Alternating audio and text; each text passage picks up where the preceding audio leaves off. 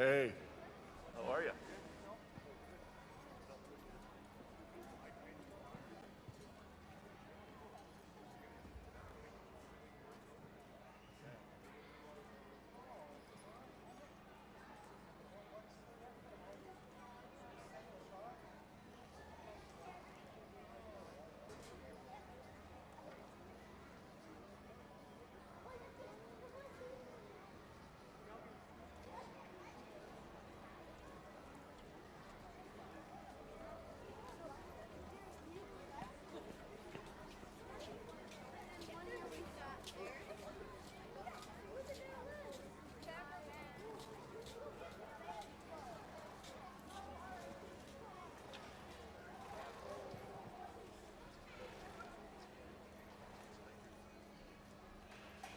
Saw Reed went to pull a weight the first time, and the girls thought maybe they wouldn't do it. And Reed said, "No, let's just reset. You can pull it."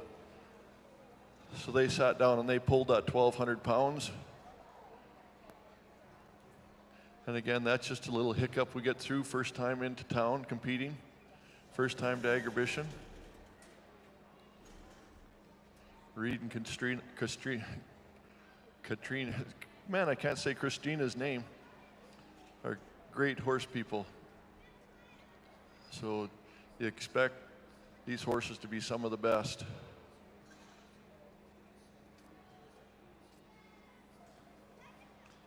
They give wagon rides and hay rides. And again, he's using a biothane harness. Leather was always a standard, but you don't see much leather anymore. It's heavier, harder to clean. Biothane is lighter. Lots of times they put spots on it. It just looks better. And you just wipe it with a rag or scrub it, and it comes nice and clean, easy to do. A lot of it's made down in Ontario with the Amish. The Amish horsemen use a lot of biothane, nylon harness now. Just made things a lot simpler.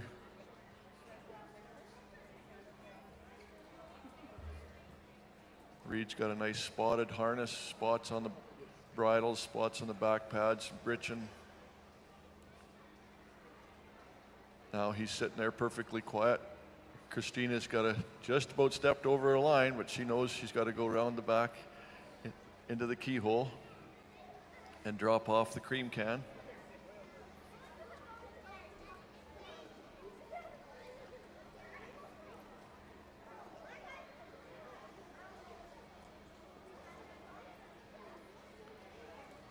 Now he's got to get around that keyhole and get back out the hole without going over a line. The horses or wagon can't go over a line. See that Young's Equipment wagon coming out of there? Nice and easy. This wagon is specific for Agribition, made for Agribition, and is used only at Agribition. So these guys don't get a chance to see this wagon. So it's a challenge for them.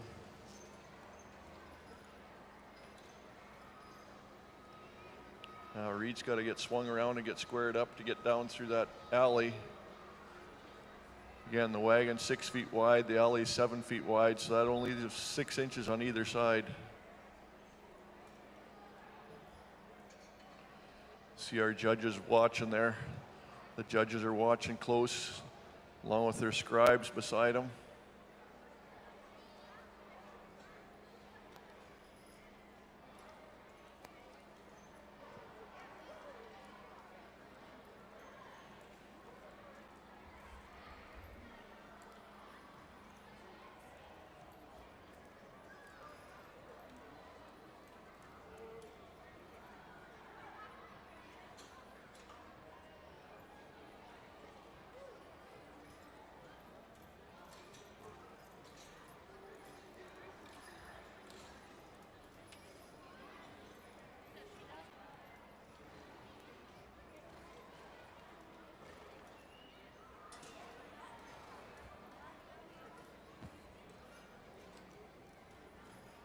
Now Reed's got to make it around these barrels.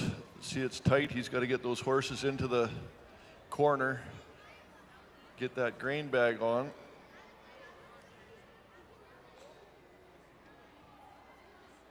He's making Christina reach for this one. Now he's got to get around that barrel without hitting it, get lined up again to get in and pick up the male. Our co-op barrels. Co-op has been just a tremendous supporter of us this year, giving us all the supplies we need. Now Reed's got to get down this long alley. Again, 8.5 feet wide alley, 8 foot wide wagon.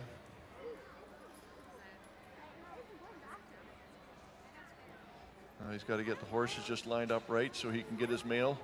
Back in the old days, you had to drop your mail in the mailbox and you flipped up the flag. And that meant there was something in the mailbox either to be picked up or dropped off. So Reed's dropped off the mail now. He's put the flag up. Now he's got to back the team out without going on a white line.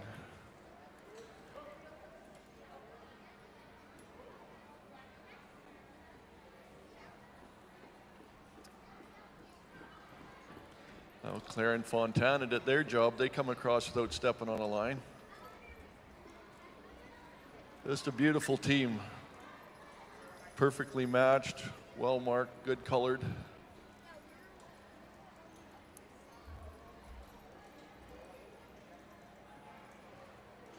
Now Reed's got to get into this dock. Everybody's got their own way of backing into the dock.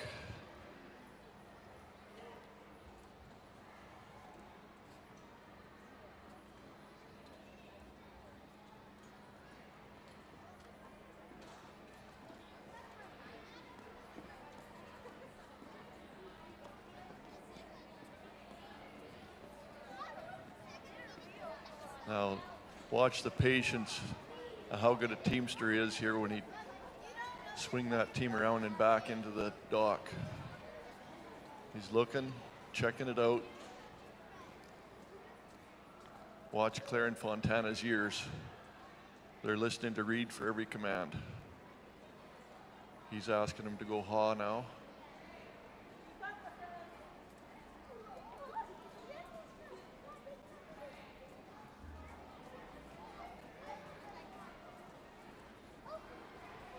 The Clydes are known for their patience, and you can see Reed is just as patient with them. I can see why they're such a good team together.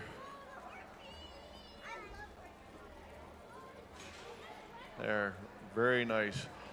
Between the pylons, up against the dock, that's what we want to see. But in the old days, you'd park up against the old station house, but you'd be blocking the road. So I'd say, can you swing that team out of the way so we can get down the road? And Reed says, no problem, we'll swing them over. And no, you've swung them to the left, and we're going to have to use that left-hand dock. So we'll come back and say, Reed, can you swing them all the way around to the right now? Get them out of the way. Because we want to use that left dock. So he says, no problem. I'll get Claire and Fontana to swing around here to the right. And they'll stay around 90 degrees out of the way, and we'll keep the wagon up tight so that Christina can be loading and unloading flour. There, how was that? Perfectly straight, paused and stood still. That's the rules of this element. You have to stop and pause. Look at that wagon sitting there up against the dock. It doesn't move. Now there's a perfect dock. Christina swapped the full can of cream for the empty can, ready to fill up and bring back in 3 days. Now our job is done. Now I can take that team back into the keyhole, park them, but he's got to leave the wagon there, and he's got to get himself and the horses out of the keyhole without stepping on a line. Again, in this competition, the lines are everything. You can't step on a line. Can't cross a line except at the dock. The lines are there just to indicate 90-degree turn.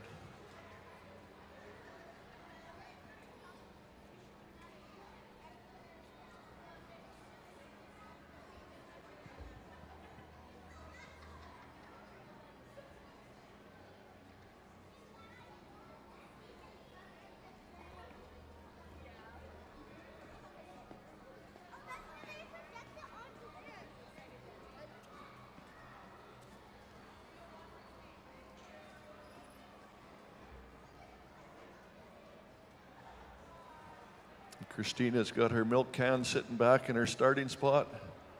Reed's unhitching. The competition is still going on. The timing is still counting until that pole hits the ground. So when Reed comes around and unhooks this trace up onto that fancy spotted harness, now when he drops his pole, we don't drop it, we sit it down. But when he sets the pole down, his time will stop. There it is. So the scribes will keep track of that score. You'll see our judges, Michelle, over on the east side of the Agrodome, and Dale standing just off to the right side, front of the team. They're judging everything that these horses do and how Reed does it. They're watching every line.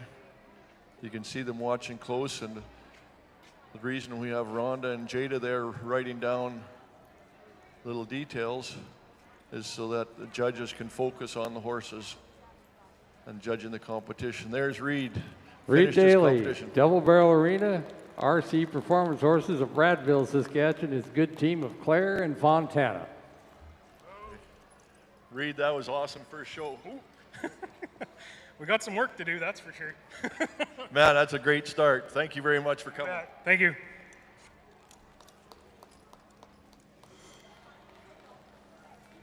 Have a score coming in for you on Reed Daly as soon as we get her added up.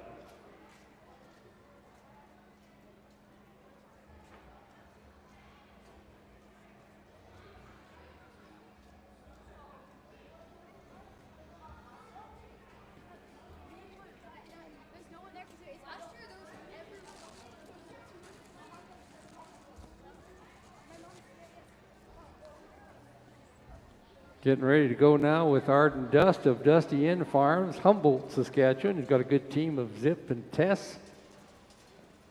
Been competing at Agribition for the last 4 or 5 years.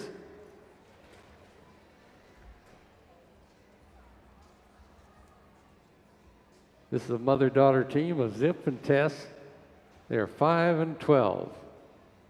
Keep them busy.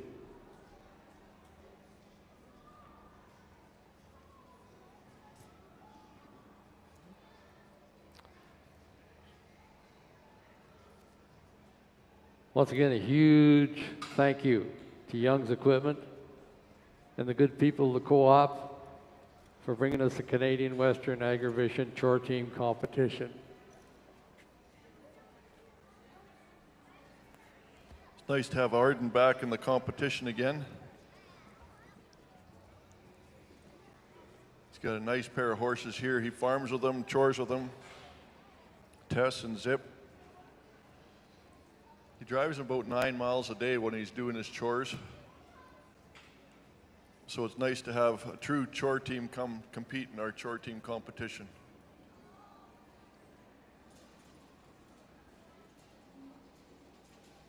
Reed Daly ended up with a time of 13.45, 13:45 seconds, and a score of 104. And there's the leaderboard up there for you. Take a look. Chris Bertram with 145 points, still in the lead.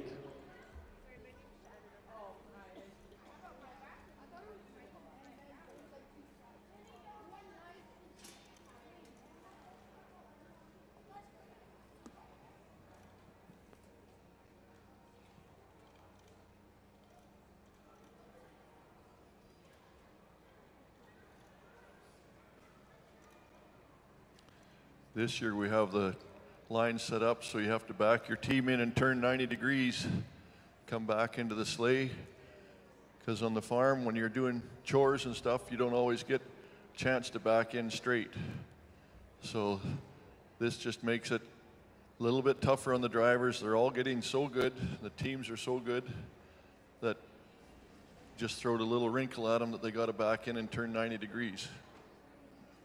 It does a lot of things. It shows how the horses work together, how the teamsters work.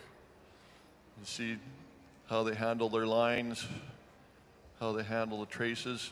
If the horses will stick together, or if you have to put a rump strap, like you'll see a rump strap on the back of these guys. That just helps keep them together. It's a driving aid that the judges will look at.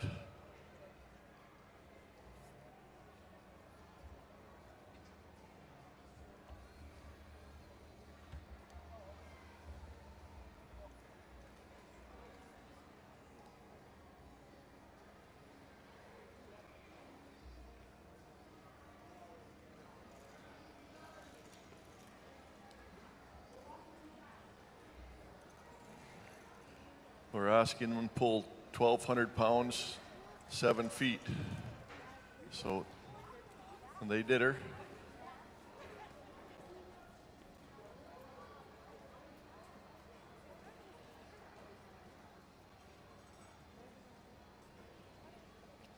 This isn't a horse pull competition. It's just to show that the horses are indeed a chore team and that they could pull a 1,200 pound load. And they could pull them. We're just asking them to pull it 7 feet so they can show off what they can do.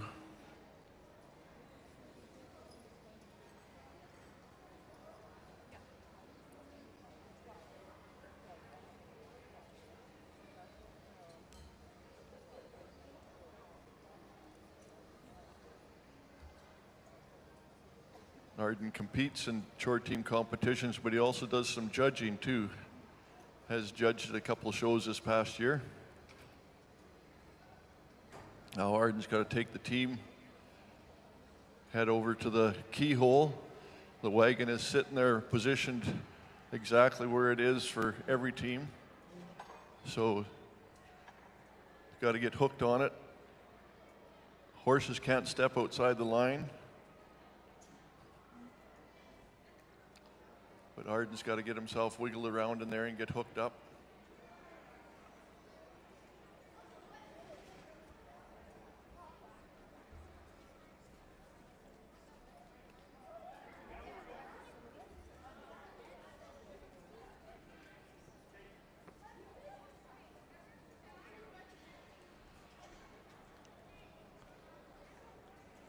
The team of Tess and Zip stand nice. Can tell that they're used to doing chores. When the pole hooked into the neck yoke, they knew they got to stand here and wait now. They're a creature of routine too, so they know when Arden's put the pole between them that they got to stand and mind their manners, wait for him to come back, get ready, and then he'll spin the wagon around and head out into his course. Again, all part of this competition is just showing various elements of the teamster and horsemanship, how the horses behave. This competition is getting so good now. These teams are so good. Now Arden's got the team gathered up.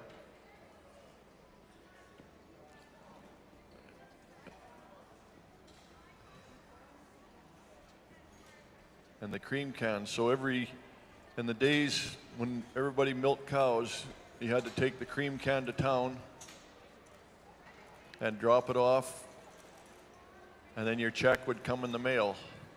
So that's part of what we're doing here today, is showing how you used to load the cream can, take it to town, drop it off at the dock, and then you go to the mailbox, pick up your mail. Hopefully there's a cream check in there at the same time. Now we've got a narrow alley here, 7.5 foot wide alley. Trying to get that wagon through there, and there's a bend in it. So go through the wagon, but also make that corner. Now that he's through the alley, Arden's got to get him through the figure eight. Again, showing how he works his lines, works his team, how the team works the wagon.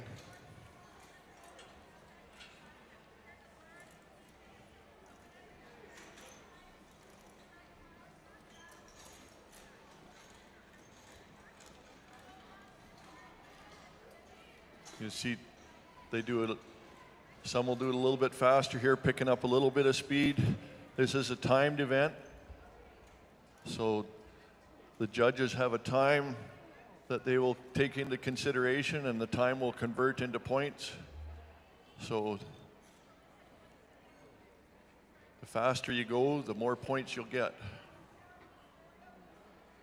And we knew this was going to be a tough element to get around the barrels and get out of there. And now he's got to get back into place here. I think Arden says I can pick up a little bit of time here if I trot this out. So he's trotting around the corners to get back into the alley and stop and check his mailbox. The flag is down, so it doesn't look like he's got a cream can check today. So Arden's going to mail a letter. And see if he'll stop, put his mail in, and when he's done, it's a stretch. He's stretching for it. There's his flag up. So that's telling the mailman when he comes back, the postman, stop and pick up mail here. He's dropped a letter off. I don't believe there was many postal strikes back in the day. It would be more like weather delays. That everybody had a post office box out on the street, out on the road.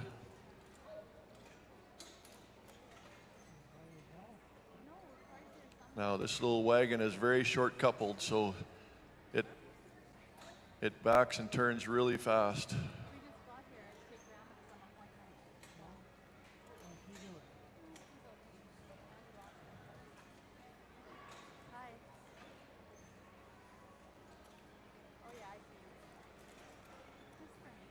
Arden said, I'll just go ahead and get it straightened out so I can come straight back. He's taking a little different run. Now he's got it coming back nice and straight.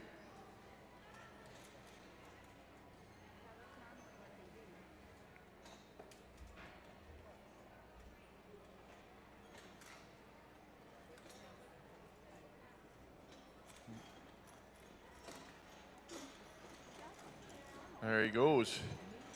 He's dropped off his mail and he's out the alley. Now he's got to get it back around to the dock. He dropped off the mail. There was no mail check, but he's still got to drop his cream off. Got a can of cream to drop off, and he's got 2 bags of grain to drop off to go to the millers. But first he's got to get that team backed in straight to the dock.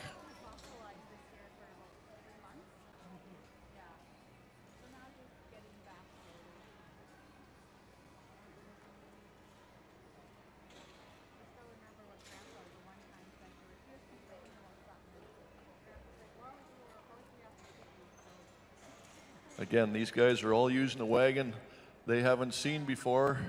This wagon was made for Agribition's purposes for the Chore team competition. It's short coupled, it's small, it turns really quick, so it's not like a big feed wagon at the farm. So it's very essential that you back it straight. There, Arden's into the dock.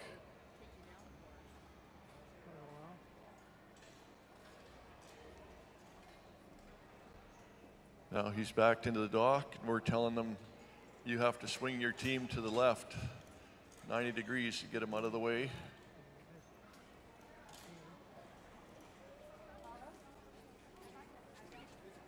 And then now he's got to come all the way back around to the right.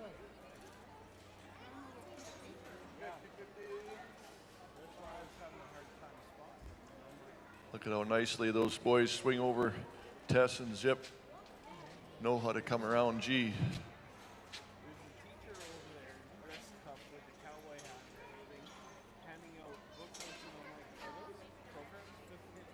There, he parked up nice and tight.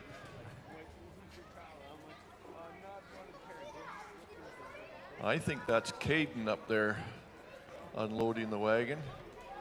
She competed here a couple years ago.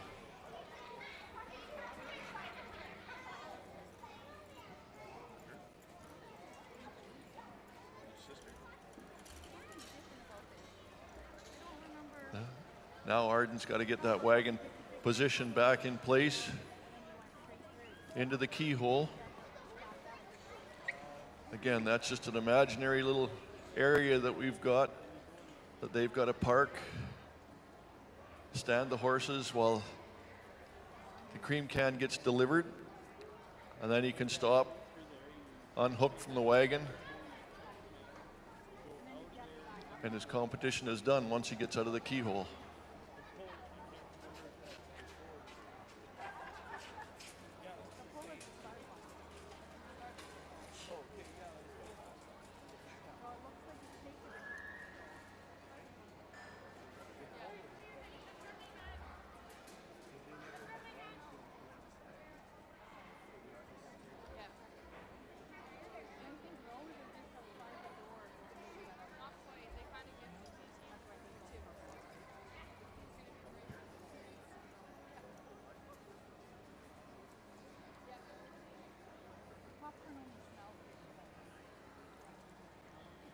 I was right. Arden's assistant is Caden. Caden competed here 4 or 5 years ago. And she did very well. Now Arden's completed his course. Now he's got to get out of the keyhole without stepping on a line.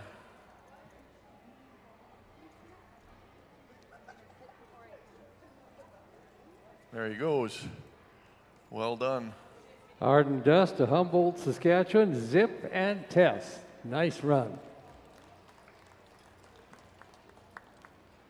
Congratulations, Arden. Well done. Yeah, no. I have arthritis in my hands. I got in trouble with things. Well, it sounds like you got Caden here on the wings ready to start up with a new team next year.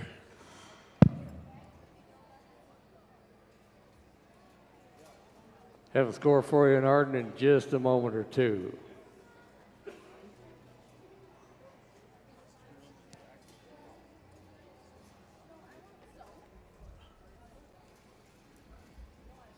It's going to bring us on to Scott Ferguson. That'll be team number 10. His team is Rex and Ace. And now here's a good team that's American Saddlebred and Perch and Crosses. Scott acquired the team when they were about 9 and 10. About 5 years ago, they trained them as a team, and it was a bit of a challenge. Scott's been competing in exhibition for more than 40 years, on and off. Showed draft horses back in the day. Enjoys all the competition. Scott Ferguson, next guy's in. Ferguson Ranch Horse Training, and they're out of Minnedosa, Manitoba. Good man with a set of lines in his hands.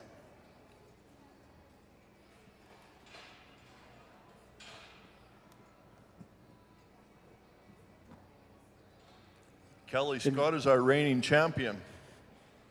He's probably still packing the trophy and the winnings that he made last year. Scott's a really cool story. He trains up to 70 horses a year, most in the winter. They live just south of the Riding Mountain there. And they're in the hills, so it's tough sledding going up and down the hills all the time. But Scott will take a team up into the Riding Mountain. They'll arrange weekends and stuff, and they'll head up there and ride or drive up 10 miles and then have a bonfire with their team. And you can see by the look of these boys, they've got lots of miles in them. This is one of the most impressive teamsters you'll see. I always think of him as young. 25 years ago, there was a guy wanting to put a hitch together, and I said the best young guy to get to do it would be Scott Ferguson. Scott said he wouldn't do it. I'm busy enough with my own. Had a score come in for Arden Dust, and that was 82 points, and he did it in a time of 13 minutes and 18 seconds.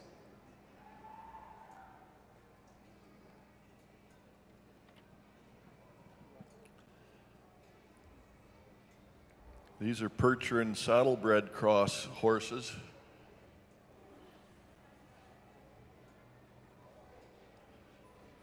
Watch how patient Scott is with them and how the horses listen to every word.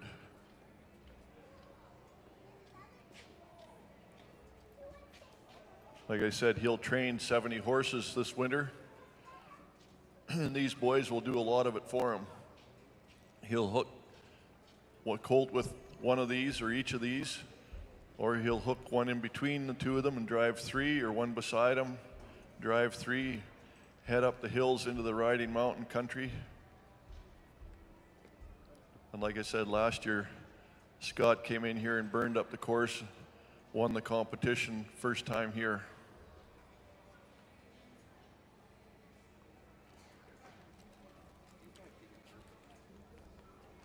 Scott will drive this team, or if you give him 8 lines, he'll drive an 8-horse hitch.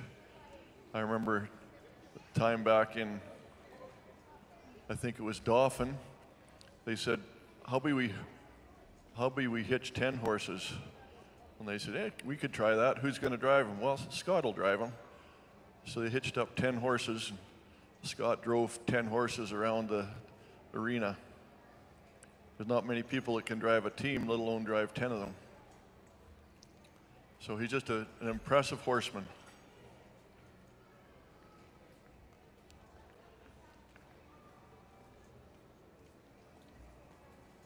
Now he's got to turn this 90 degrees to come out of the arena. No problem. These saddlebred perch and cross horses, nimble, agile, smart. Watch them listening to Scott. For them, this is a day off. Otherwise, they'd be home breaking colts, running up and down the hills.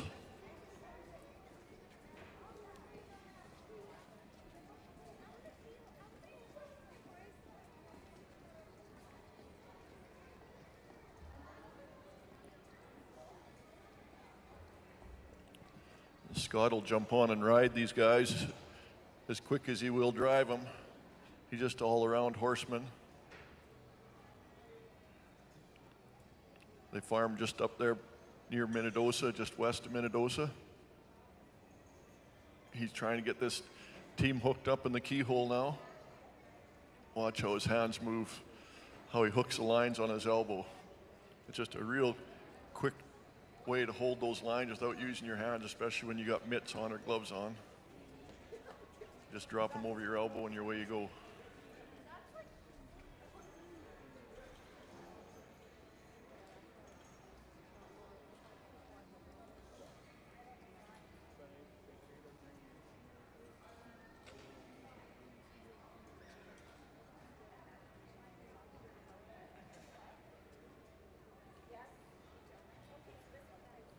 Scott's son Cody bringing in the cream can. Cody's another horseman, every bit like his dad. Scott can ride and drive anything. It's an impressive operation there. Ferguson horses up at Minnedosa. If you need a horse broke, or just plain need a horse or a team. Watch him come around the corner here and now tuck in. He's got to get into the rails, and that's one thing. These crossbred horses are nice and nimble. They can cut around and get straightened up and get down straight down through the rails. Last year, Scott was as close to a perfect run as we had. There's never been a perfect run, but he was good all the way through. And he was good, but what let him win was he was fast. But again, this course is different. This one, it's hard to build up speed because there's so many elements in it.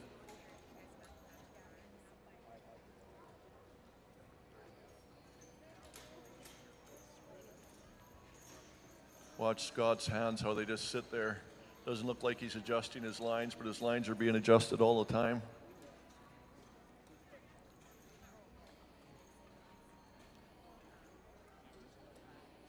Horse's ears are back, listening the whole time.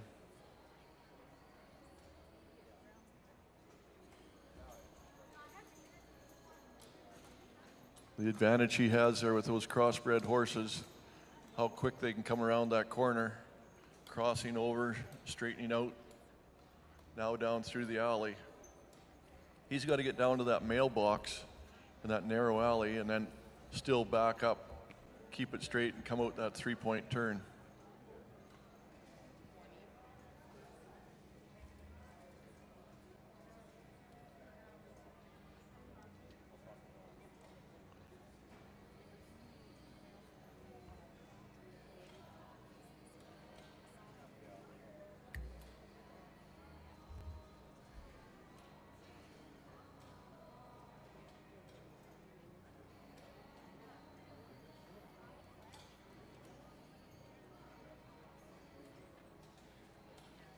Scott says, I can back up there, no problem. I want to go just a little bit further so my back wheels will come around.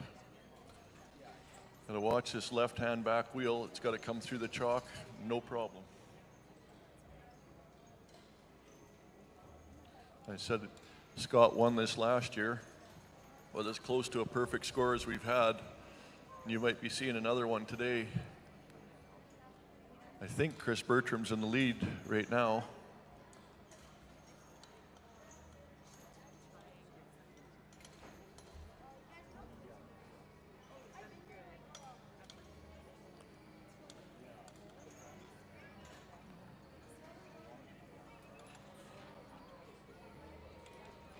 Does he make that look easy or what? That's where he'll gain time. He'll have gained 30 seconds on that element compared to most. Now he's got to come over 90 degrees. You want to keep that wagon up against the dock. These horses are just crossing over, coming around to come over 90 degrees on the G side. Now he's saying ha, that means swing over left.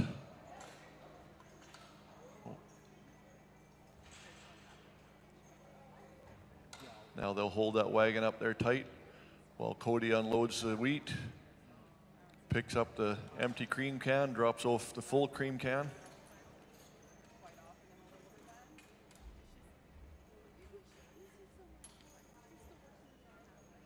Here he comes back into the keyhole. Park his wagon.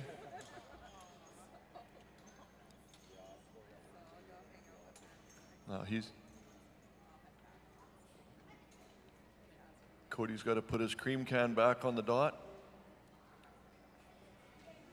Scott's got to leave himself room to get around the corner and get out of there.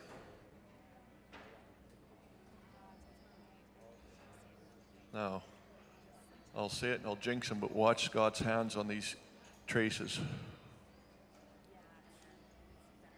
Lines drop over his elbow, hands on the traces, up and over they go. You think he's done that once or twice? When he drops the pole, that's his time. There it is, the judges got that. I'm guessing that might be our fastest time. Now we'll see what they say about the score. Just fun watching. So happy to have Scott come from Minnedosa, Scott and Cody. Scott Ferguson, Minnedosa, Manitoba, Rex and Ace. Nice run. Should I high five you or just congratulate you? No, thanks. It went pretty good that time. Very good, Scott. Congratulations.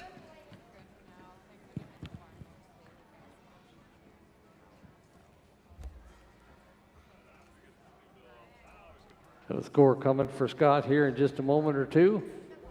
Get things all squared away, get that wagon right back in the right spot.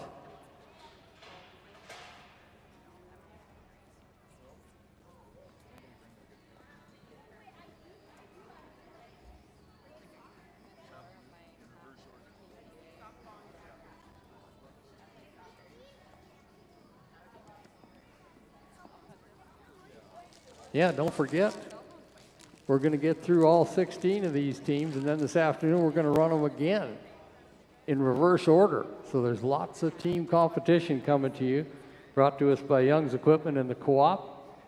I'd like to thank them very, very much. Our next team up is going to be Jim Lane, Lone Oak Purchins of Bertle, Manitoba. Got a team of Dusty and Andy. Be coming your way here in a minute. Of course, Jim Lane, they've been showing draft horses. Purchins at the Royal Manitoba Winter Fair for many, many years. Not uncommon for this guy to be driving 6 and 8 horse hitches. Great teamster. He's coming in right now. Jim Lane. Lone Oak Purchins. Anybody want a fancy team of Purchins? I don't think they'll get much fancier than this.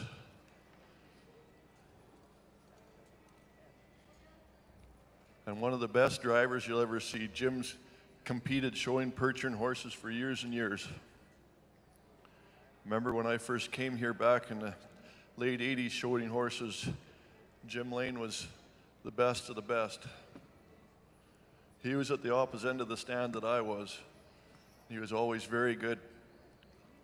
And he always had fun, always had a smile on his face. Now he says he's getting older. That's a lot of work. Now he can have fun with his Chore team horses. And he's crossing these horses. They're not pure Percheron, they're crossbred. And look at the head and the neck and the beauty he puts on them. They're so fancy.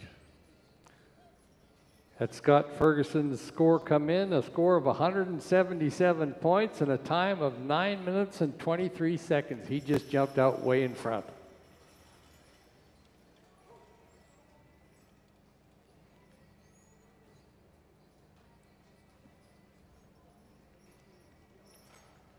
Again, watch Jim's hands move. These guys with all this experience, their hands just fly on these traces. You can gain a lot of time if you're not fumbling with the traces. His horses stand perfectly, so he doesn't have to worry about holding lines.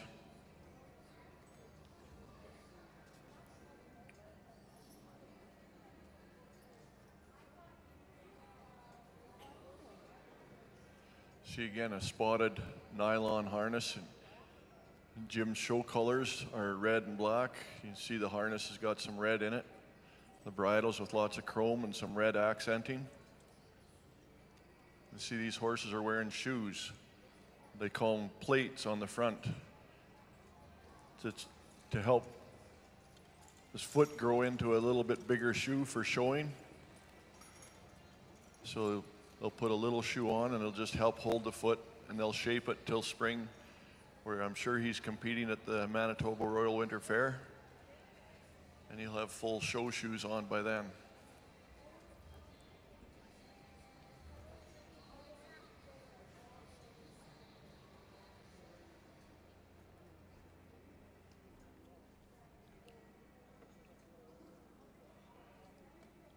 Jim is no spring chicken, but watch him move around with these horses and watch the horses work with him. He's just a tremendous horseman.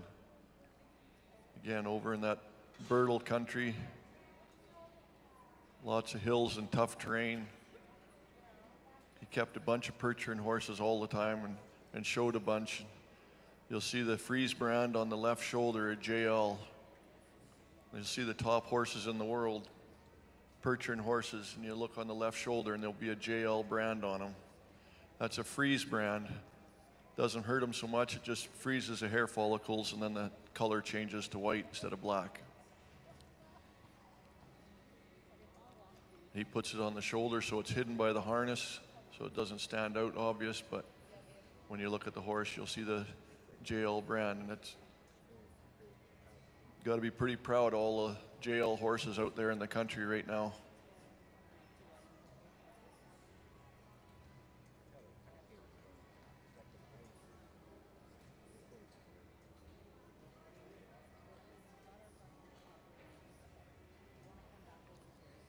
Jim's recruited young Tavia Newton to come help.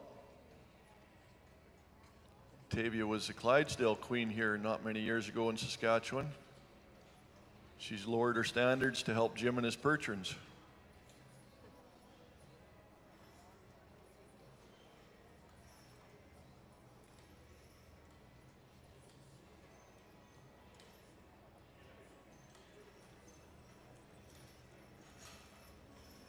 There they come. Watch Dusty and Andy come around through the rails. He's got to get around and get straightened up. Look, they just want to show off all the time, that pair of horses. See the manes, tails, all groomed perfectly. That's typical of a Jim Lane outfit. Everything's perfectly looked after. Feet are trimmed, shod. Ears are clipped, manes are combed. Tails are trimmed up. Horses are showy.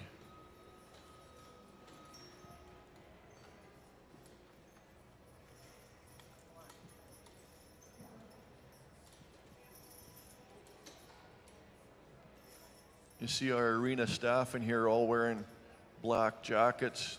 Those are jackets supplied by Young's Equipment. Tim Young was one of our first guys to step up and say, I want to support your chore team competition. I like what it is. When I grew up, I knew all about that stuff. He wanted to support it. So Young's Equipment's a major supporter of our chore team competition, and you can see the signage on the wagon. That wagon was built specifically for Agribition, and Young's Equipment want to support it. They also wanted the arena staff to look good, so they put jackets on all of them so that they keep the quality up here in the show.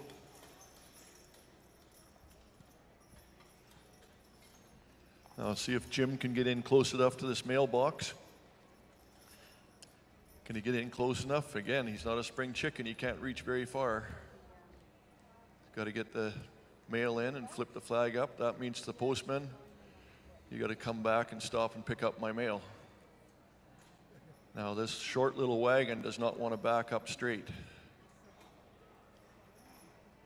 That's a big team of horses to make that 90-degree turn to come out of there.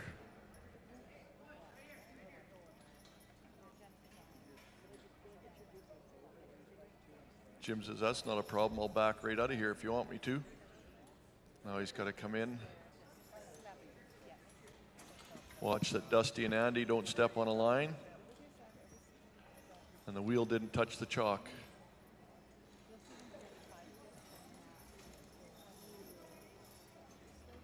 Now here's something neat. You watch Jim, how handy he is with his lines.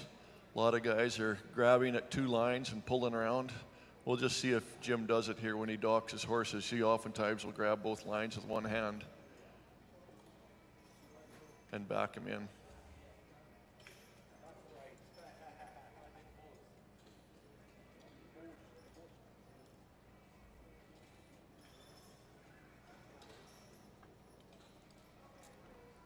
He'd do that driving 6 horses just as well.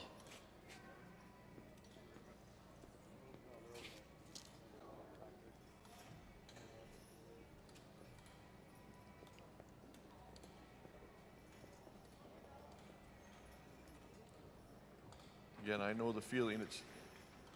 It's hard to look back over your shoulder when you're get a little older.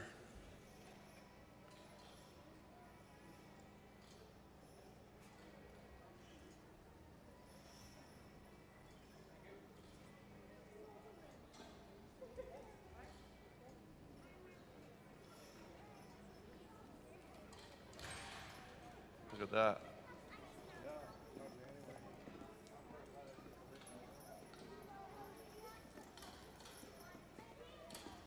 He's telling them, haul over. So they know they got to hold that wagon tight, swing around. Look at Dusty and Andy holding back on their britchin straps, pushing that wagon tight into that dock so Tavia can load and unload.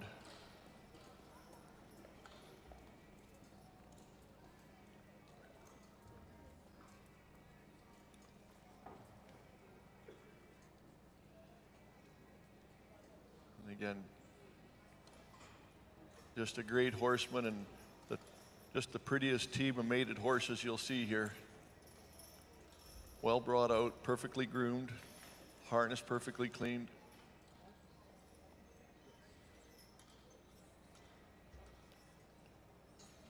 Now he's got to get him up into a corner here so that he can get out around the back of the wagon. He's up there and parked. Now Tavia's got to get that cream can and put it away. Again, she can't go over the line, so she's got to walk all the way around the keyhole.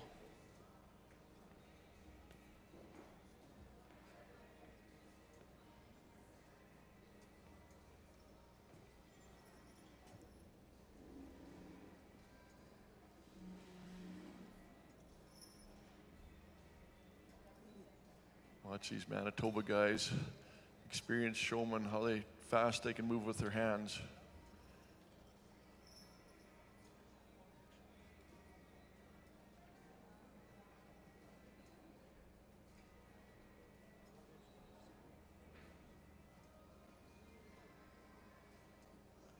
traces have to be hooked up before you start moving, or there's penalty points. So everybody has to hook their traces. No dragging lines. There, he set the pole down, doesn't drop the pole, he just set the pole down nicely so it doesn't gonna bang one of the horses on their fetlock, top of their hoof heads. Now, can he get Dusty and Andy out the back?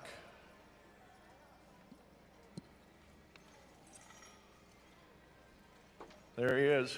There we go, Jimmy Lane, Lone Oak, Birchins, Dusty, and Andy. Nice run. Again, Jimmy, just the best run. Oh, thank you. It was okay, I guess. You did very well. And again, watch him drive away with one hand, guys. He doesn't even phase him.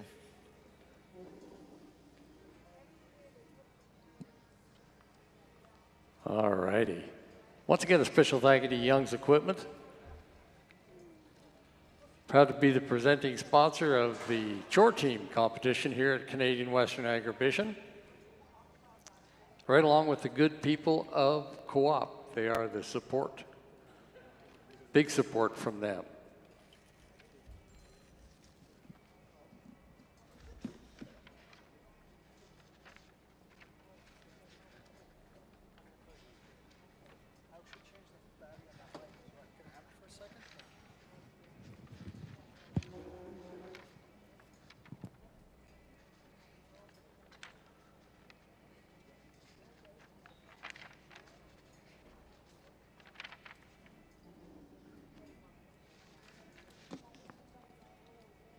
Ready to go now with Kevin Ouellette of Kenniston, Saskatchewan. Semi-retired farmer, rancher of Kenniston. Got Deborah helping him out there a little bit. Their team of Jenny and Jan, 12 and 13-year-old full sisters, Shire, Perch, and Cross. It's team number 12.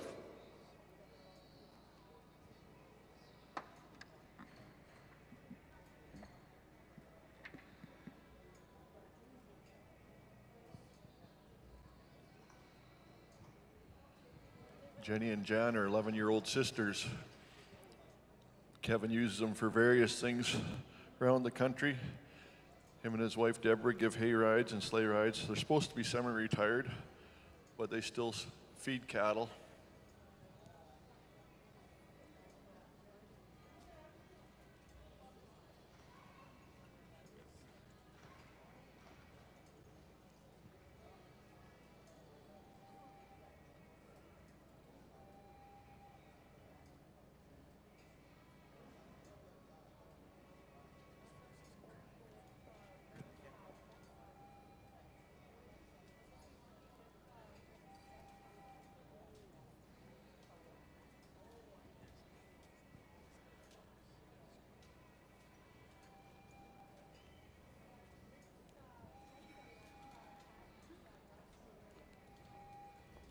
We put this 90-degree back into the sleighs as an additional element to make these guys work at it. And said it'd be really tough. Not many could be able to do that.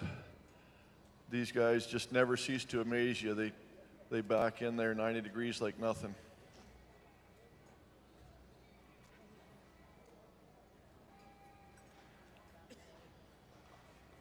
Kevin had Jenny there just step on the back of his line on him. So he had to step him out. He does so well with these horses. They're just a great team. Again, crossbred with Shire and Percheron. Percheron being the base of a lot of these Chore teams. I don't know if we'll see a Belgian team here today or not. Lots of Clydes. Clydes have that easygoing temperament. Percheron just a great Chore horse, tough Chore horse. They're a smart horse and they're tough, good, tough workers. So a lot of people like using the Percheron. They got a good gait, they can get out and move.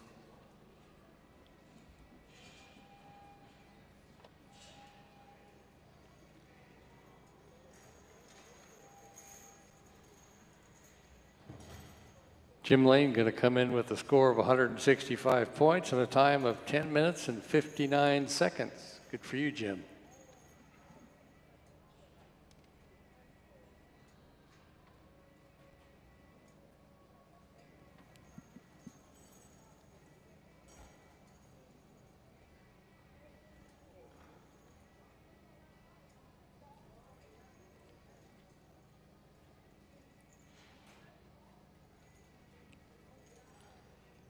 Now there's a sign of a good horseman right there. Kevin says Jenny and Jan just decided they didn't want to pull today, and they're not having it this morning. They woke up on the wrong side of the bed, and they said, we're not going to pull this for you, Kevin, today in front of everybody else. So Kevin said, okay, if that's what you're going to be, we'll just unhook and we'll go to the next one and put you to work over there. But you know they got it in them. Just their attitude says not today. So he'll go on to the wagon, he'll hook to the wagon. Again, that's just good teamster and knowing his horses and knowing what to ask him and what not to ask of him. Horses are no different than people. They sometimes get a little moody and decide they don't want to work. So he knows they can do it, and he's probably boiling inside right now.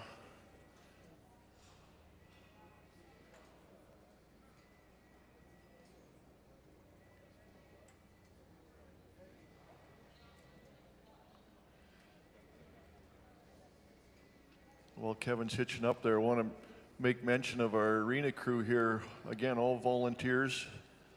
Young's Equipment said they wanted them to look good, so they put jackets on them. They all come here out of their own pocket, donate their time and energy, expertise.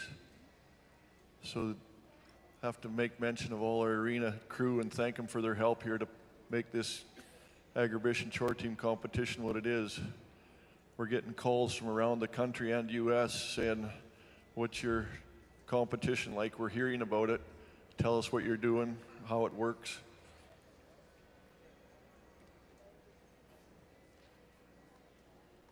We've had our crew judging at world shows, consulting for world shows, how to set them up and stuff. So it's a feather in Agribition's cap.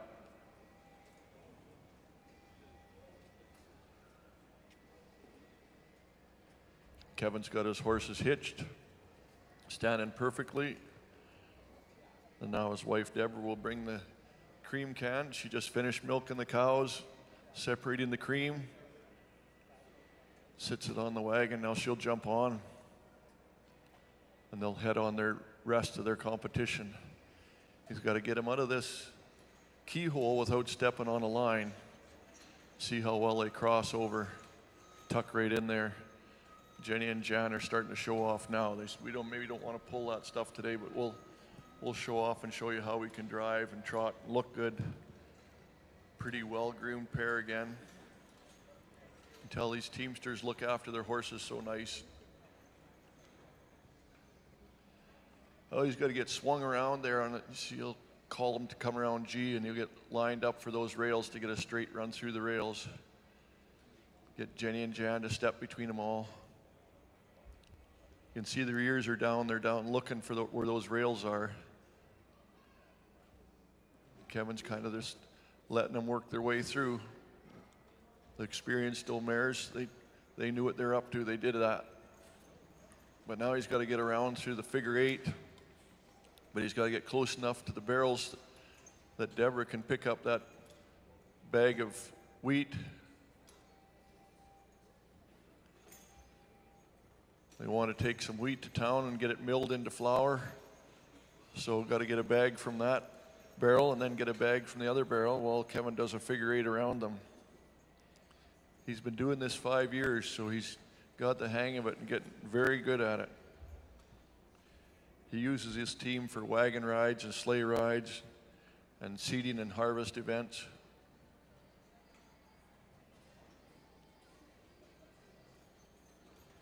Get extra points for cutting close to the barrel. So Kevin said, I'll cut that really close.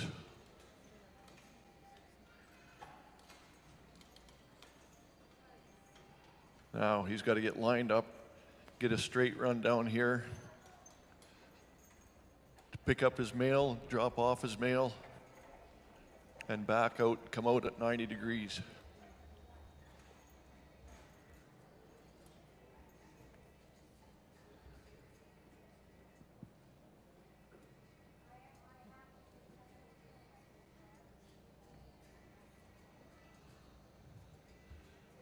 Now, Kevin doesn't have a wagon like this, so he hasn't had to see how short coupled it is and how quick it turns.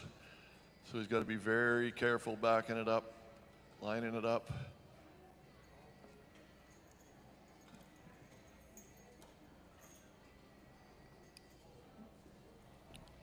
Just horses move over an inch up front and it just turns that back end inside out.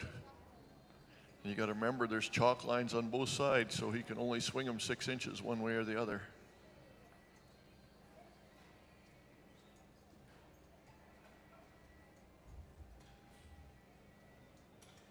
There, he'll get him in there. Jenny and Jan come around without any chalk line.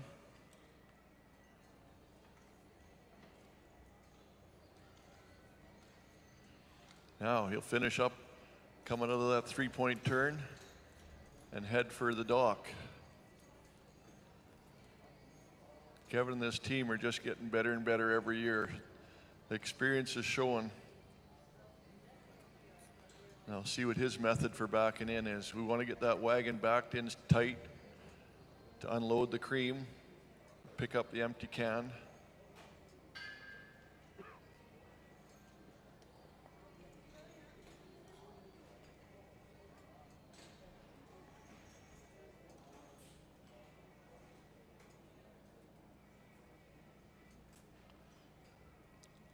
Can you hear Kevin talking to him? He's saying, ha. That means get over left.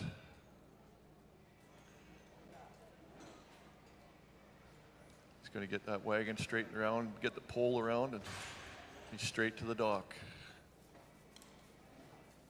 Now he's going to swing him over.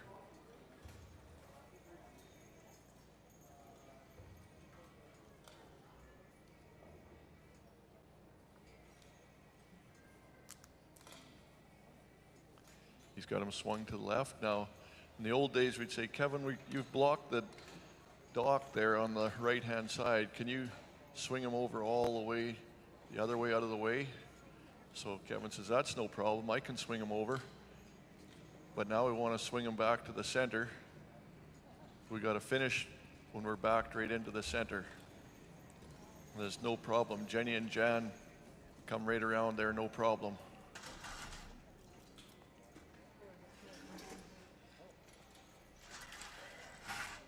So he's got that done now.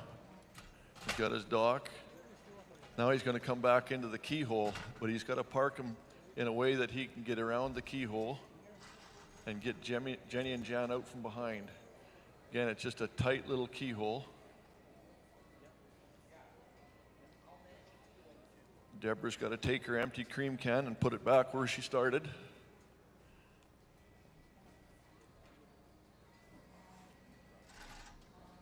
She'll sit her back here in the milking parlor so she can milk and skim some more cream for tomorrow. Kevin's got to get the team unhooked and get back out of that keyhole.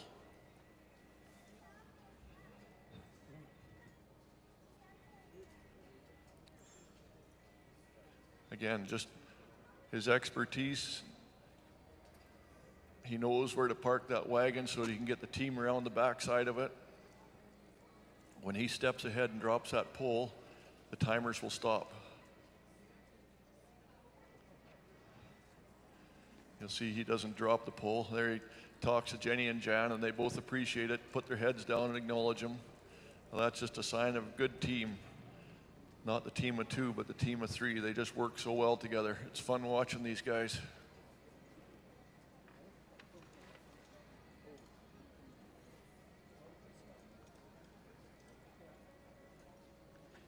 There we go, Kevin Ouellette, Kenison, Saskatchewan, Jenny and Jan.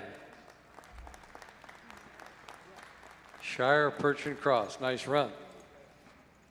Kevin, where do you want me to tell me to put this microphone? didn't want to know, Bill. It was a good run and very impressive.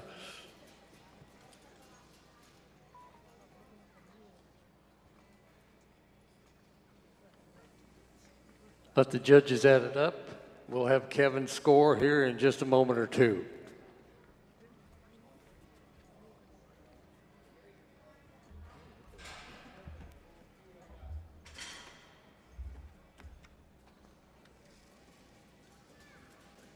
Young's Equipment, proud to be the presenting sponsor of here, and of course it's a thriving agricultural community, and they're the ones leading the way. Thank you, Young's Equipment, for all you do here. And the co-op is fueling communities across Western Canada, from farms to local projects, and keeping profits where they belong, right here at home. Thank you, co-op, for bringing us this great event, Canadian Western Agribition Chore Team Competition.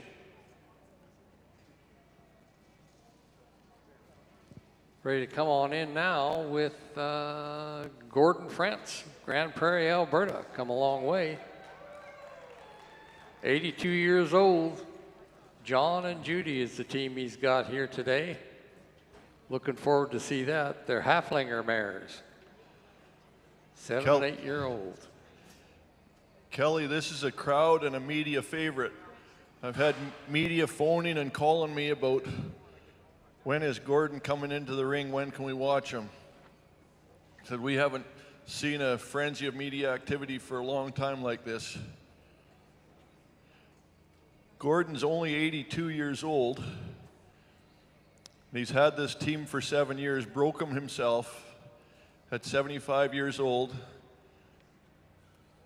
I'm bringing him to town. He drove through the night, Saturday night, to get here. He said, well, you only are open at 10 in the morning, so I wanted to make sure I got there. But he didn't want to call and ask for a favor that he could come during the day. He said, the rules say this, so that's when I'll come. So him and his partner, Jim, and one other man drove through the night from Grand Prairie, showed up here in Regina to start up. So that's pretty impressive. He's got registered halflingers. He's trained himself. He's competed in log skids and wagon rides and carts and stuff. The cool thing about Gordon, he was born down here near Ormiston, Saskatchewan. There should be a lot of fans from Ormiston.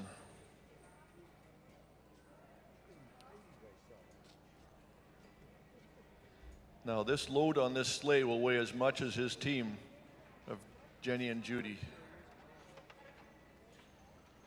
Look at that.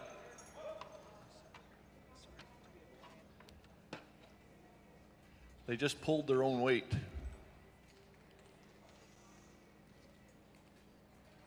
And they had to, oh, sorry, Kelly. Oh, I was just going to give you Kevin Ouellette's score was 98 points, and he did it in 12 minutes, 4 seconds. For Kevin Ouellette.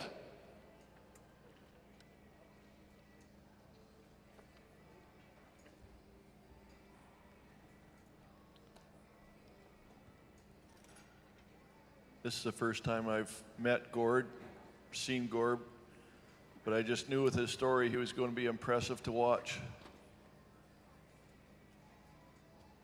Just the best guys to have come to town, just enjoying it, always smiling and laughing. Watch him driving. Lines up under control, no dragging. Horses are right there.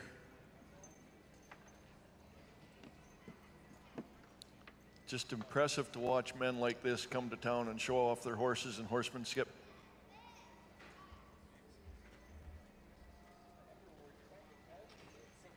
He's going to be a media sensation, him and what's that girl on Eris Tour? I can't think of her name.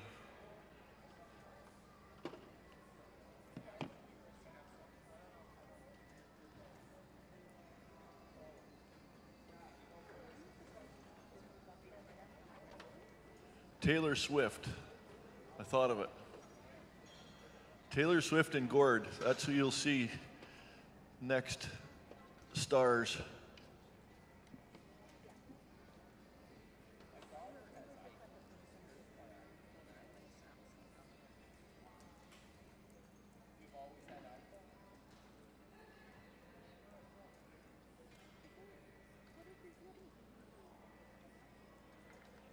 Gord trusts his horses. He knows they're broke.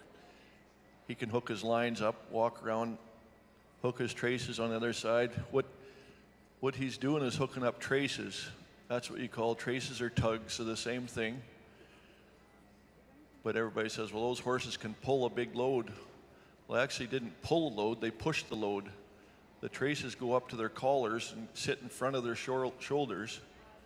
And so the horses are actually pushing the load with their shoulders. So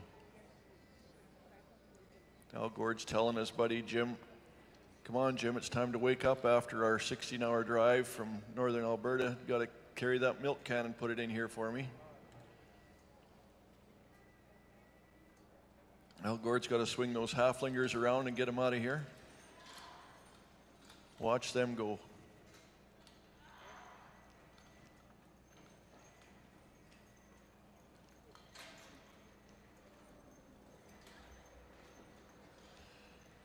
Our judge Michelle said, I better get out of the way. He's coming around faster than I thought.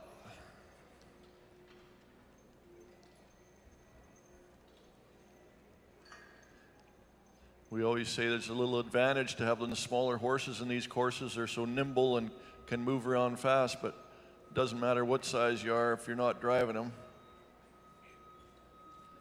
Gord's looking back, said, how did that happen? It must have been Jim.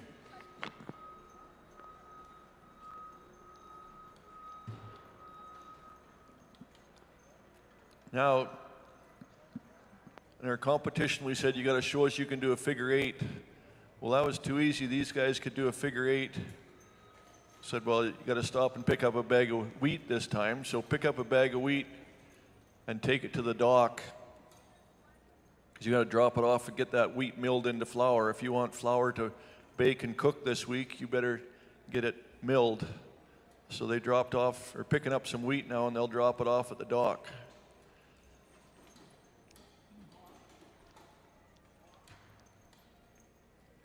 Look at Gord bringing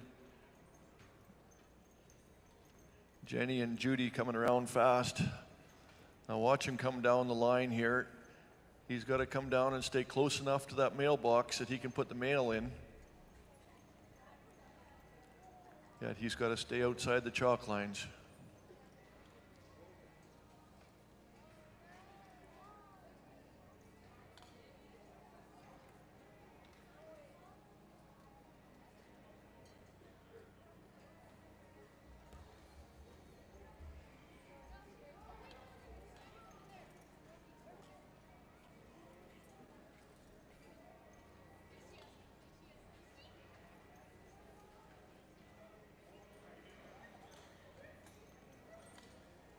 Now there's the advantage of the small halflingers.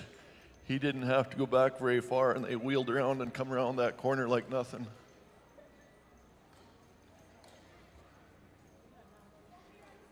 Now Gord's got to get into the dock, get backed into the dock, unload his wheat and his cream.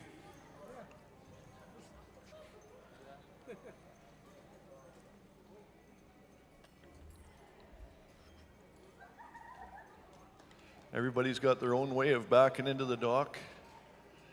And at home it works really easy, but in front of a crowd at Intermission, it's sometimes a little bit tougher.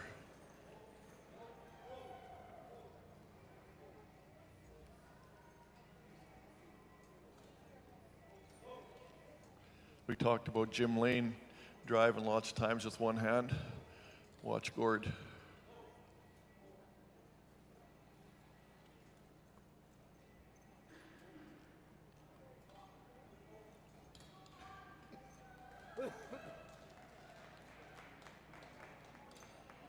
I think it was with his Alberta money, he brought his own fan club.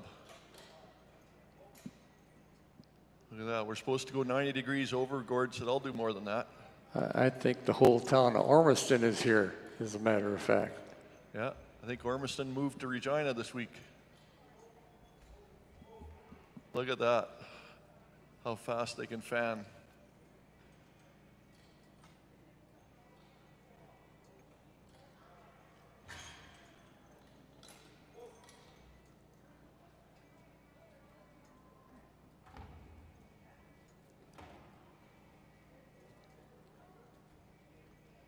So Jim, unload those bags in the cream. He's unloaded, he's got an empty can.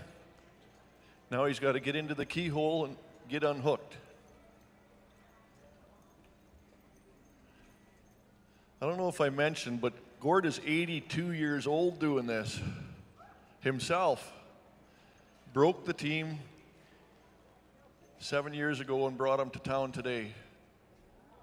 They drove through the night Friday night to come through, get here for Saturday to move in. Jim says, settle down, Gord, I got to put the cream can back yet. He's wanting to get off there and get back.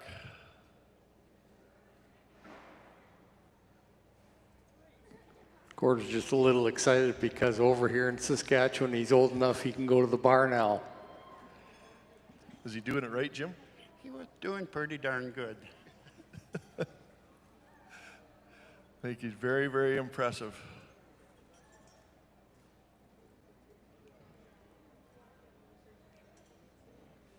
Does he?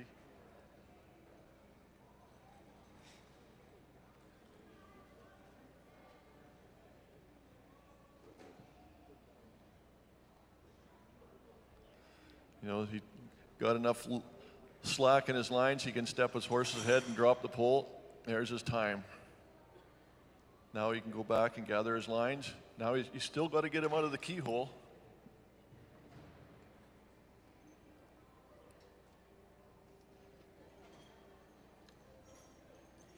There they come around.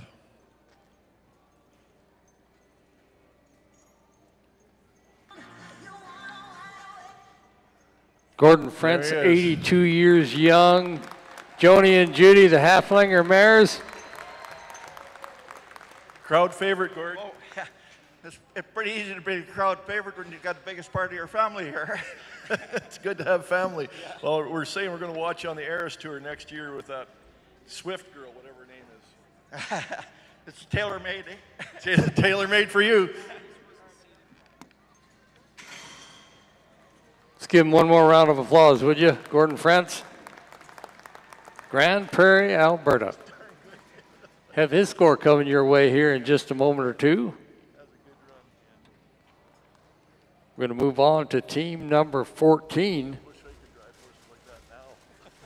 Daryl and Melanie Clark of Ituna, Saskatchewan. Amy and Bunny. Registered Clydesdale mares.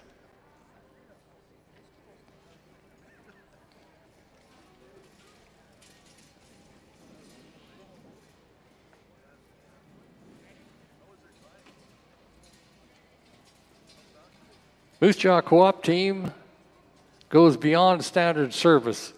They understand your farm and unique needs, delivering customized solutions every season. Thank you, Moose Jaw, for being right along with the major sponsor here, and of course that's Young's Equipment. Proud to be the presenting sponsor of Canadian Western Agribition Chore Team Competition. 16 teams in here. We're going on to number 14. Remember, we're going to bring back the 16 again, but we're going to go in reverse order.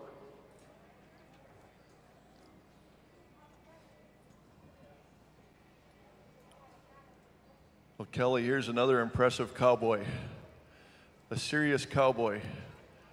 But he wants a team to drive, so he went and got himself one, and now watch him work. This is cool.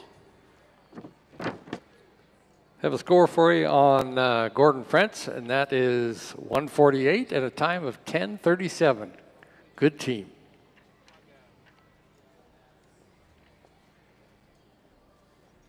Daryl and Melanie Clark of Ituna. Daryl's a pasture manager up there by Ituna. So he's full-time all summer with cattle on horseback. But he said that's not enough of a challenge, so he went and got himself a team. And he started competing in chore team competitions.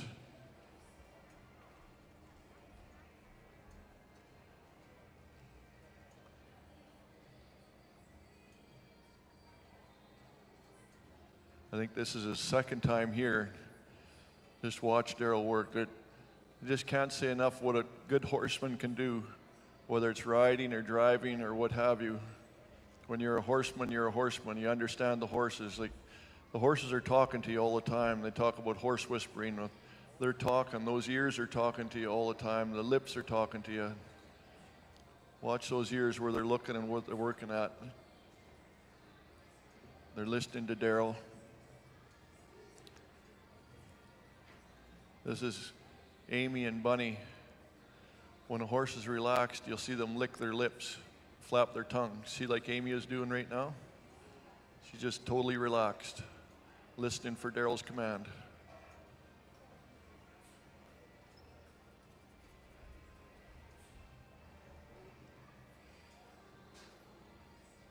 The Clyde is not known for its pulling ability, but obviously Daryl's got that worked out of him. See Amy and Bunny licking their lips now. They said, we gave that a pull. What do you want us to do next? We're just going to stand here and relax.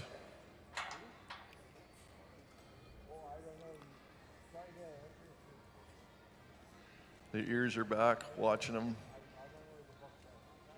Daryl again, full-fledged cowboy. It's his full-time job as cowboying. Watch him talk and work with the horses. They got to come out of there 90 degrees and not step on a chalk line. What we're watching for here is how the horses work, how the teamster works with his lines.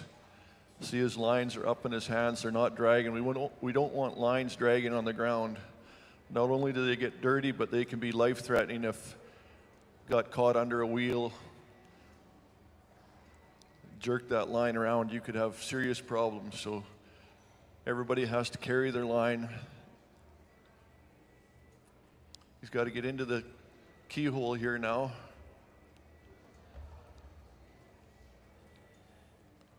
Amy and Bunny got to stand and wait while he gets the pole up in place. When he gets the pole up, hooked on the neck yoke, then he'll come around the back end and hook the traces up. Look at Daryl's harness. That's what we call a three-strap britchin. All those spots on there, chrome spots, but there's 3 straps coming down the britchin. Just a little fancier, lots of times used for showing or for carriages. Covers a little more of the horse's hip.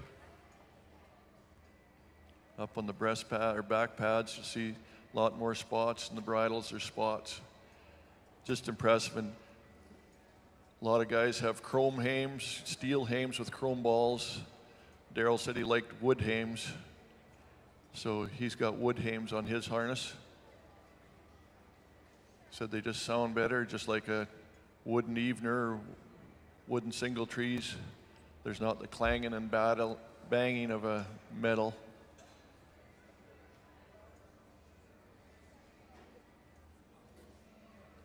Amy and Bunny are 13 years old, so they're just coming into their prime here now. Daryl's up on the wagon and they're standing, so now Melanie will bring the cream along.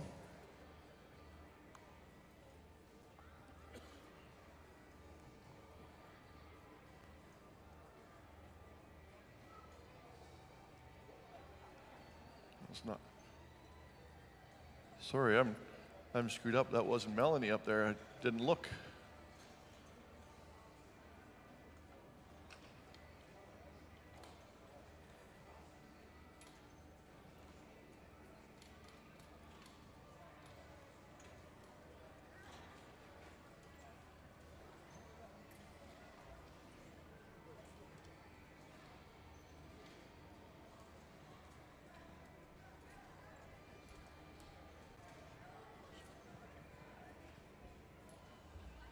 I'm sorry, Michelle, I called you Melanie.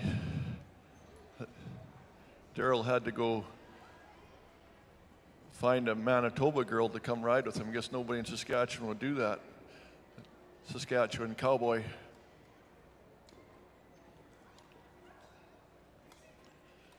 See, Bunny got the bunny hop going on there. She's anxious to get out and get going. There, Michelle's got the bag of wheat. We're going to load that wheat and take it to the dock and send it to town to get milled for flour.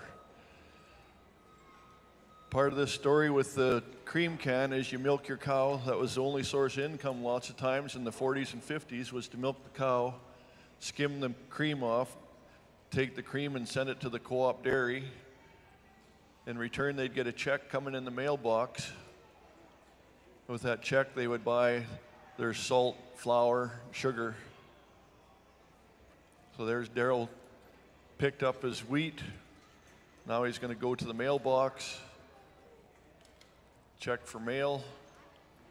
And if there's no mail, then he's going to come back out of that three-point turn, head for the dock, drop off his cream, and drop off his wheat.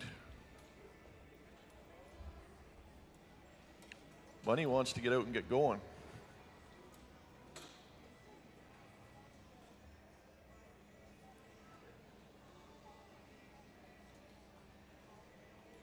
So Daryl spends his year out on a horseback, and now in the fall he gets to drive and uses his team around the farm.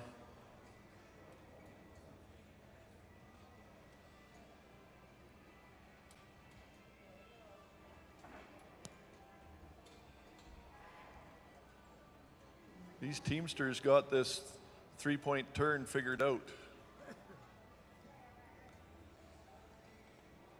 Buddy and Amy cut around there, and the wagon comes around no problem. I don't think we've ever had so many teamsters come out of that three-point turn.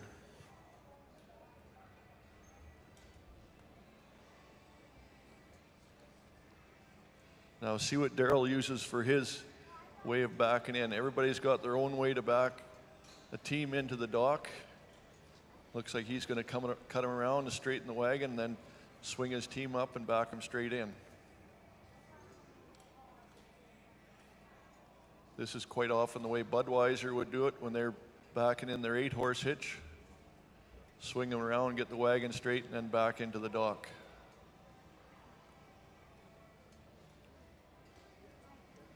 He says, that's not quite straight enough. Now look at that, absolutely perfect. Now to complete this element, we're going to ask him to swing the horses all the way to the right, back to that chalk line. You see that chalk line? That's 90 degrees. So we want to keep them up 90 degrees. Now in the old days you'd say, but Daryl, you're blocking that dock off there on your right hand or left hand side. Can you just swing them all the way around? Now don't block the road, you can't leave them out there, you got to swing them all the way around to the right. So take them all the way to the right, leave that wagon up against the dock so that Michelle can be loading and unloading flour. So he did that. Now he just shows us that he can stop and stand there if he wants, but now to finish this competition, he's got to swing him back straight up, and then Michelle's got to swap her goods.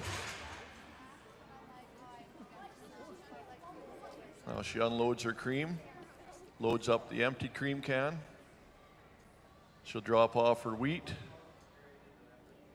and say, okay, when we come back, we want to get flour. So back in the 40s and 50s, that was your grocery shopping.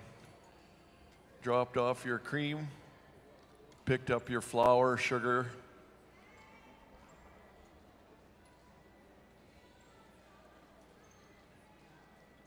and salt. We'll see the bags of salt sitting there. Co-op has supplied us with the salt, flour, and sugar. All good co-op products.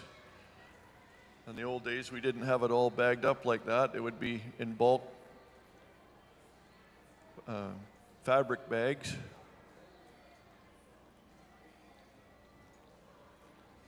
But the message is still the same. That was the currency, was hauling their cream to town, and that paid the bills.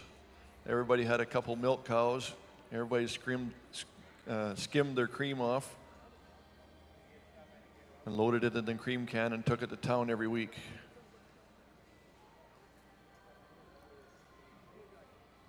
Now as Daryl's unhooking here, he's had leave himself enough room to get that team around and get back out the corner.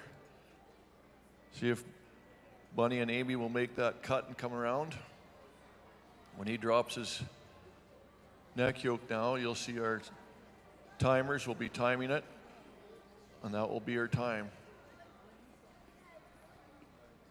Now he's got to get around and get out of there. I think he parked himself in a very good spot.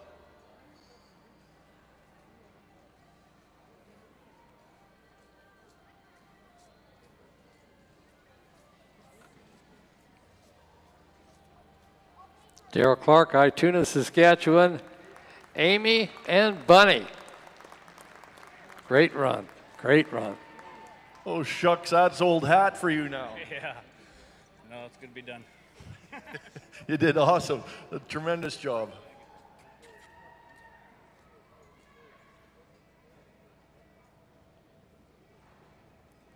All right, that was team number 14. That's going to bring us on to team number 15. Once we get everything squared away, once again, a thank you to Young's Equipment and the co-op for bringing us this great event. Remember, we're going to run them all again, all 16 teams in reverse order after we take a little bit of a break after we get the last one done. So there's lots of team competition for you to enjoy. Thank you, Young's Equipment. Thank you, Moose Jaw Co-op, for bringing us all to us. We'll have a score for you here on Daryl in just a minute. Right now we're getting set to go with Christina Just Acre Farms of Yorkton, Saskatchewan. Former RCMP officer, as a matter of fact. Now she's driving the team in here with Duke and Andy, and Christina's been doing this for quite a little bit and had some great success as well. Duke and Andy, Christina Just. Kelly, you just behave yourself over there. Now, did you know Christina was an RCMP member for 23 years? Yeah, I just see that. She's our former... You probably know her from the past. Well, you know, I don't know. I might have rode in her back seat once or twice, you know. I think you were right beside me. Got a score for you on Daryl Clark's team, 155 points and a time of 11.29. Pretty nice. 11.29 and 155 points. That'll put him up in the leaderboard there somewhere. Third, as a matter of fact. Scott Ferguson leading the way with 177 points. He had a good team and a good go. And then, of course, Jimmy Lane right in behind him. So many good teams that we have here today.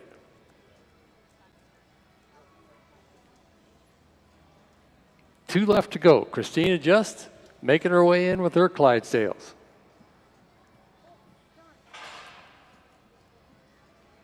Always so happy to see Christina come to town. She's a busy lady. She's retired from RCMP, but she's still very active farming. She's got 3 head of cattle down here in the cow barn. So she's probably just over there fitting and grooming them this morning and then come back over here to get Duke and Andy ready to go to town, compete in the class. They've got 100 head of cattle that they feed with the horses.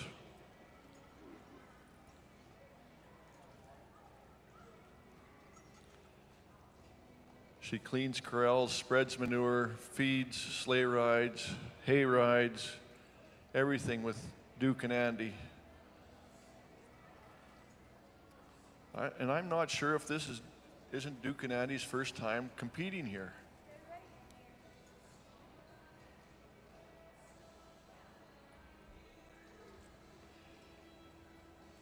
Andy's on the left.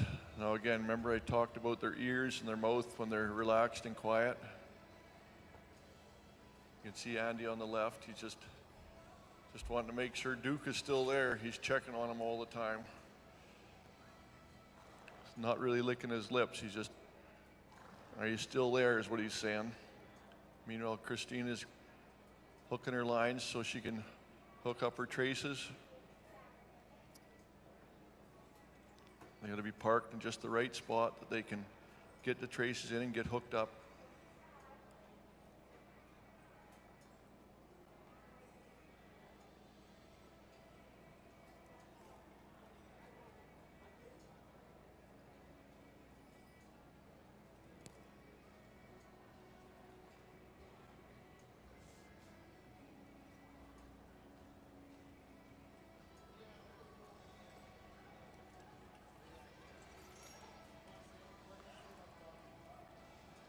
And he took a feel of that and said, wow, that's heavy. I don't know, Christina. And she said, no, let's pull it. So he said, okay. So he did. This is tough for these guys. Lots of times they're not hooked without a pole. So there's nothing between them. So they're not sure that they're hooked and ready to work just going to a straight evener. It's just something different that a lot of people don't drive without an evener, without a pole, and some only drive with an evener. So this is just another element. Test all the horses that they are, in fact, a true chore horse.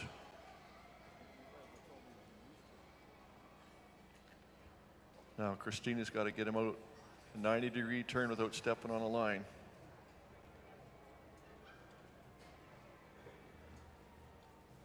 Absolutely perfect.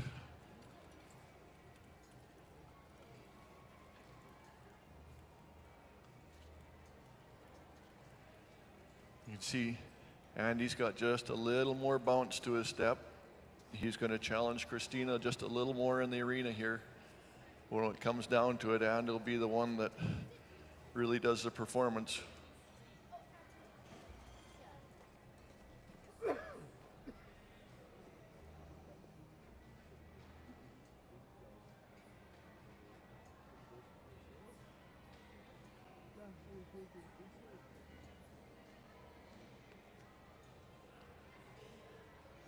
Christina's daughter Jillian is here at the cream can. Between the two of them, they look after the cattle in the barn, showing the cattle. So they're a busy pair of ladies. And this is their holiday. From here, they go home and have to go to work.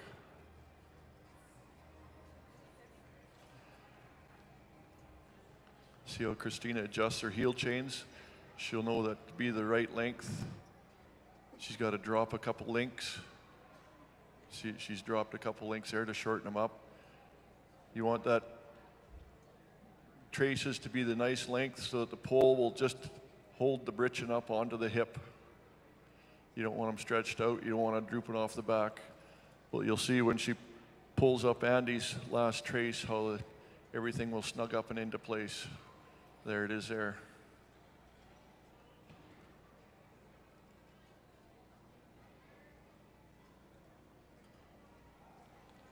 Now Jillian's bringing the cream can around, and part of this bringing the cream can around is to show the judges that Duke and Andy will stand there for 15 seconds patiently while you have chores to do.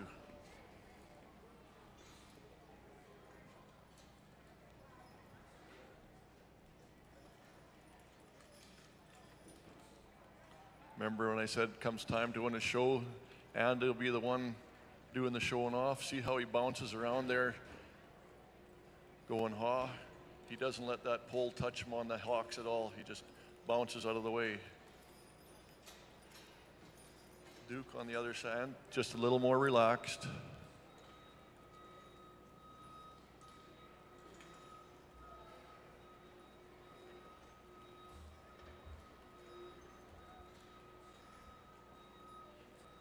Now heading down the alley. There's 6 inches to spare on both sides. So it is a tough alley to get down.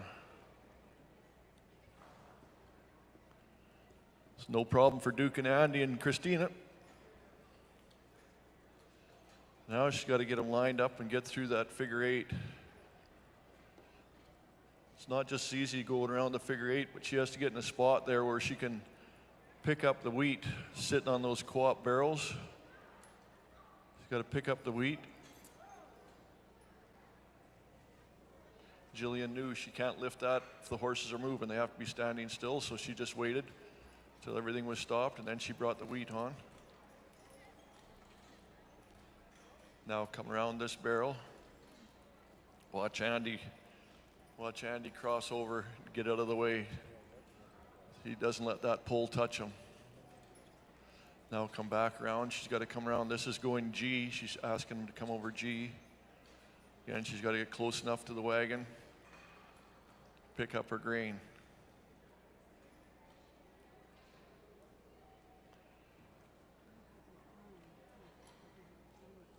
It's impressive watching these teamsters come to town, how they've put value in this competition They dress the part. Their horses are groomed up, matching collar pads, matching clothes, matching halters. Everything is just top notch here in this competition. And that's one thing that happened when Tim Young come and saw this a couple years ago, and he said, I like this, I want to support it. So Young's Equipment has stepped right up, and they're our major sponsor in the arena here and this competition.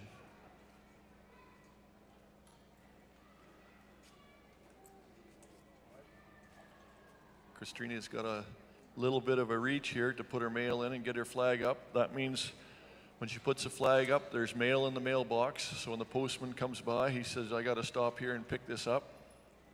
If the flag is down, there's nothing there. If the mailman puts mail in, then he'll flip it around. Oh, look at Christina. She's got this figured out. He turned right around inside the box.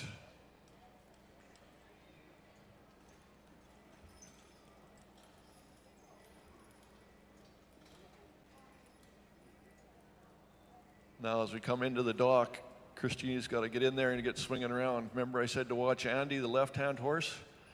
Watch how agile he is when she swings him around here. That pole won't hardly touch Andy. He'll cross over and swing right out of the way.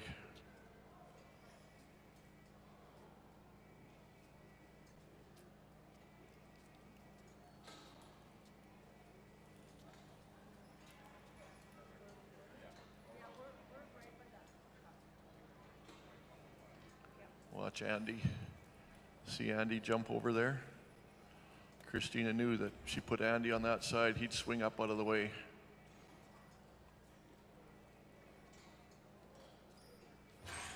How's that for perfect? She knows what she's doing. Now she says, Andy, get right over. Show off how fast you can get over sideways. Get over hard. Don't let that pole touch you. There he is. Standing perfect. Now, Duke, come on, Duke, get over. He's not quite like Andy for agility, but he still does it. There it is. Just a great teamster.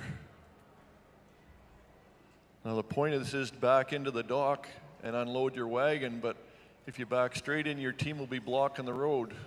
So I want you to swing that team out of the way so you're not blocking the road.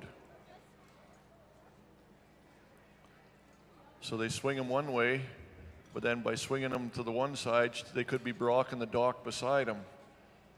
So then we ask them to swing them all the way around to the other side. So that's what Christina just did perfectly.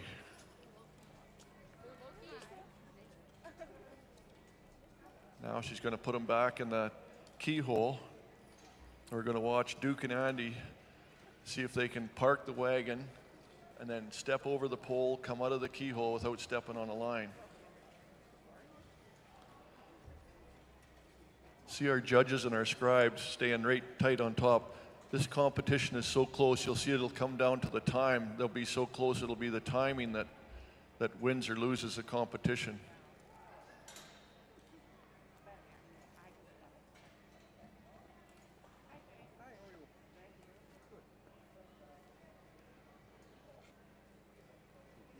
Christina is saying that Andy name a little louder than Andy wants to know it.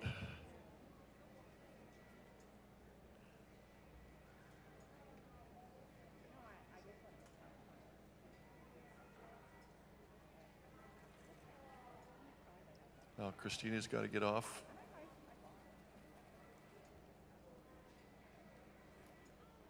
She's going to unhook the traces from the single trees.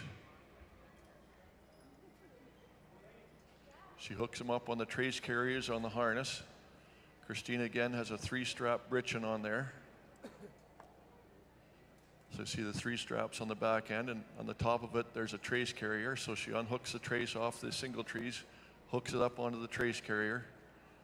Now she'll go up and ask Andy and Duke to step ahead a little bit so she can unhook the neck yoke. And see how she sits it down nice on the ground so she doesn't bang them on the top of the hoof heads. That's just a good horsewoman.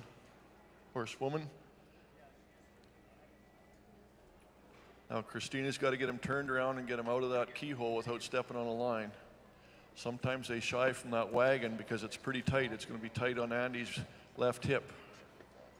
See what he thinks of that.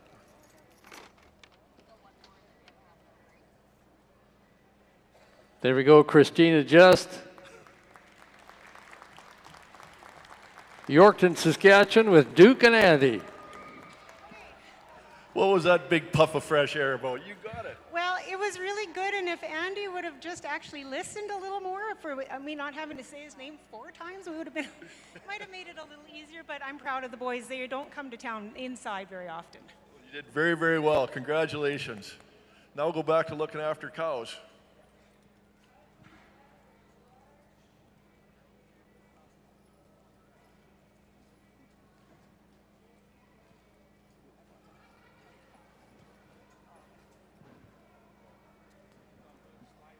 Have a score for you on Christina here in just a minute. Right now we're coming down to the final one of the first go around here, and that is Greg Melanowski.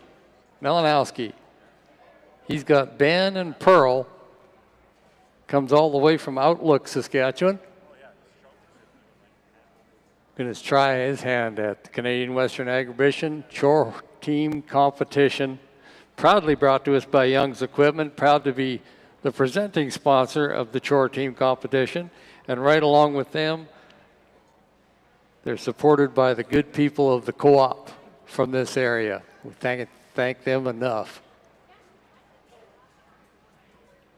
Going to finish up with this team. Then we're going to take about a half-hour dinner break. Let you stand up, stretch your legs a little bit, get yourself a hot cup of coffee or a cold drink. Maybe something to eat. Lots of good food around the Canadian Western Agribition. And then we're going to go right back in reverse order. Then they can take an average of the 2 runs on all these great teams. Right now we're going with Greg Melanowski of Outlook with Ben and Pearl.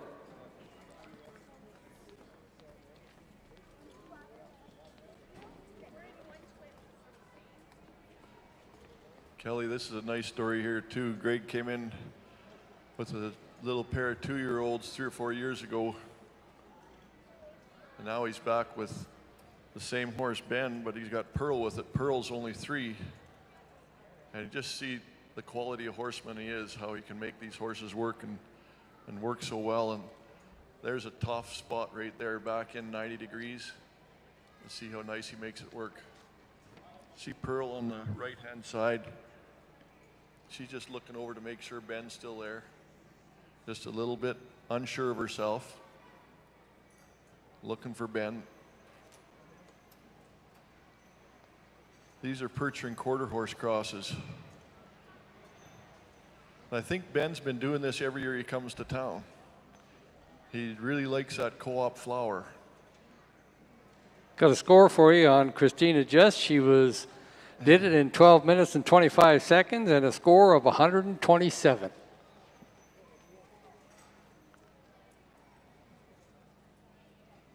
Ben wants some more of that co-op flower, and then he's going to show it off a little bit.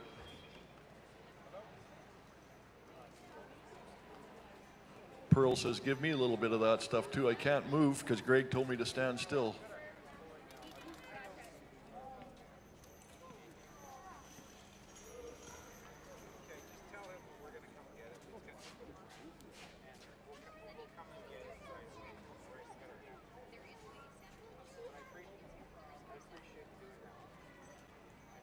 Greg asked him to move it ahead. Ben says, I'll take it. He had no problem taking her and going.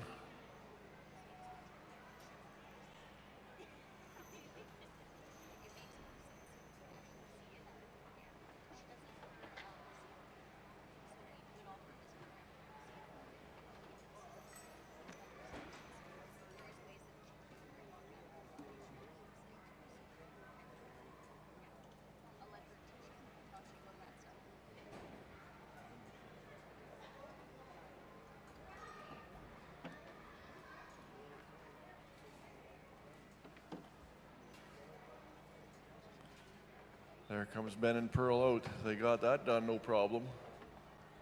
Yeah, Ben looking around, looking at the judges. I think he gave the judge the eye right there. Michelle got a look at that.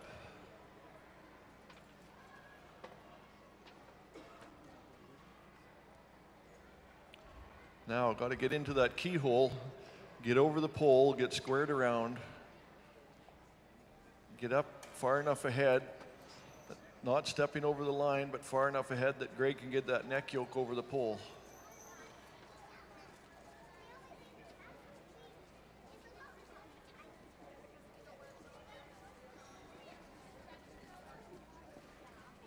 Now, Pearl on the right there is just 3 years old. She's small and she's young, but Greg's got all her confidence, and she's just working so nice for him there.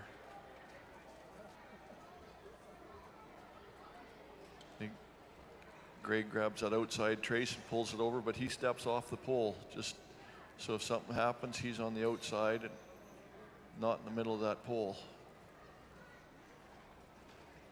Again, we emphasize safety here. He's always on the outside, so he's not caught in behind a trace or evener.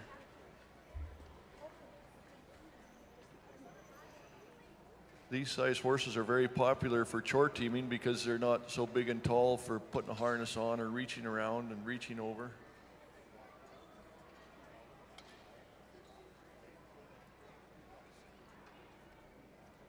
This is Greg's daughter, Ella Ray, coming in with the cream can. She's got it on. Greg says next year she's going to be competing with her. She'll be doing the driving.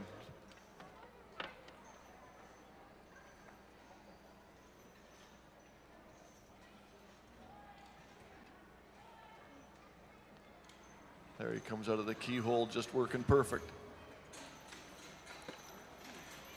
Now, look at Pearl bounce around. Pearl's got lightning feet there. She can move around quick.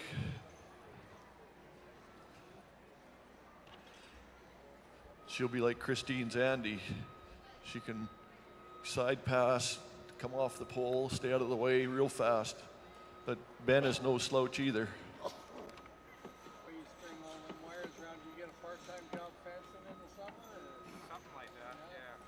You got Ben watching that pole, or watching that barrel. He gets nice and close so that LRA can grab that bag of wheat, put it on board. He's got to finish his loop around the barrels and then head for the dock to drop that wheat off.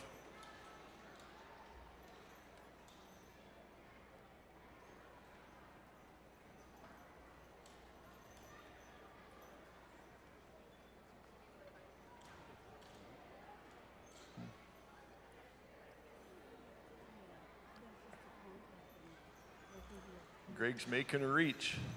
Here she comes. Look at Pearl come around there. That pole's not going to touch her.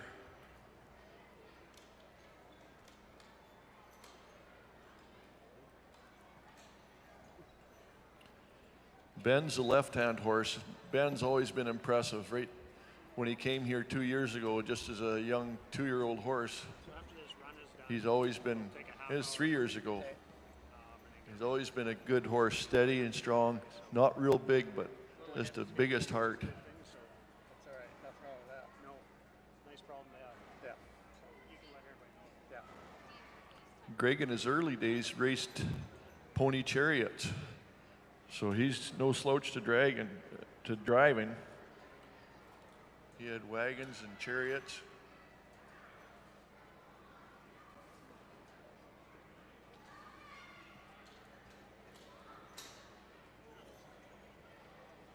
These guys with these smaller horses have this wagon figured out. They can jackknife it a little bit and come around and not touch the chalk line.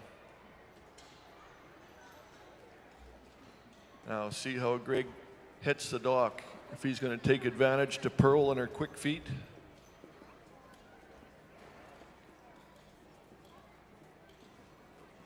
Every driver has his own way of backing into that dock. Now you watch this. Greg's got this figured out. He knows this is a short little wagon. As soon as he jackknifes a pole just a little bit, that wagon will spin right around. Then he'll bring Ben and Pearl around. and back her into the dock.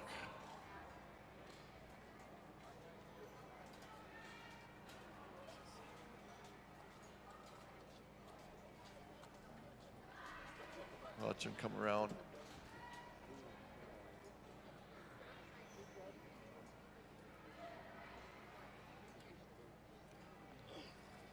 Again, I talk about these Teamsters, how good they are.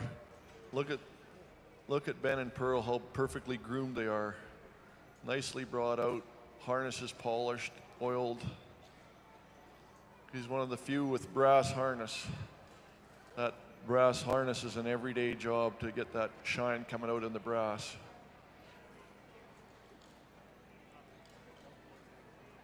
Here's Greg talking to Pearl. Look at Pearl bounce across there.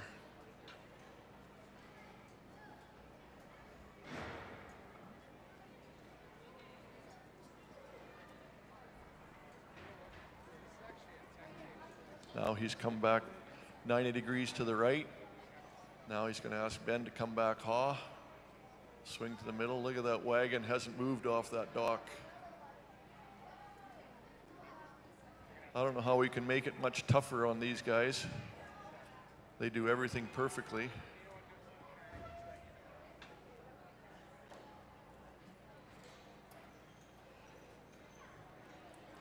That brass harness is sure shiny on those black horses, isn't it?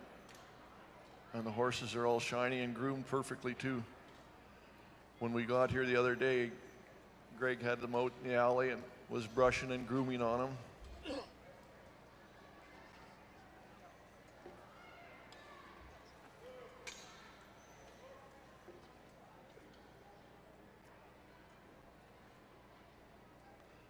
Now Lorraine put her cream can back. Get ready for Greg to milk the cows tonight, skim the cream, and start filling them again for the next couple days.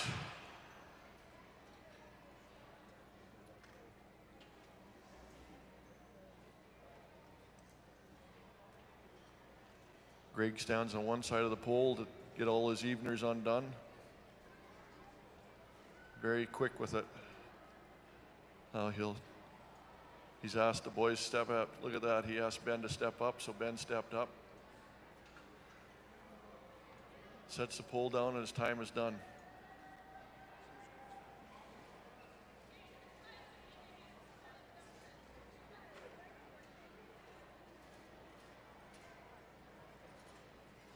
See how Greg is with those horses? They're just so responsive and listening to him. You can tell he's got a special relationship with them.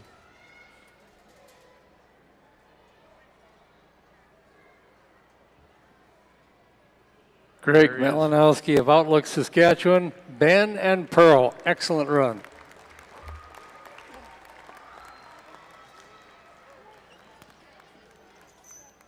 Greg, another wonderful run and impressive. I think that's the best run I've ever had. That was really good. Pearl just done wonderful, hey? Oh, for a 3-year-old, she's an amazing little horse. I totally pleased with her. Speech loads to the horseman. Well, thank you. I appreciate it. Well, thank you for coming to town.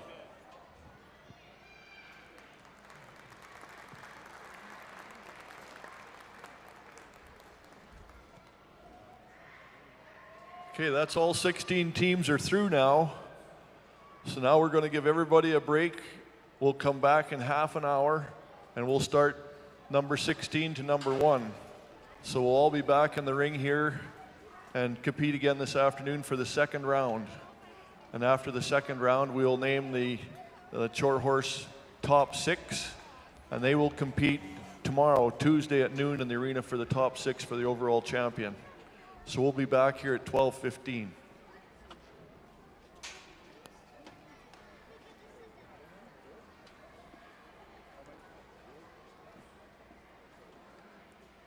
Greg going to finish up with 135 points and a time of 10 minutes and 47 seconds. All right, stand up, stretch your legs, visit with your neighbor a little bit, get yourself a hot cup of coffee or something to eat.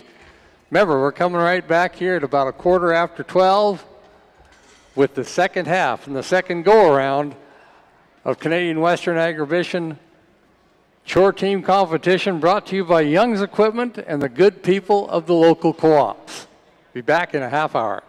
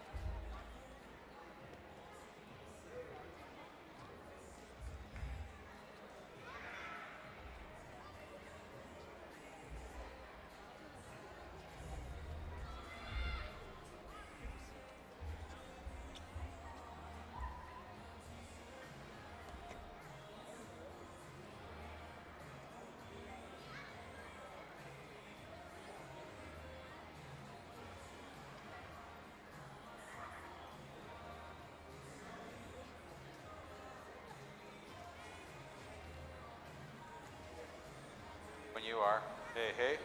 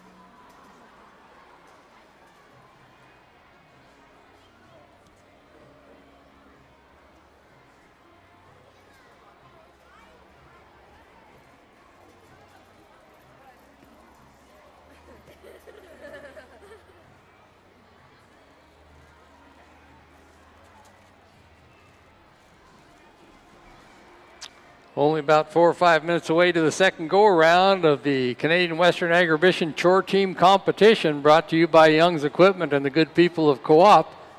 16 teams coming your way here in about 4 or 5 minutes. Get yourself that cup of coffee or something to eat. Set yourself down. We're going to have some lots of entertainment coming your way in 4 or 5 Agribition minutes.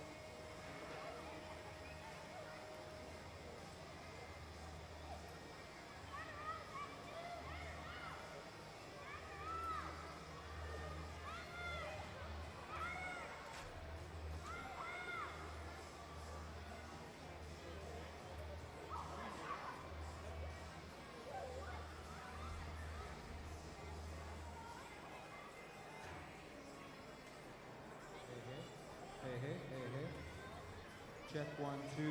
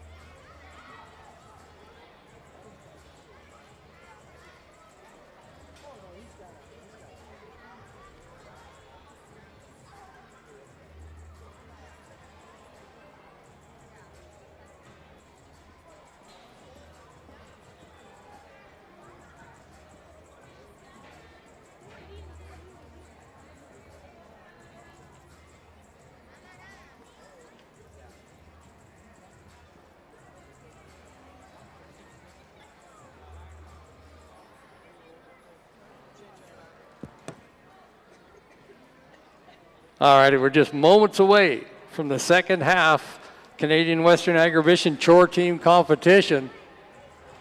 Going to run the same 16 teams that we watched this morning. We started at about 8 o'clock this morning because it was so big of entry that they had here. They had to start a little earlier. And now we're going to run them same 16s, but we're going to go reverse order.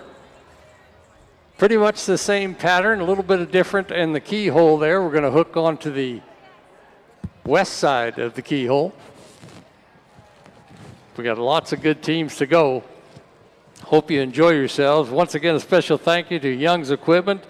Proud to be the presenting sponsor of Canadian Western Agribition Chore Team competition. Now, Young's Equipment is leading the way in thriving agricultural community. We can't thank them enough for that.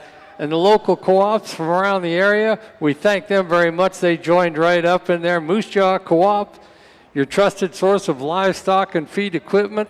Visit them at Avonlea, Liberty, Moose Jaw to get your personalized service and support. Moose Jaw Co-op is a project partner to every farm building, big or small. Contact them to make your vision a reality. Thank you to them, fine, fine folks. Wonderful bunch of teams here. Boy, we've seen some fast times here getting this course done in 10 minutes and change. We'll try and keep you posted as best we can along the way of what they did the first go around. We're going to have a lot of fun here in a few short minutes.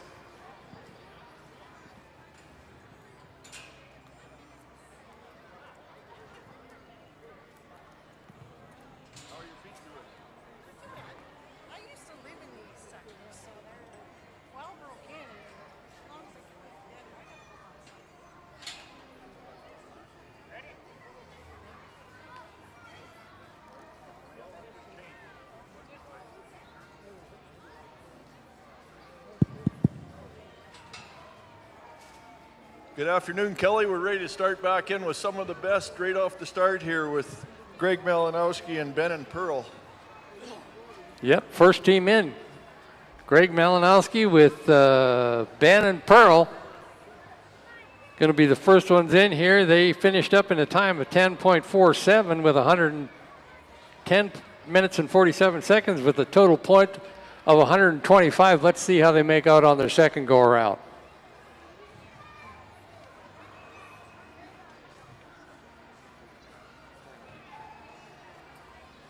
Ben's on the left here. He's a 5-year-old. And Pearl's on the right. She's just a young little 3-year-old. Well, she'll look to Ben for a little bit of help. Just look how good Greg's got this team working. And watch them. They barely weigh 1,200 pounds, and they're going to sit down and pull this sleigh. It's amazing how these horsemen can get these teams to pull such big loads, and they make it look effortless.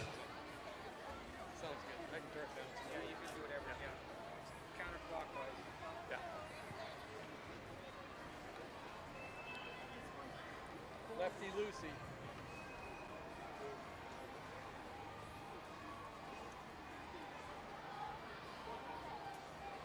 You can see old Ben on the left, the old veteran. He's standing there just looking around. Pearl's a young horse on the right. She's looking around and saying, "Are you still there, Ben? Are you still there? I'm looking, but are you still there?" Oftentimes Ben will relax and he'll sit down and try chewing on some of that flour. He likes that wheat flour. He ate that since the first day he came to town a couple of years ago.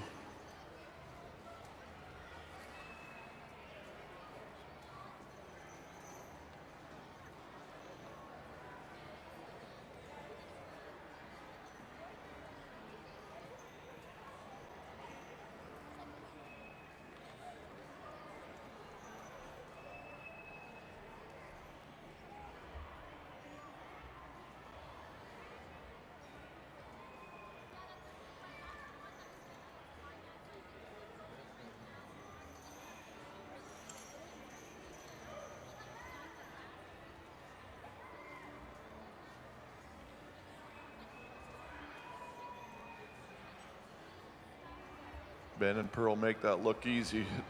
It's so impressive, a horse that barely weighs 1,000 pounds and they're pulling 1,200 pounds of weight. That co-op feed on top of the shingles on the Young's equipment sled, and Ben and Pearl they could pull it all day.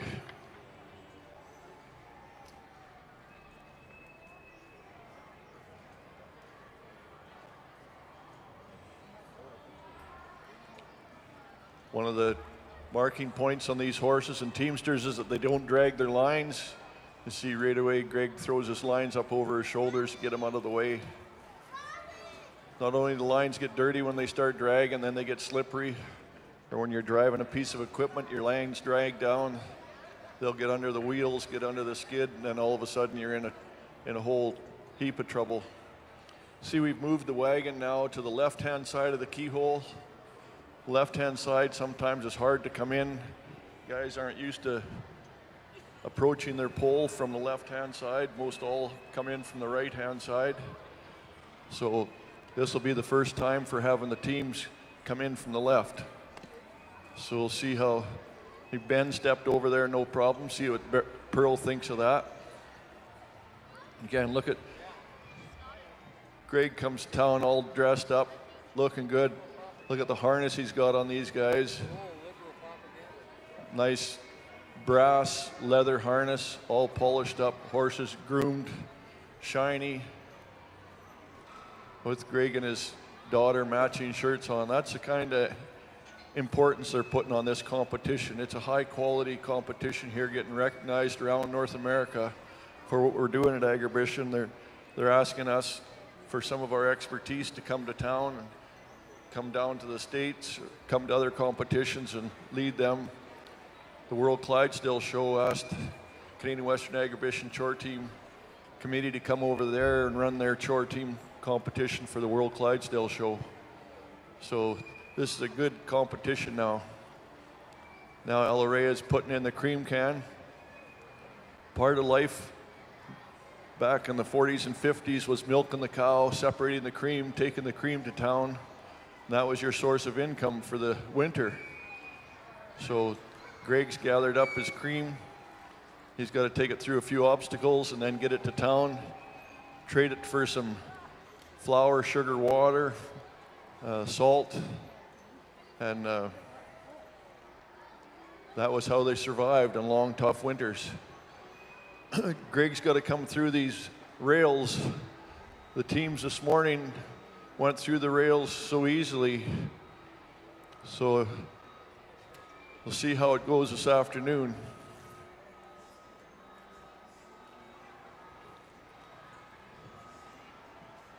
He had one little bobble on a rail there.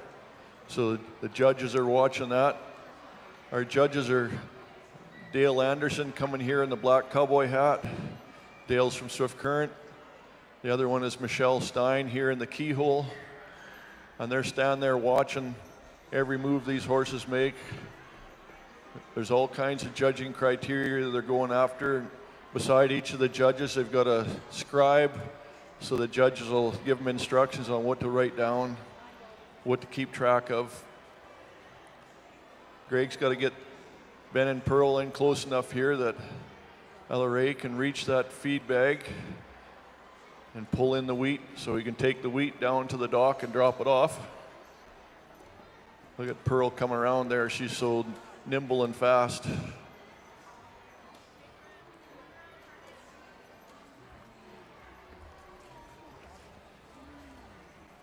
Now again, the teams this morning with this mailbox and the alley, they made it look easy. They're getting so good at this.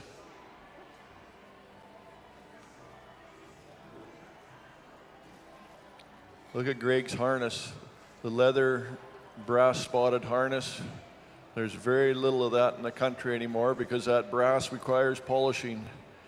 You have to polish that harness daily if you want to keep the shine on, or else you've got a lot of work ahead of you when it comes to show day.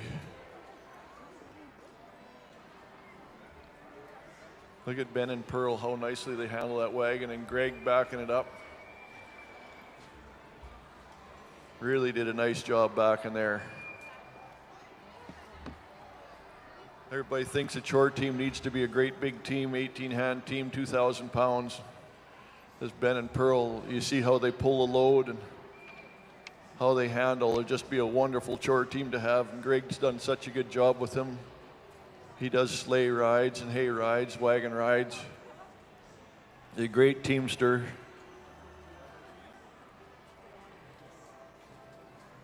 One time, Greg used to do chariots, pony chariots and pony wagons. Now he's went up into the, these are Percheron quarter horse crosses, 3 and 5 years old. So he's still a great teamster and just a great person.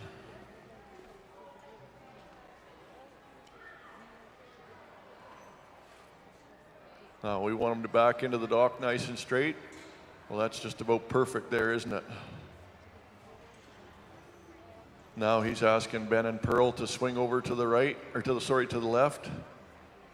And part of the thinking in the old day, when you backed into the dock, you didn't want to leave your team standing straight out because they blocked the road when you'd back into the station house. So you had to swing it out of the way. Then when you swung to the left, you blocked the dock that's on your left-hand side. So Greg had to swing his horses all the way to the right to get him out of the way. Now we're going to ask him to swing back straight and then unload the cream and wheat.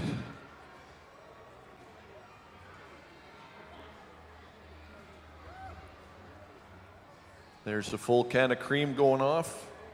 Now here's the 2 bags of wheat going on to the dock. That's to go to town and get milled and ground for flour that he'll come back and pick up next week.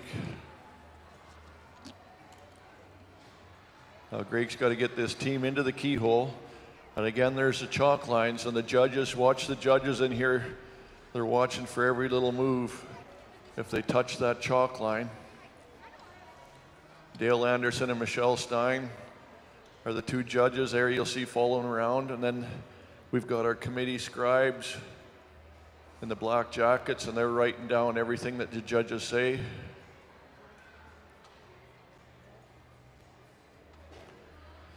So the judges can focus on their judging, and then the scribes can focus on the administration side of it. So they don't miss a foot over a line or a little mishap here and there.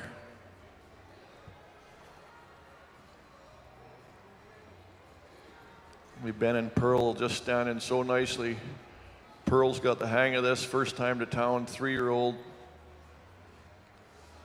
They're looking for Greg.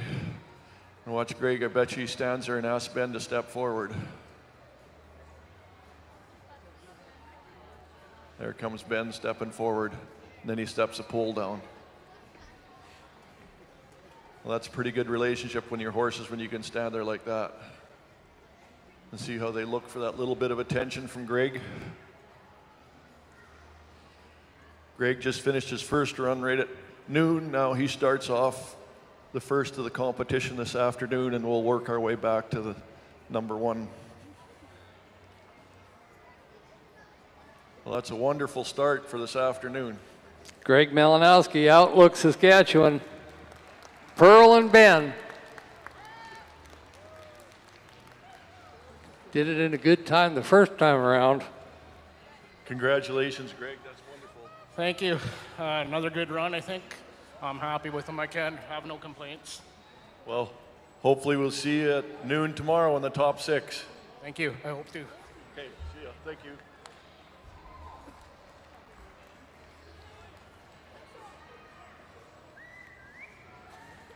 Have the second score in for Greg here in just a moment or two, as we get set to go with Christina Just of Yorkton, Saskatchewan, with Duke and Andy. They'll be the next team in. Canadian Western Agribition Chore Team Competition. Her first run was 12.25, 12 minutes, 25 seconds with a total score of 127 points. Let's see how she makes out. And we'll have Greg Melanowski's score coming to you here in just a minute. Kelly, Christina Just is the next one coming in, and she was an RCMP member for 23 years. Probably makes you just a little bit nervous that she remembers you. I didn't think that that RCMP would take you when you're only 14 years old, too, you know. She's been there for 23 years, so yeah, she's awful young. Greg Melanowski finished up with 11 minutes flat and a total of 142 points. Great. Sorry, Kelly. He bettered himself. Well, he was a little slower, but he got more points this time around. All right, Christina Just. Christina was the second last one to go this morning, so she's the second one to start this afternoon. She didn't go for lunch. She ran back to her cows. She's got 3 head in the cattle barn over there showing. She had to run back there, look after the cow calf and a young bull calf. So she's a busy lady here.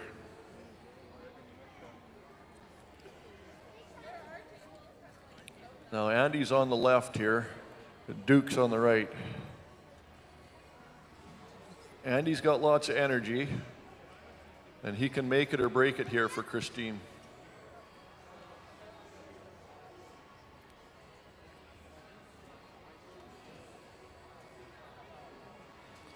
Watch Christine talk to them and look at their ears.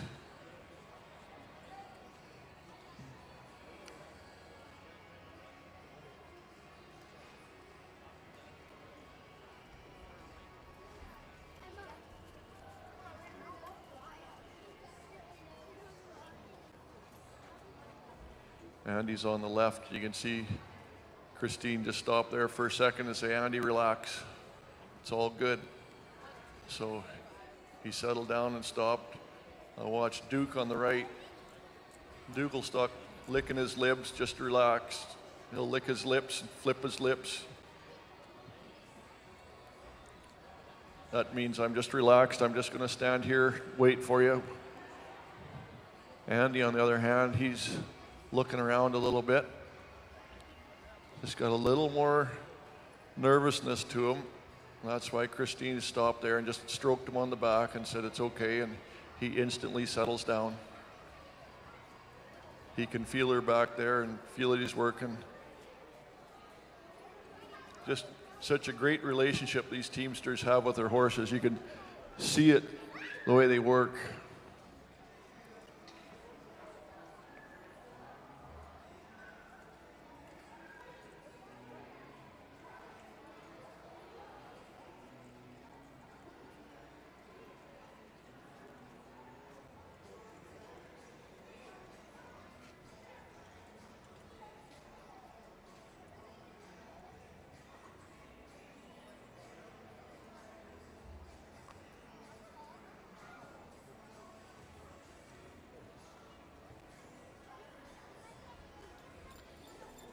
Remember I said Andy will make her break it for Christine today. Andy can do a lot of things exceptional. Andy's like me, we don't like to work very hard if we don't have to. Andy said that load feels pretty heavy for me today. So if you don't mind, I'll just stand here. So that's what Andy's going to do. He's not going to try to pull that load. That's a fault a lot of Clydesdales have. They don't have the heart that the Percherons Belgians do. But what they lack in heart, they have in beauty. So Duke and Andy they're a young pair. They're only 7 years old. So Christina's got a long future with them. I think when you come back another year, you'll see Andy will pull that load. Again, that's just another test. Test these Chore teams on everything from their versatility to their agility and then their willingness to work.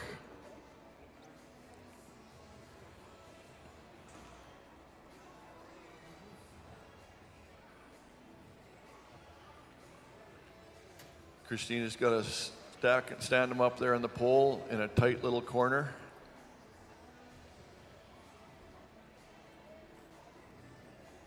See Duke standing here totally relaxed. Andy's looking around just a little bit. Christina strokes him and says, it's okay, buddy, just relax. And he's good when she's there. Now when they get a pole and put a pole on their neck yoke, lots of times that'll change their whole attitude. They know they got to work when there's a pole hanging on their neck yoke. It's tough sometimes if you just hook straight to an evener with nothing on their neck yoke. They don't realize they have a load to work with. So a beautiful pair of Clydesdales, just 7 years old. Christina had a full-time job. She was an RCMP member for 23 years and retired from that to come back full-time farming, and her dream was to have a team of Clydes, or to have a team period, and then she got the Clydes. They used the Clydes for feeding cattle. She cleans barns, cleans pens, hauls manure with them, gives wagon rides and sleigh rides. And she also competes in Chore team competitions. And she's very good at it.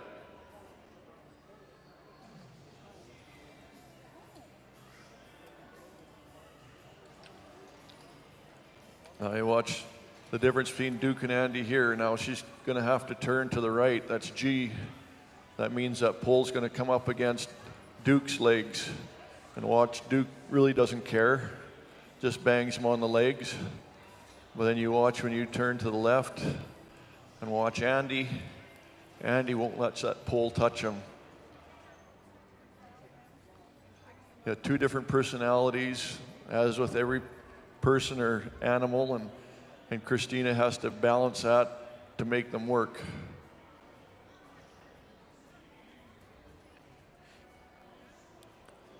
She got through those rails no problem. That's just really good driving to come through those rails. There's only 6 inches leeway either side, plus they have a bend in them. So that's tight getting through. Now Christina's got to do a figure 8. But on top of that barrels, we've got a bag of wheat. Because in the old days, if you wanted to eat bread, you had to get some flour. So you'd take a bag of wheat, take it to town, and get the mill to mill it for you. And then next week, come back and pick up that bag of flour. So now she's got her cream, she's got her flour, she's making a figure eight around that barrel. The judges are looking. Our Judge Dale Anderson down there with the black cowboy hat, and our Judge Michelle Stein here with the Navajo coat on. They're both watching what's going on, and they're marking her as she comes through the course. There's various things they're looking for, and every element has got a value to it. The keyhole here has got a value of 15, and they'll judge her out of that. I think the figure eight has a value of about 10. So what would he have marked her on that? Now she's got to go down the long alley to the mailbox, get up to the mailbox so that she can put her envelope in there. And once she puts the envelope in there, this is how we got our mail back in the 40s and 50s.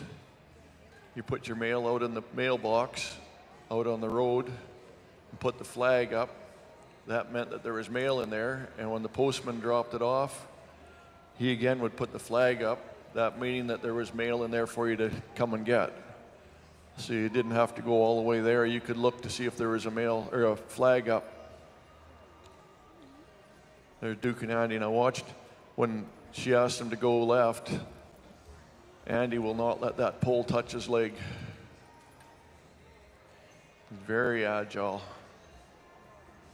Christina made that three-point turn look easy. Got her mail in there. These drivers are just getting so good now.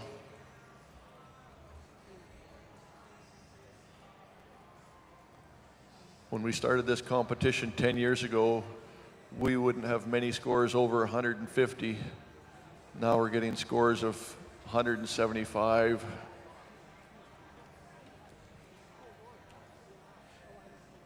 Christina's got her own way to back in. She's got to get that wagon backed into that dock. Everybody's got their own way of doing it. Now watch her ask Andy to come over Ha. Watch Andy dance over there. He won't let that pole touch him.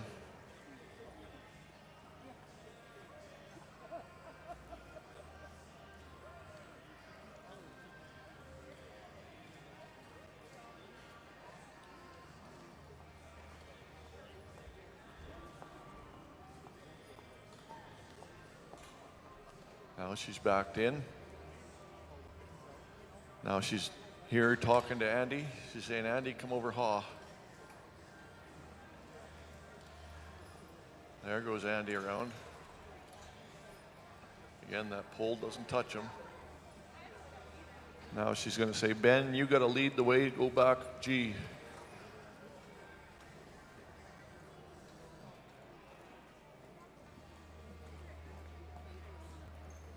You got to remember, these boys don't get to town but once a year.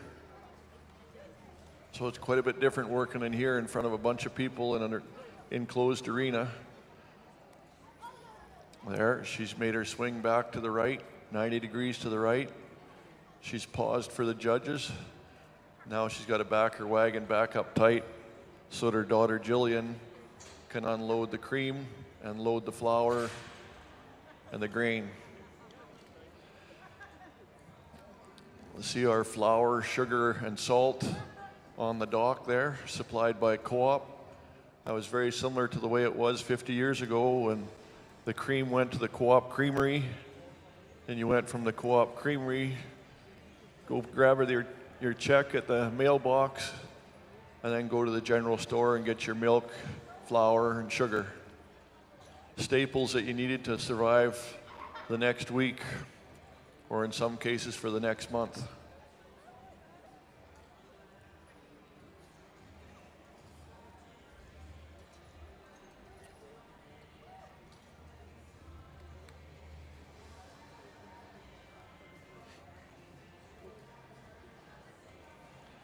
Here comes Jillian with the cream can. She's going to put that back on the dot where she got it.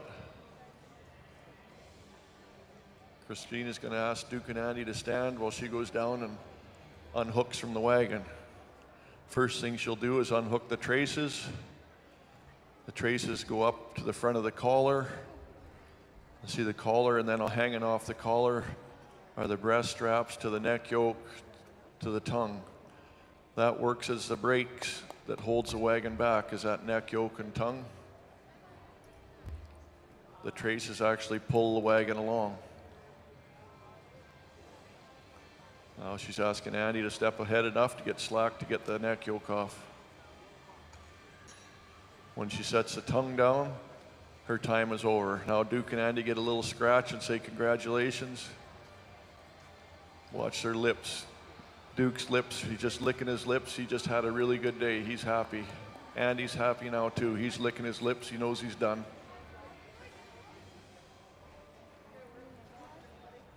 Christina's job's not done yet. She's got to get out of the arena, get out of the keyhole without stepping on a line. And there you have it, Christina Just of Yorkton, Saskatchewan, with Duke and Andy. Have a score for you on her second go around right away here. Wonderful, Christina. Not quite as smooth as the first one. I think Duke's getting a little stiff standing on the cement for 3 days. And Andy, well, he's not appreciating being in town, but I'm happy with them. They did pretty decent for what I wanted. I think you did awesome. That's the teamster in you. Well, thank you. It's a team in progress, and they've only been together 3 years, and second time to town. They do this at home, all voice command. I'm hardly on the lines. In here, I think I'm on the lines too much, and they don't like that very much. Well, thank you very much for coming to town.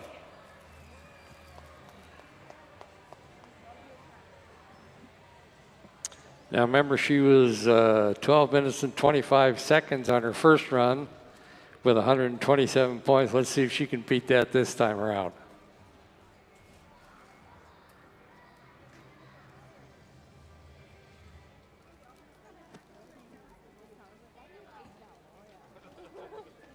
Next team up is going to be Daryl Clark of Ituna, Saskatchewan. Melanie, his wife, is going to help him out a little bit.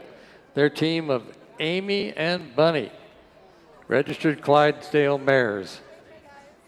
Competing together for about the last year, been driving them together. See how they make out.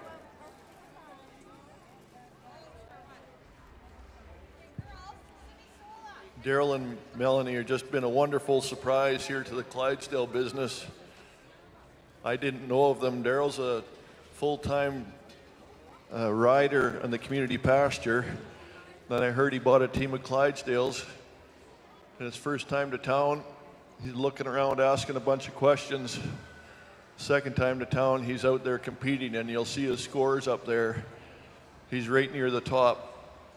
He's a true horseman. He manages a community pasture, so he rides horse all day, every day, looking after cattle. These stockmen, once you get it in them, they understand the animals so well. And he's got lots of tricks for managing his animals, communicating with them.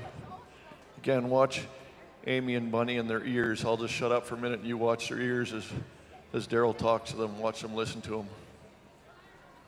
Christina Just's points were 115 points, and she did it in 12 minutes and 52 seconds.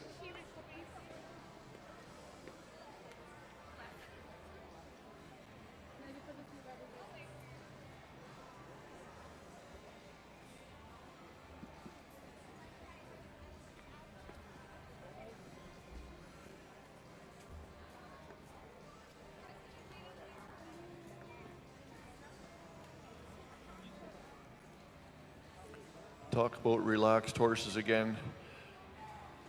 There's horse whispering. The horses are always talking to you. You just got to know what to read and how to look at them. Watch Amy and Bunny, and they're licking their lips and their ears. When they're licking their lips, they're happy and contented and relaxed. Just watch, they'll tell you that here. Every minute or so, they'll tell you they're happy.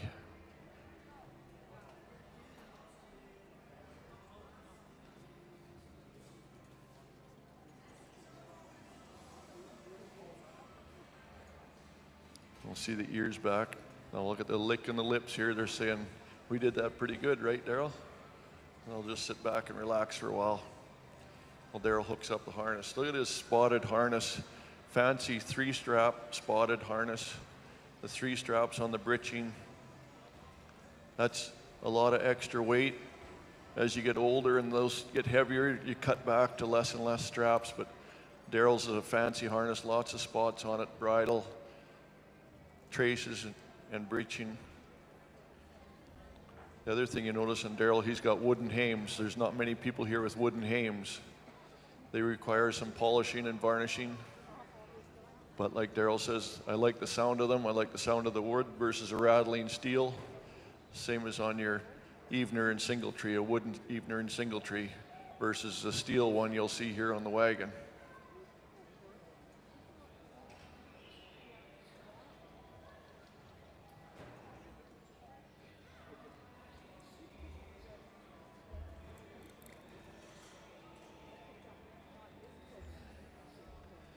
Now it's a tight little spot to put Amy and Bunny in that. Again, coming at it from the right-hand side.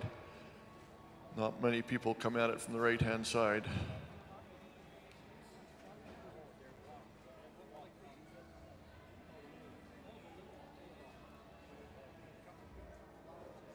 He's just so gentle and easy going with them. Again, watch the horse whispering going on. The horses are talking to him the whole time. Their ears and their mouth and their body language. The relaxed tail. They're totally content to be with him.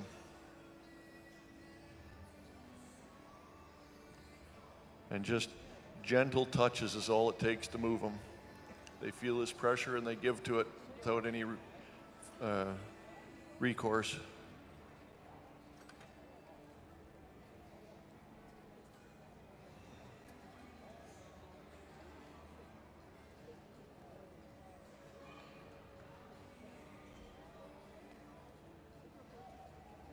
Again, you see Daryl starting from the outside furthest away from him so he doesn't get caught in between a Singletree and the Evener. Safety first. You don't want to get yourself penned in behind the horses between an Evener and a pole or something. So you leave yourself an out all the time. You work your way out.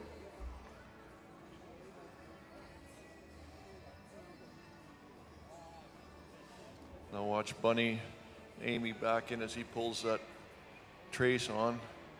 And you'll see how he knows where to set it. It's set so that the neck yoke will push up and keep some pressure on and keep the breeching snug on their back end.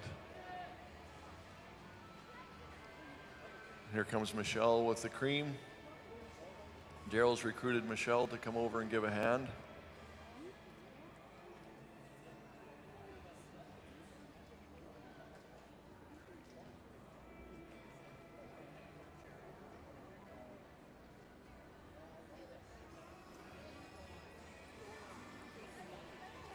Watch Daryl's mannerisms in his hands, how he handles the lines, just so nice and easy.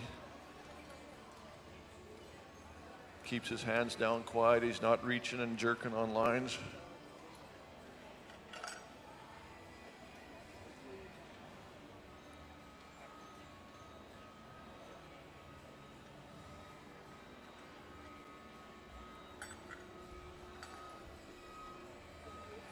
These rails are tight.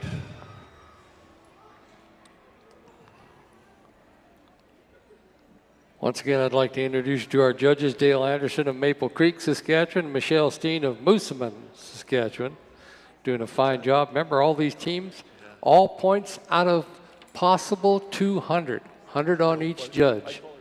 That's how we're scoring them, on different obstacles throughout the course. Daryl's doing a good job here promoting the Clydesdale industry, the way he drives and brings out this Clydesdale team. I know everybody in the world wants to own a Clydesdale, but there's very few of us that have them. Right, Matthew? The Clydesdale are originally from Scotland, known more as a carriage horse than an actual workhorse. So if a person wants to do some choring, lots of times Clydesdales would not be your first choice, especially with the white hair on it that's called feather on their legs. That requires a lot of maintenance.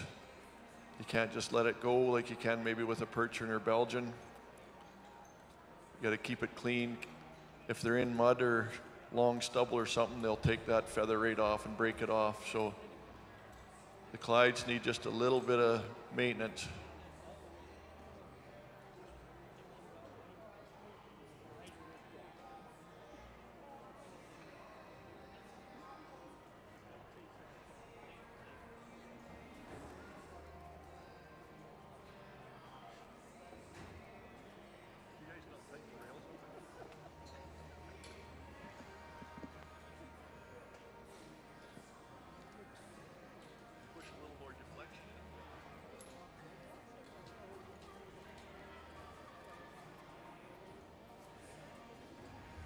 Now look at Daryl back that wagon up.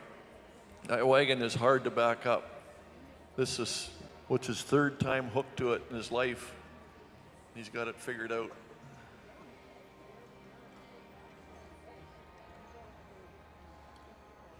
The judges are standing back there. Judge Dale Anderson and Michelle Newton are saying, is that white chalk I see in that back tire? Yes. Daryl caught just the corner, just a couple inches of the corner of that.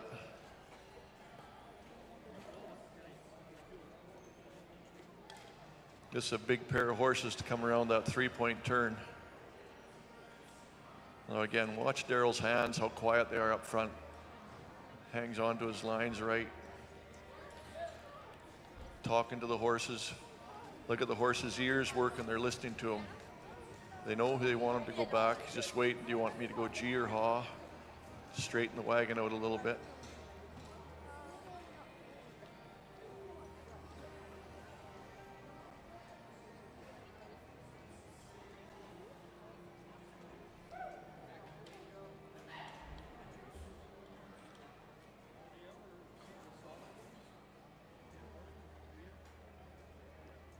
There's the wagon, just a gentle nudge onto the dock. Just close enough that if you had a wheeler, you wanted to wheel some flour or sugar off the dock onto the wagon, it's sitting there nice and tight. Now if you have to swing the horses out of the way, you can swing them out of the way and the wagon stays tight to the dock.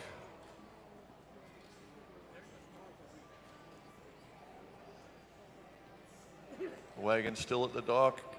Michelle could be loading and unloading the whole time. That's one thing the judges are looking for, that the wagon stays to the dock.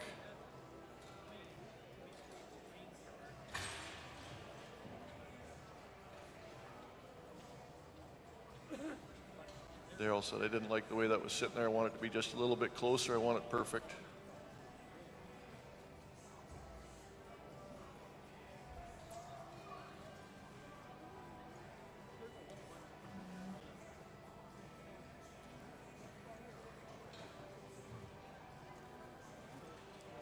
There, just what he wanted, perfect. Now that's a good teamster right there. He wasn't happy with just close. He wanted it to be perfect. And that's why his horses perform the way they do. See Buddy and Amy standing there now. They did the job. They can sit and relax, lick their lips.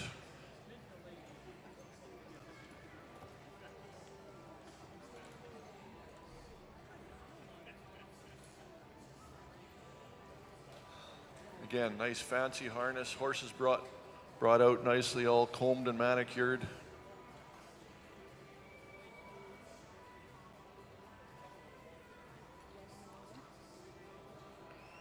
So back 50 years ago, come back from town with the wagon, take the cream can, put it back in the milk house, leave it there. Start milking cows at night, again in the morning. 3 days you'd have the can full of cream and off you go to town again for more supplies. Sometimes you just set the cream can at the end of the alley and the milk truck would come by and pick it up. Other times you would deliver it to town.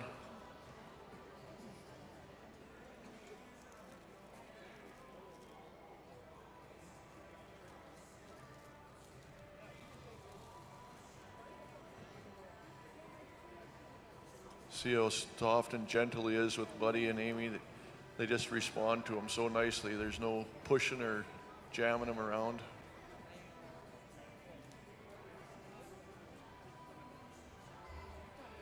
These mares are 13 years old. And there's Daryl's time. Now he's got to get him out of the arena, or out of the keyhole.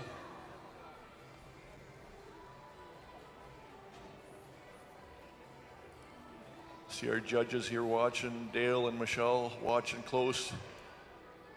This competition is so close, they have to watch for every little thing. Daryl and Melanie Clark of Ituna, Saskatchewan. Amy and Bunny. Nice team of Clyde mares. Daryl, you better give up the pasture job and start driving horses. Yeah, no. Probably not. Well, congratulations. That's an unbelievable job you're doing.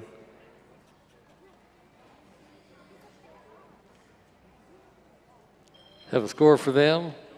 Just a minute or two, and the judges come in, computerize it all up. We'll be right back in with the score. We're going to get set to go with a crowd favorite here, and that's going to be Gordon Frantz of Grand Prairie, Alberta. His good team of Jody and Judy, registered Halflinger mares. And always remember, as you watch this team, Gordon Frantz, 82 years young.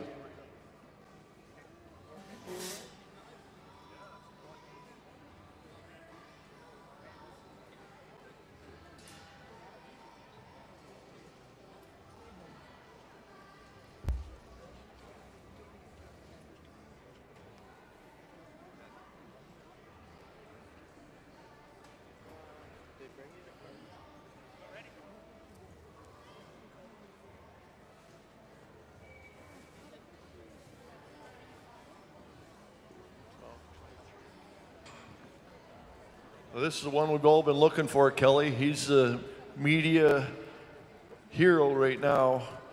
They're all following him around with cameras, just like that girl on the Eras tour.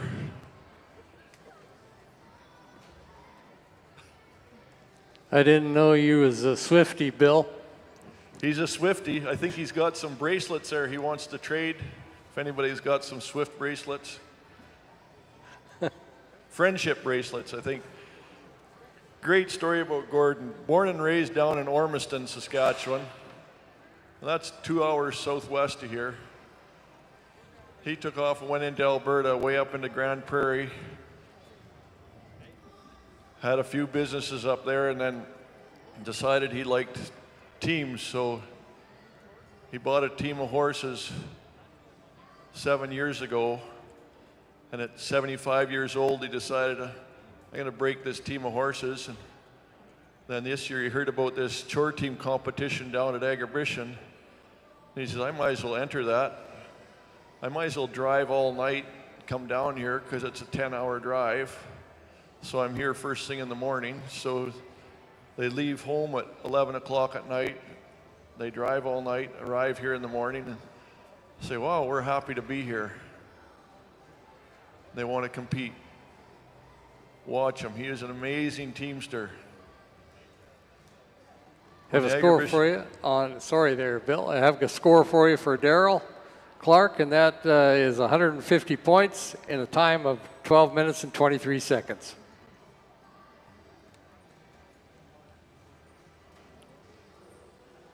See Gordon back that team in there. These are Halflingers. Just a beautiful size. And some people will say, well, they're too small to work on the farm. You watch this little team, he's going to ask him to pull 1,200 pounds. And he'll say, I don't know. I don't think they'll be able to do it. They can't pull 1,200 pounds, can they? Oh, yeah. Look at her front end comes off the ground. She works so hard at it. That's pretty impressive, a little team like that. He's trained them all himself. He enjoys doing log skids, wagon rides, in a cart. And I think he's still got his own cheering section here from Ormiston.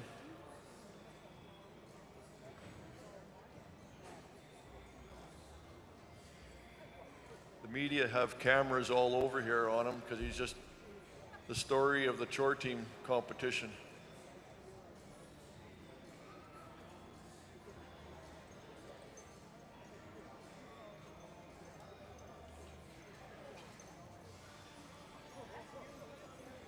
Again, Gord has a 3-strap breechin on these little halflingers.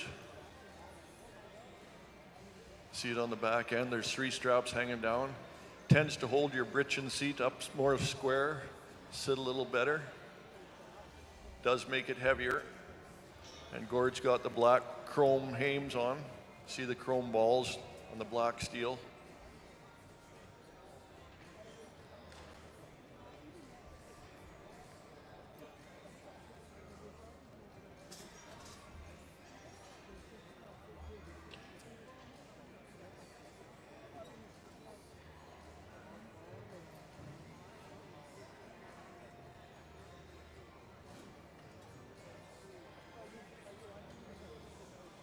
One thing you got to watch is you don't get your stuff caught between the single tree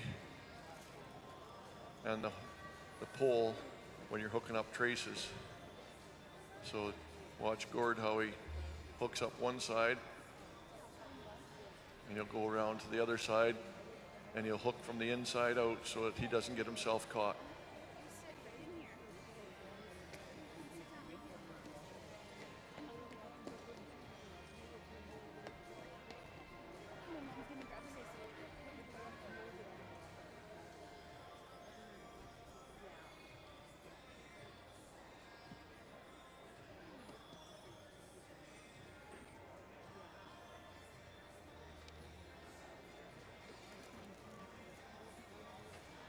Now that Gord's got him hooked up, he'll ask his buddy Jim, say, bring me the cream, we got to take it to town.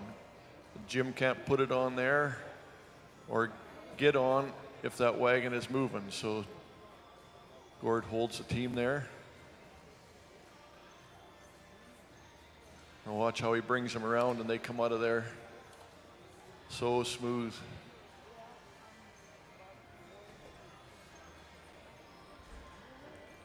This is an impressive story how Gord's got these horses working so well.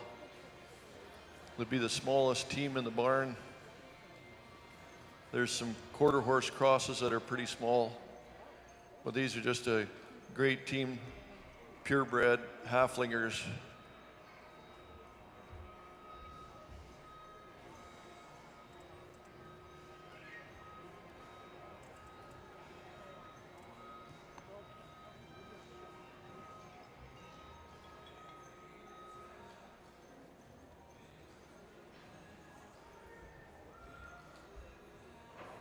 Now, we've asked everybody to do a figure 8, but on top of that figure 8, we said you got to pick up a bag of wheat at each barrel because you got to take that wheat to town and get it milled because we're out of flour. So there, Gord wheels around and has his buddy Jim pick up that bag of wheat. He's going to take that wheat to town, put it on the dock, and then next week he'll come back and pick up his flour.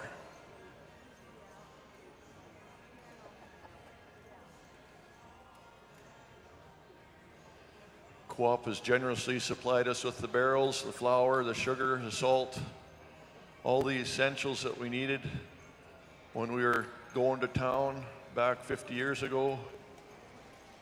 You could get your own wheat, meat, but you didn't have sugar or salt.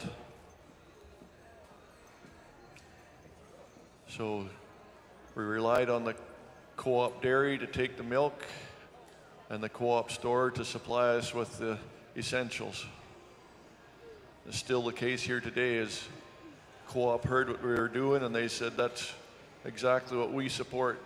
So co-op is a major sponsor here, supporter, along with Young's Equipment.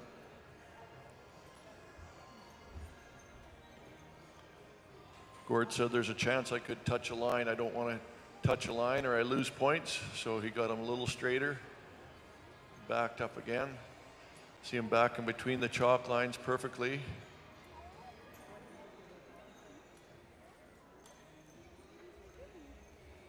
Look at him sneak around there.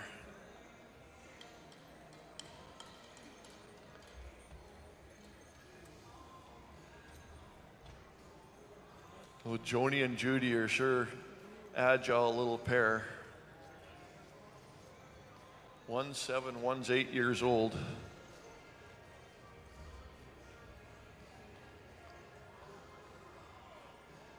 Gord got him as babies, broke him, trained him.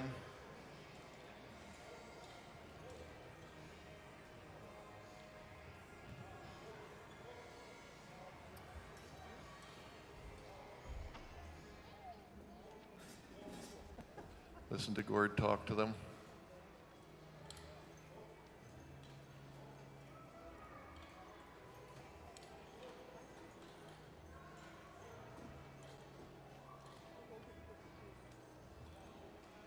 I like keeping quiet now because you can hear Gord talking. Look at that backed in perfect. Now he's going to ask the girls to come around. G.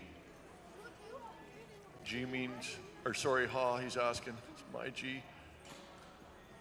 Asked him come over ha, that means left. They have to come 90 degrees, show the judges that they can do it. Now they're swinging around to the right. That's G, while he holds the wagon tight to the dock. The wagon stays up to the dock so that Jim can load and unload flour the whole time. In this case, we're going to ask him to come around to center, park the team. Jim will unload the cream, unload the wheat.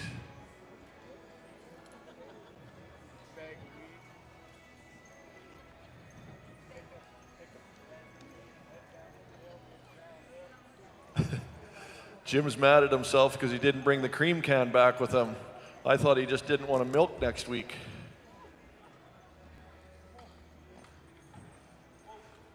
That'll cost him a point, and he feels bad about it.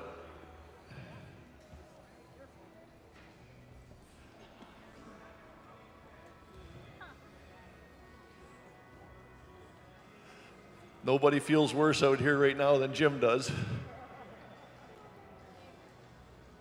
Now that was part of the competition, was to unload that cream can and fill it up. That's just one little part of the element, so he'll lose a point or something for that. But they're still going through the whole deal.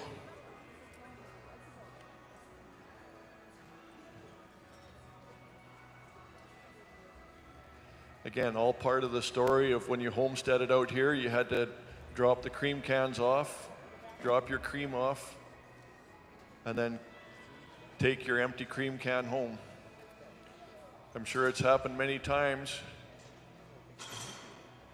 Come home and Dad said, "Where's the cream can?" Oops.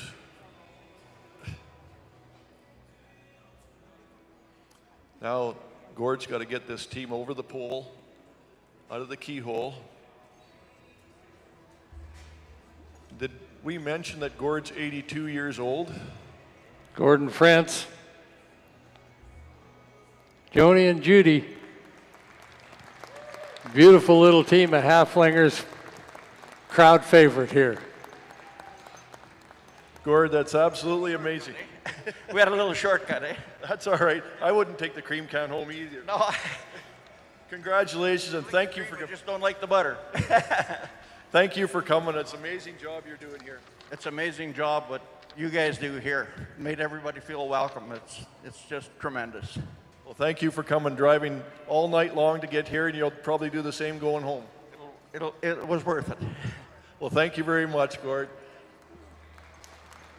They'll have lots to talk about for getting that cream can in the last round here on the way home. So they'll have a little discussion on the way back to Grand Prairie.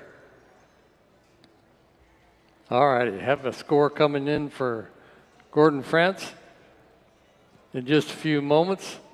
So we get set to go with Kevin Ouellette of Kenaston with Jimmy and Jan. Perchinshire Cross.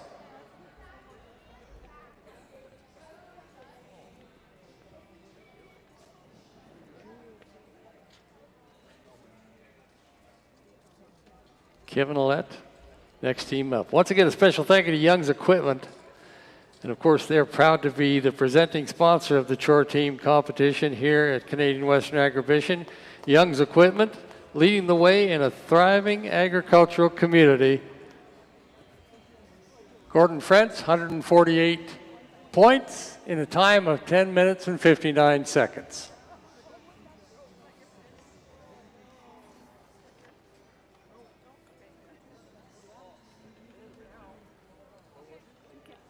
This is an impressive team here and an impressive driver. Watch Kevin Ouellette here, how casual, soft, and smooth he is with these team. This team has potential to be pretty fiery, but watch how cool Kevin is with them and how he moves with them. Jenny and Jan are all there, Perch Shire Cross, tremendous team. He's been competing here for 5 years and it just keeps getting better and better. He gives wagon rides and sleigh rides. He helps in seeding and harvest demonstrations.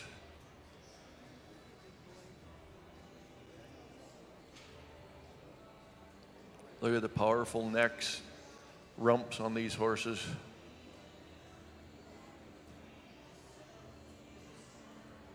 That would be a nice team to take to the field. Do your chores.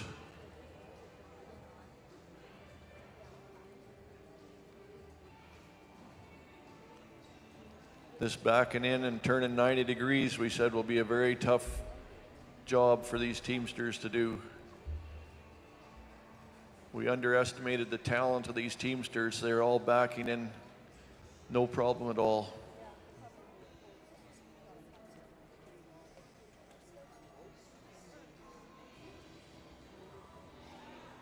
See, Kevin's got some nice harness on there, biothane. I don't know where it was made. I'm assuming it was made down in the Amish, maybe Harness Hardware down in Wallenstein, or Aaron Martin down in Wallenstein, Ontario. Black and chrome hames, leather collar, biothane back pads, spotted, chrome spotted. Again, another 3-strap breeching. Fancy go-to-town 3-strap breeching.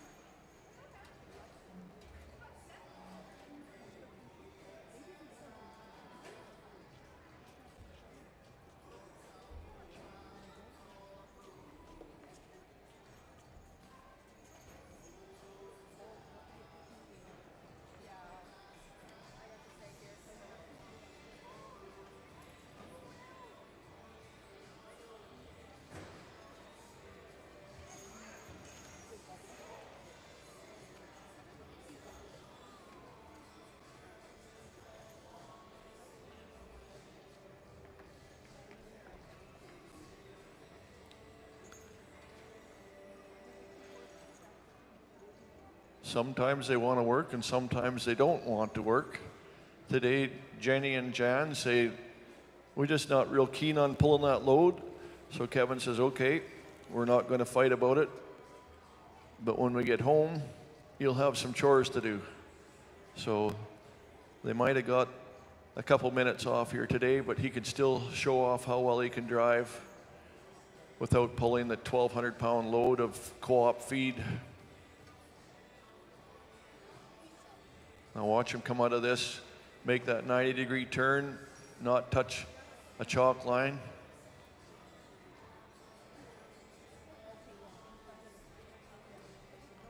There you go, come out of there, no problem.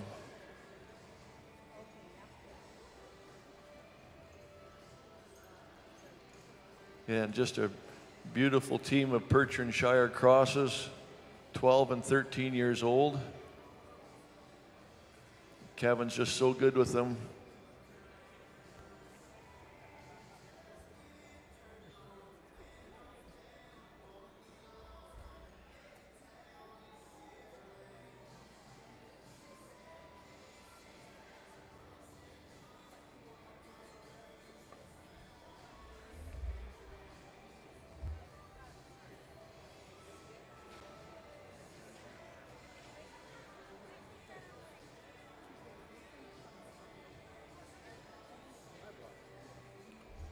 So what Kevin's doing is hooking the pole up to the neck yoke. The neck yoke is what connects the front end of the horses together, hangs off the hames. That acts as your brake for the load. The neck yoke connects back through the quarter straps to the breeching, around the horse's rump, and that gives them their reverse. And the traces that Kevin's hooking up right now come off the hames, onto the collar, back to the single trees, to the evener, hook onto the pole, and that's what gives you the pull.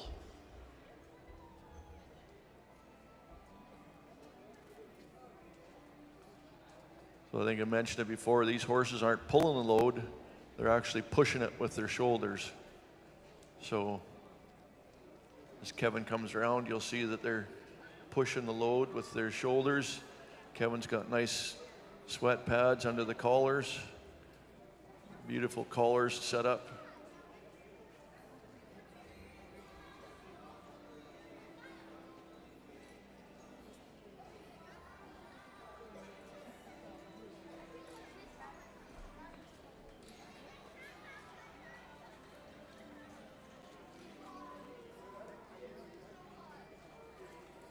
There he comes out of the keyhole, no problem at all. Now he's got to go to the rails. And these rails this morning, not many had too much trouble with them. So the judges said they're making that too easy, so the judges actually tightened these rails up this afternoon.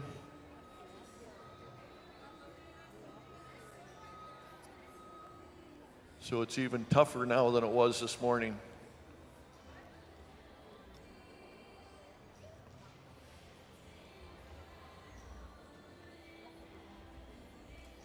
Kevin went through there nicely. One little knock down on the corner. Now he's got to get to the figure eight. Got to get around that figure eight, get that wagon in a good spot that Deb can reach that bag of grain. She says, I got to get that grain to town and get it milled. I need some flour for next week so Kevin can make some bread and buns. So he'll wheel around to the next co-op barrel.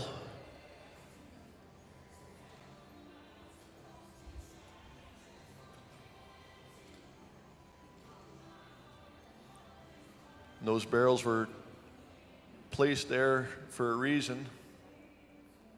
It's tight to the fence. The teamsters have to drive and make that corner tight, get around there. Now Kevin knows he's got to get around and get over to the fence again, get back and get a straight go into that alley. He's got to get down that alley and get to the mailbox. And when he does that, he's got to get the mail. He's hoping there's a check from the cream that he dropped off last week. Isn't that a nice team? Jenny and Jan move just perfectly together.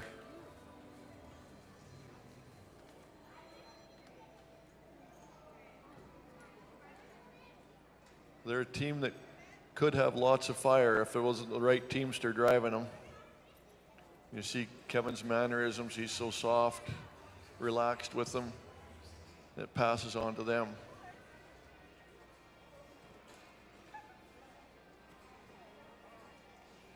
Now, our teamsters haven't seen this wagon. It was made specifically for Agribition for the Chore team competition. It's a very short couple. There's only 6 feet between the axles, so the slightest move up front and the wagon takes off. Kevin knows that, so he just backs it perfectly down the alley. Well, that's a wonderful back there, sitting nicely. Now he's got to make his 90-degree turn and come out of there. It's just like these horses know they can't step on a line. So they cut their corner, step right over top of the chalk line and not step on it. And you see the judges watching from the front, watching from the back. This competition is so tough. You'll see from this morning there was a couple teams tied. So Every point matters, and it's going to come down to timing to break the tie. So we have timekeepers in the time box that are keeping track of the time, and the time converts into points, and that's just one element of the chore team competition.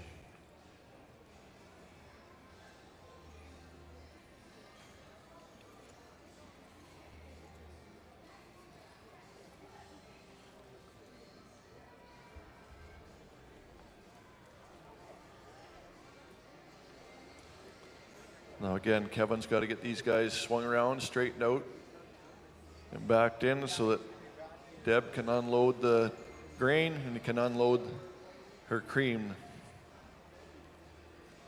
The cream always went to the co-op creamery. Look at that for perfect.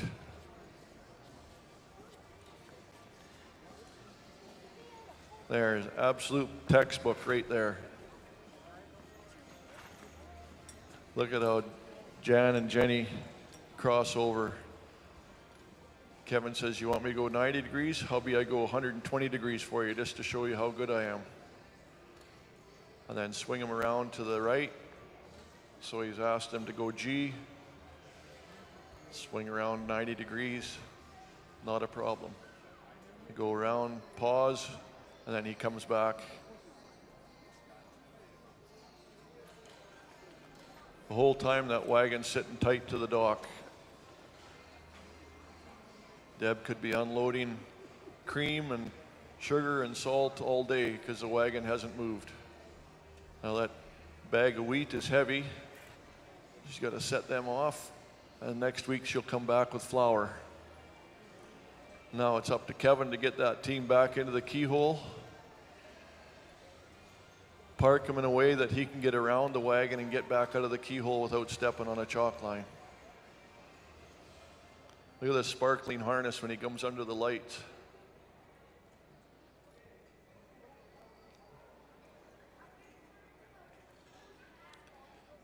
See our judges coming from both directions. One's checking each way, make sure that not stepping on a chalk line. Kevin wants to make sure he gets him up far enough that he's got room behind him to get the team to come around the backside.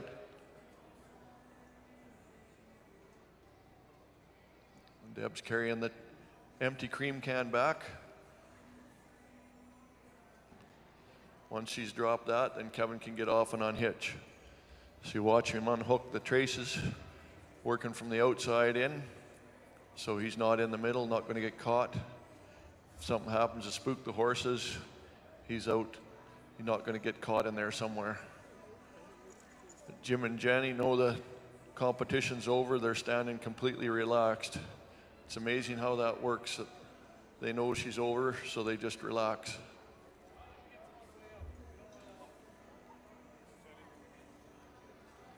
Now when Kevin sits the pole down, the time stops. Now they get a little thank you. Look at that, and they appreciate it. You can see they looked for it. That's a good teamster right there.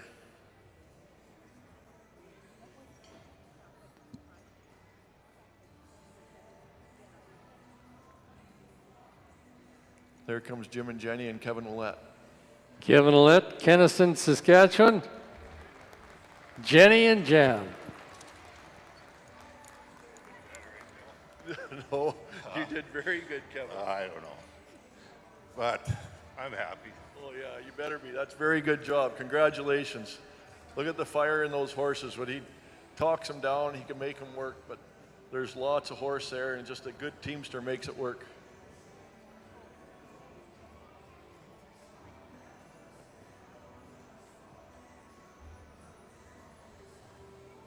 We got a great arena crew here. Look at Tyrell Bertram keeping the arena just perfect.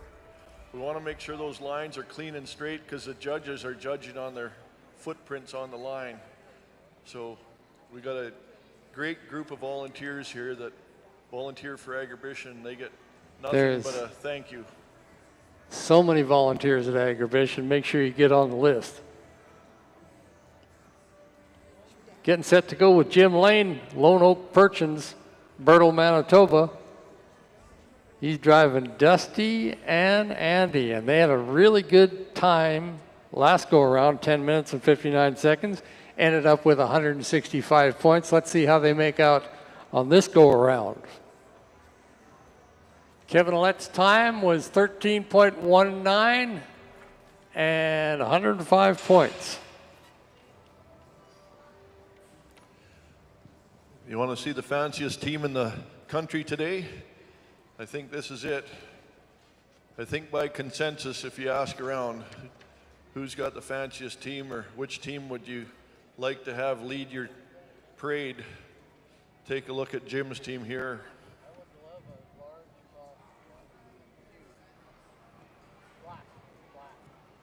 Dusty and Andy, they're part Percheron. As you can see, the biggest part of them is Percheron, and they're full brothers. But aren't they pretty? And again, look at the animal husbandry here. They're all clipped, brushed, combed. They just look like 100%.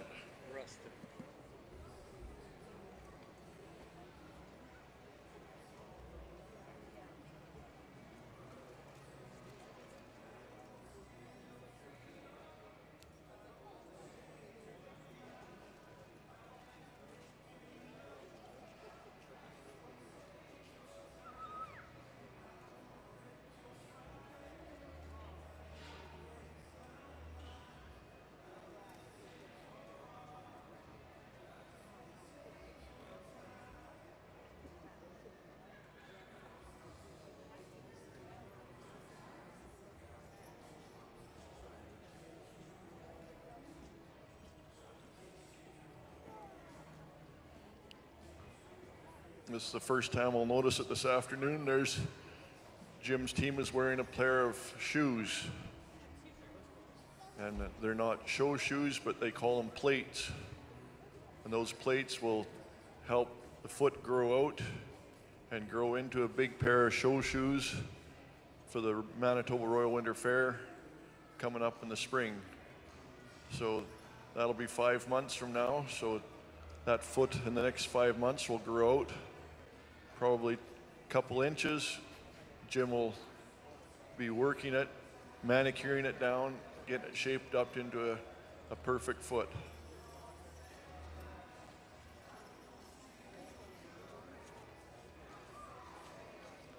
We asked Jim to pull that load of co-op feed, 7 feet. There's 1,200 pounds of feed there.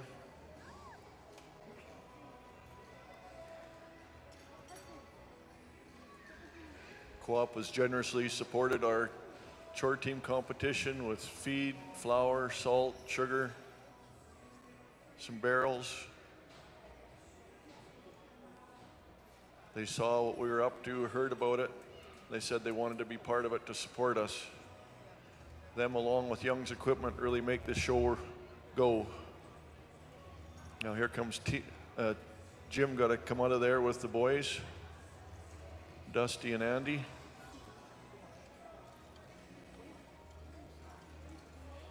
Look at that. They can't help but look good, can they?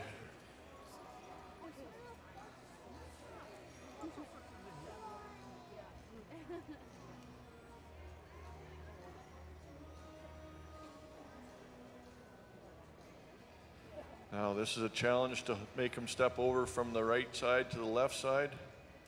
We don't often do that, so it takes some work.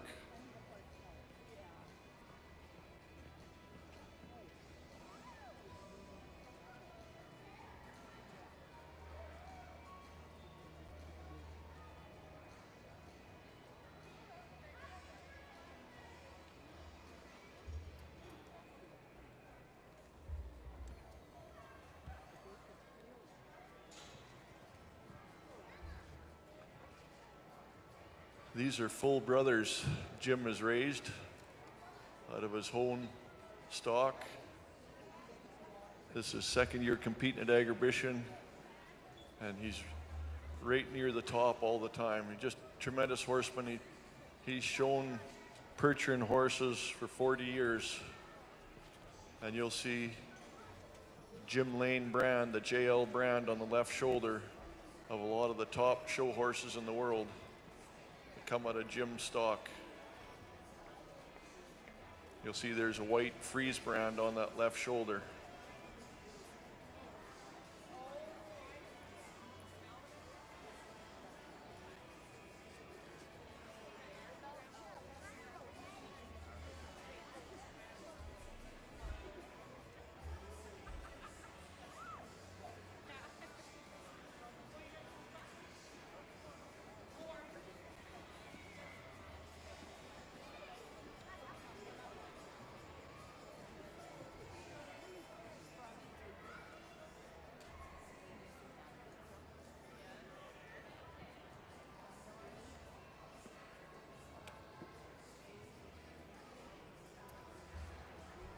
There, Jim has the team all harnessed and hooked.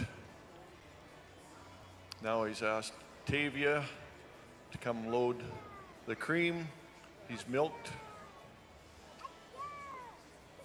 Now Jim's got to get the team out of there without stepping on a line. Got to get, the wagon has to come around the corner, come out through the keyhole.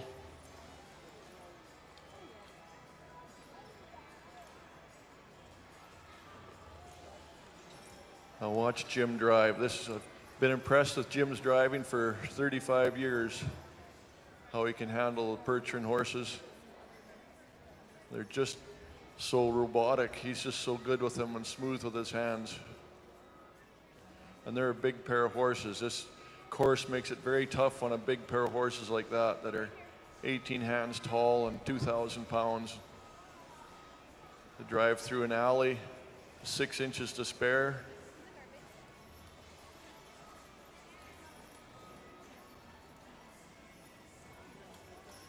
Jim is part of a crew there in Birtle. They'll take off and go with the sleighs up into the Birdtail Valley, up into Riding Mountain. They'll take up to 30 sleighs and go up to the top of the mountain there and have a bonfire.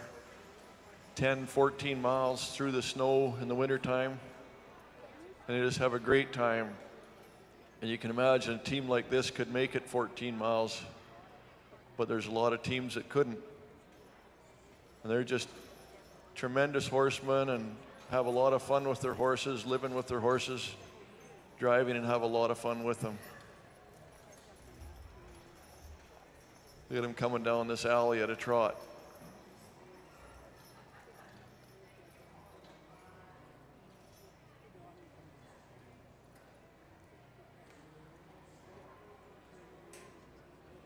Jim's put his mail in the mailbox. There was no envelope there for him, but since he put mail in there, puts the flag up.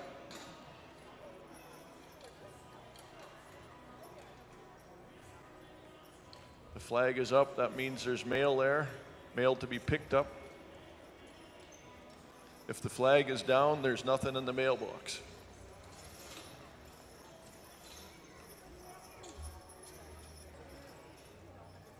Now he's got to come around and get into that dock.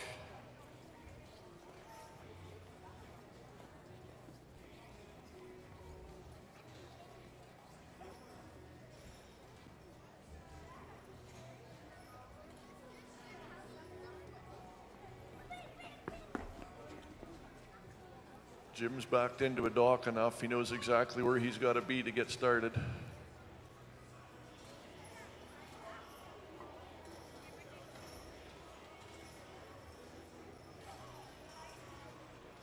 Look at how fast he can fan that team. Old Dusty and Andy can fly around. Jim says, there I am, I'm perfectly straight.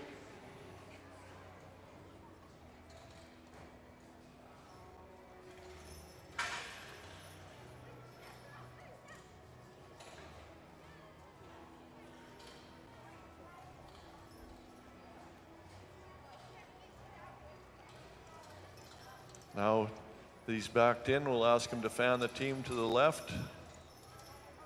Well, here comes Dusty and Andy over to the left. Now he's got to fan him around to the right while he keeps the wagon packed backed into the dock. Jim says that's not straight enough. I want it straight so that Tavia can unload that cream and also pick up an empty can. Then she's got to unload her bag of wheat so that Jim can pick up flour next time he comes to town. Now he's got to get Dusty and Andy back into the keyhole without stepping on a line. All lines are off limits here except for the line that shows 90 degrees at the dock.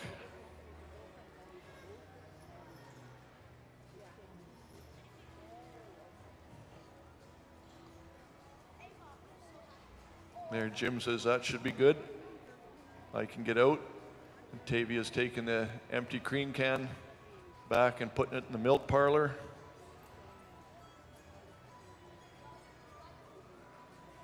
Now Jim can get off and unhook Dusty and Andy.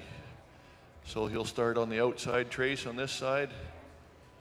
Again, keeping himself safe, staying on the outside.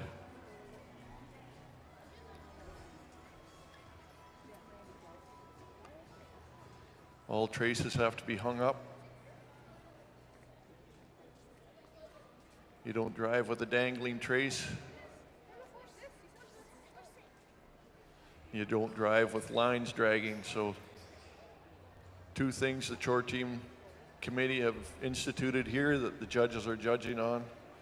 You don't drag your lines and you don't drag your traces.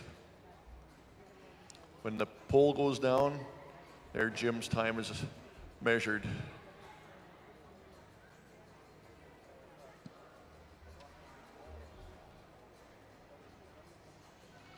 Now Jim's got to get Dusty and Andy out of their keyhole.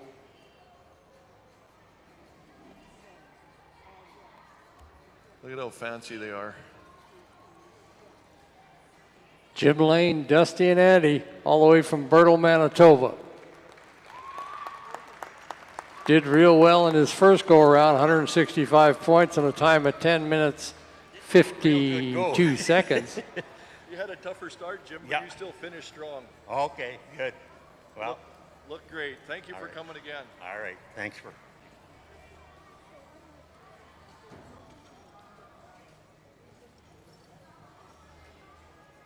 These Manitoba guys have an above average run and they think they had a tough go. They're so good. Sure are.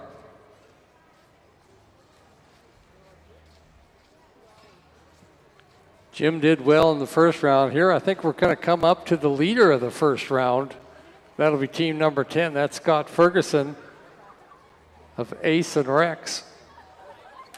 And he come in with 177 points and finish it up in 9 minutes and 23 seconds. Let's see how fast he can get her done this time around. Have a score for you on Jim, just a moment.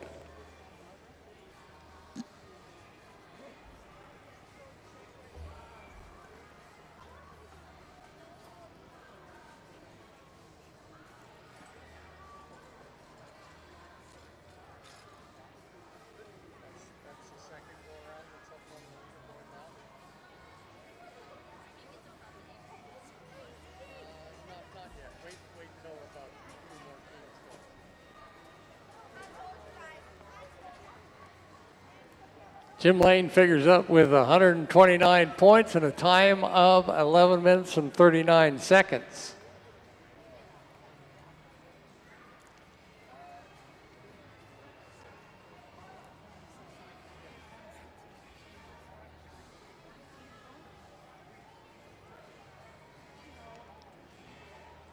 So that was your leaderboard up there on the second go-around. We'll have an average figured out here for you a little later on, or an aggregate, if that's what you want to call it. Right now, Kelly, we're going to stick with some Manitoba teamsters here and bring in the best of the best. Scott Ferguson, he was our champion last year, and he's got his Saddle Red Cross team again, Rex and Ace.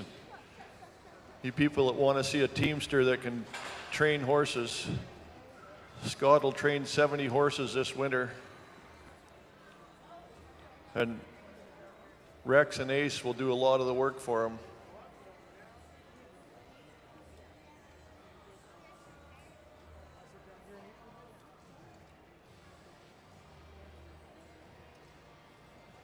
Watch this teamster work.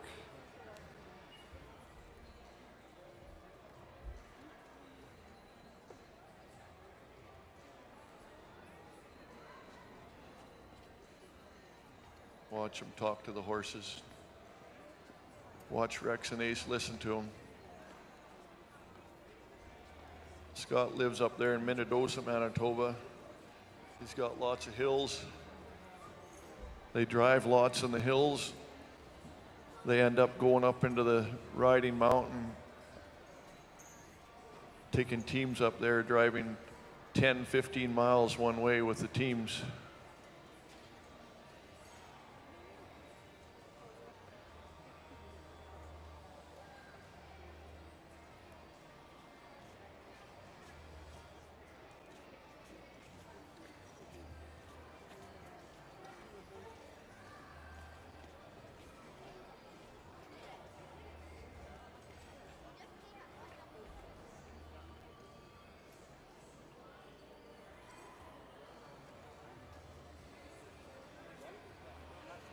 One thing that's impressive with Scott is watch his hands on the heel chains traces. They just fly. That's where he's gaining time. He's not fumbling away at them, he just does it. Gathers his lines up, doesn't drag his lines.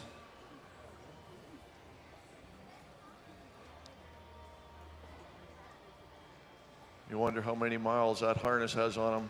Again, Scott's using that biothane nylon harness. Quite often it's made down in Aaron Martin Harness in Wallenstein, Ontario. It's light, it's durable, you can wash it with a pressure washer.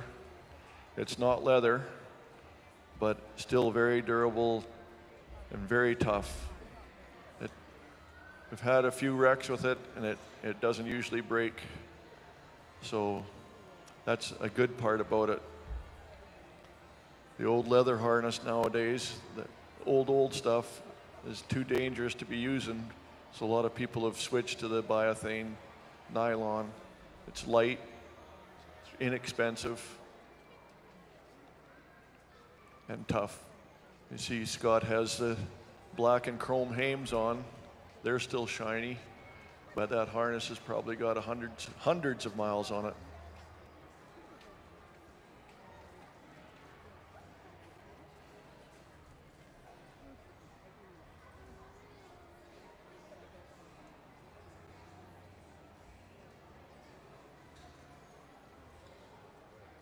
You see him tap Ace on the right leg there, saying, lift that leg up, you're standing on my line.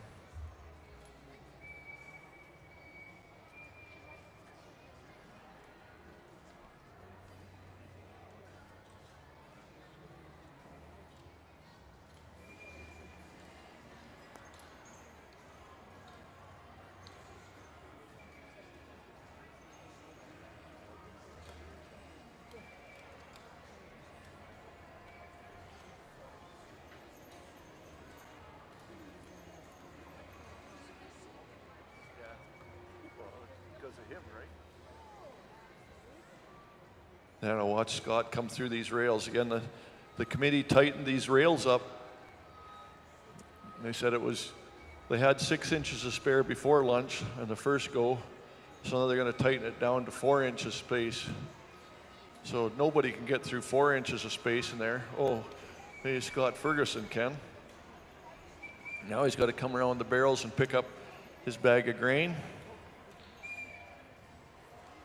Scott's got his son Cody riding on the back with him. Scott and Cody living there at Minnedosa, Manitoba in the valley, training horses and driving truck. They will train 70 horses this winter to ride and or drive. So Scott is a tremendous horseman. Scott won the competition last year. He's in the lead this year. Just watch him. He just has so much confidence, and the horses feel it. Horses know what to do. He can talk to them. He can tell them to do whatever. Again, these are cross Percheron saddlebred.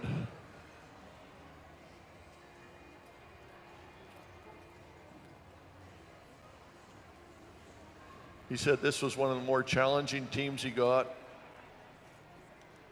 He got them when they're close to 10 years old and had to train them.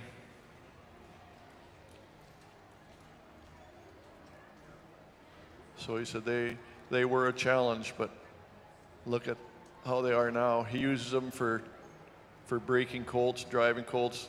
I don't like saying breaking colts because you don't break a colt, you train a colt to what you want. But Scott uses this pair for driving them, and he'll take one horse off and put a colt on, or he'll drive these two and put a colt beside, drive 3 abreast. He's just so talented, he's not scared to do anything. I told the story this morning about they were showing in Dauphin, showing a 6-horse hitch, and they said, wouldn't it be cool if we could show an 8? Yeah, that'd be cool. Wouldn't it be cool if we could show 10? We could drive 10. Well, who could drive 10 horses? Well, they said if we hitch him up, Scott Ferguson could drive him. He wasn't very old back then. I think he was still in his teens. They hitched up 10 horses, and Scott Ferguson drove them around Dauphin Fairgrounds. 10 horses means 10 lines, means every finger has a line in it. Which would be one thing if the horses would be used to driving 10. That's the first and only time they were driven 10. We asked him to back in flush to the dock. There it is, absolutely perfect. Now we want him to fan to the left, so he's asking him to come over haw. That line there is to show when he's 90 degrees. So he's 90 degrees now. Now he's got to come back again. The thinking in the old days was when you backed into the dock, if you were sitting straight out like that, you would block the road. So you have to swing your horses over to one side, let the traffic go by.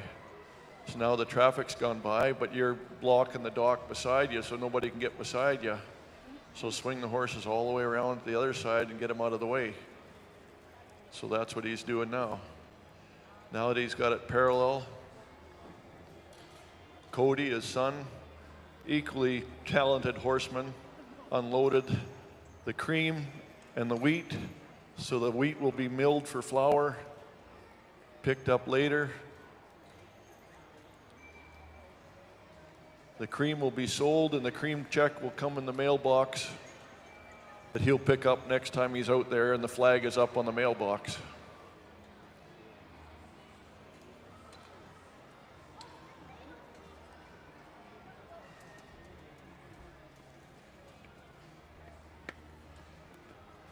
Here goes Cody carrying the empty cream can back to the milk parlor. Now Scott can unhook. Watch Scott's hands on these traces and the hooks. Watch how fast he works. That's from doing it thousands of times. His lines will be hooked on his elbow, I know already. I don't have to look because they're down out of the way, but still held where he can grab them. Now, and then tongue comes down to the ground. The time is that.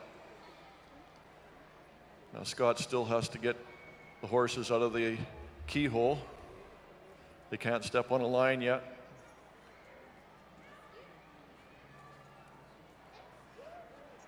Out he comes. There he is, the best of the best, our champion from last year. Scott Ferguson, Minnedosa, Manitoba, Rex, and Ace. Still a smile on the face. Yeah, it wasn't too bad. That was very good. Congratulations. Remember, these guys were the leaders coming in. Scott Ferguson, he had 177 points and a time of 9 minutes and 23 seconds. Let's see what we come up with on his second run.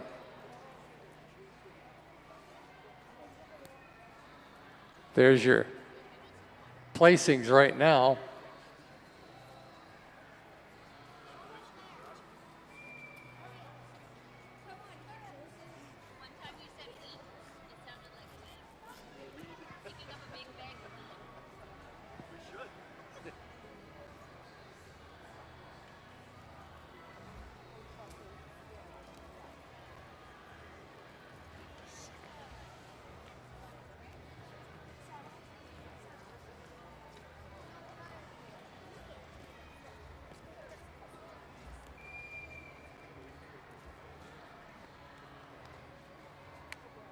All righty. Have Scott's score coming in here in just a minute. Right now we're getting set to go with Arden Dust of Humboldt, Saskatchewan with Zip and Tess.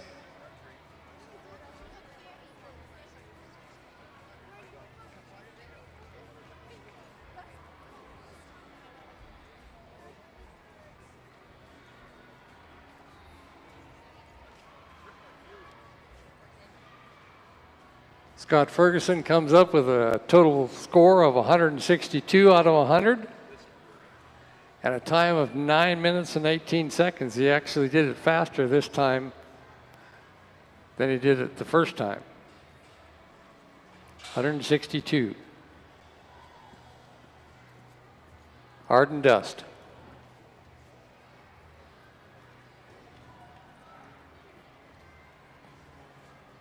Kelly, this is a nice big team, Tess and Zip. Just a real good chore team. They're doing chores, feeding 300 or 400 cattle at a time. They used to show Holsteins and sheep, light horses.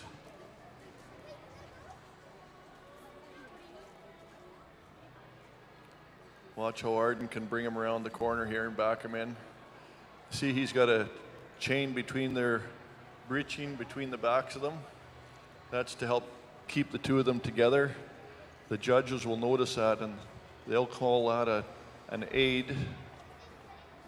So he'll get points deducted because that's not part of the harness. That's added as an aid to keep the horses together. And some people will say, I'll just take the couple points as a loss, but my horses will stay together and they'll work better that way.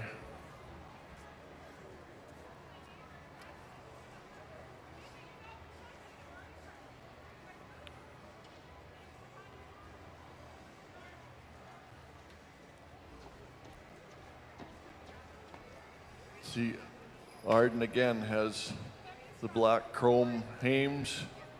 See the chrome balls on top. That's black powder coated steel on the hame. A lot of teamsters have went that way.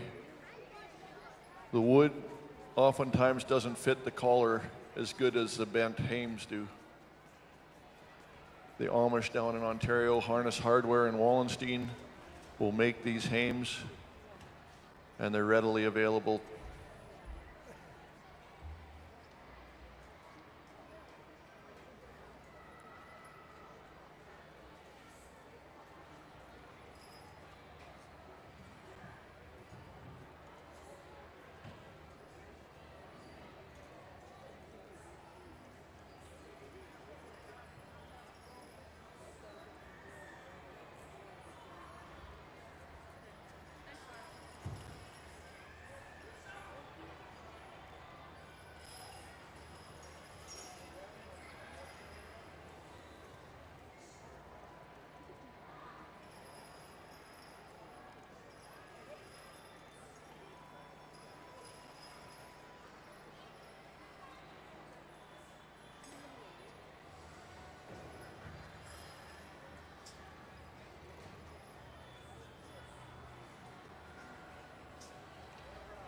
You know, you ever have one of those days where things just don't want to go your way?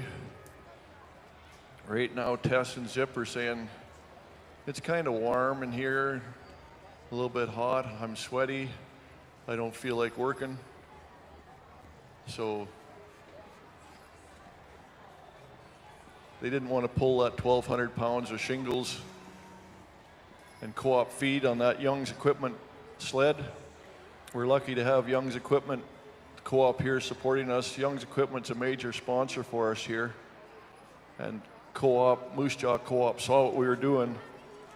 So they said, we want to be part of that, and what do you need to help? Well, we needed some materials to explain our story and what we're doing. They supplied us with sugar, salt, flour.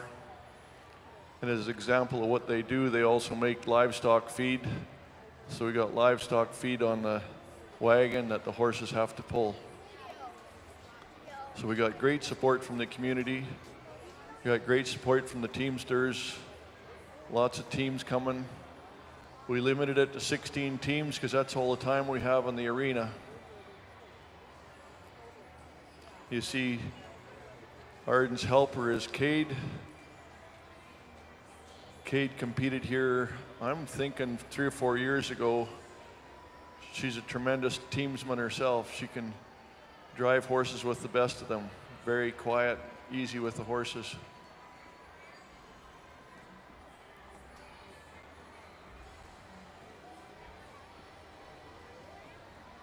The one time Arden showed Holstein cows and sheep, so he's no stranger to the show ring. Right now he's got to get Tess and Zip hooked to the pole. See, he's putting his neck yoke over top of the pole. Get it in there so that everything is in place. That pole is what gives him the braking and steers the wagon.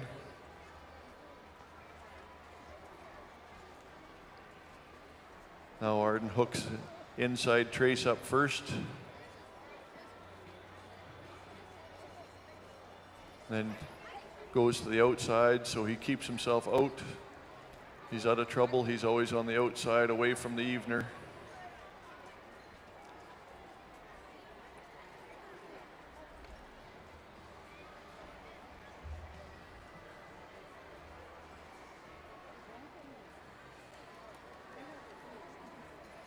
Lots of times these horses will work better once they get a pole in between them. They can feel the weight on the neck yoke up onto their neck. And they'll say, okay, now I know what we're doing, we're hooking up. So they'll work a little bit better than just hook straight to the evener with no pole on it. Now here comes Caden with their cream. She's got to get the cream on the wagon so that Arden can deliver that to town.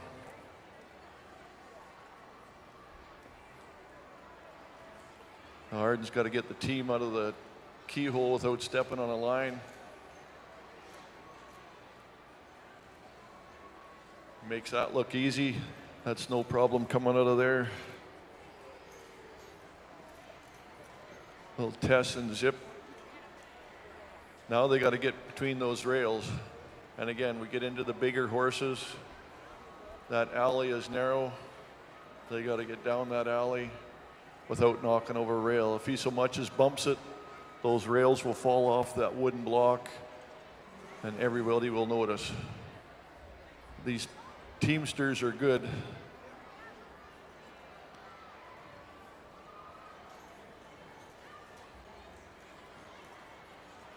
Now he's gone through the alley.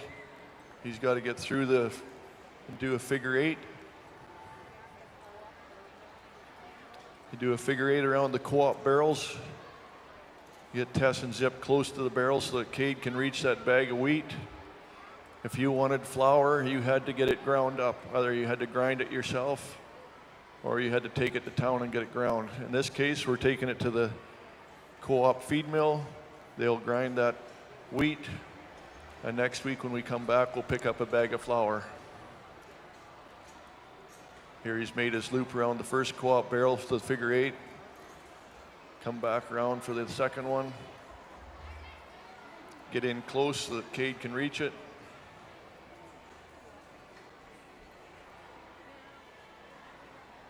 There, she's got it. Cade's Arden's helper riding in the back.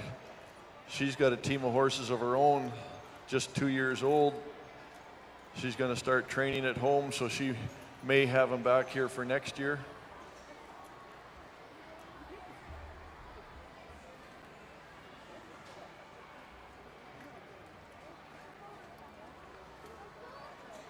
It's tough on these horses to come to town. Never been here before. In the crowd with a couple hundred little school kids making lots of noise. They're trying to hear Arden's voice.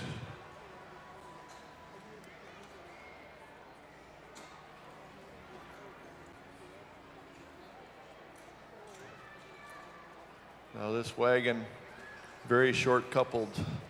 So it'll turn on you very fast. So you have to be very careful backing it up nice and straight.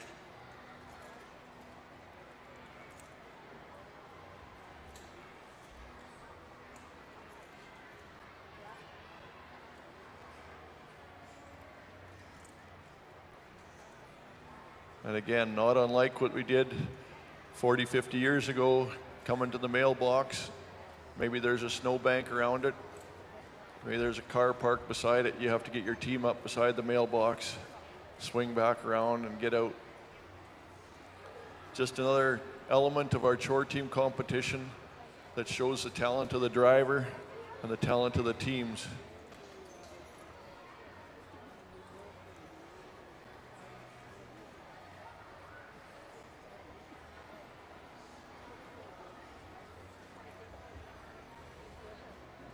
Arden says, I got a line over my pole. So Kate jumps off and pulls the line up for him.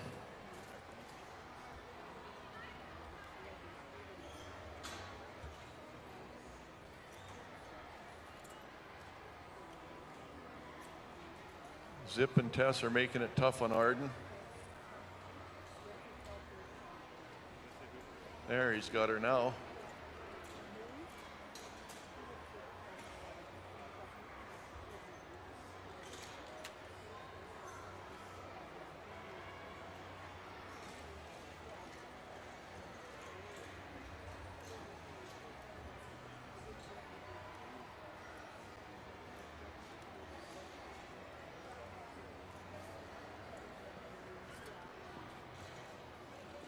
Tess and Zip will head home after the show, and Arden will put them to work feeding 300 to 400 head of cows. So they'll be starting to play out by the time he's done chores this time tomorrow.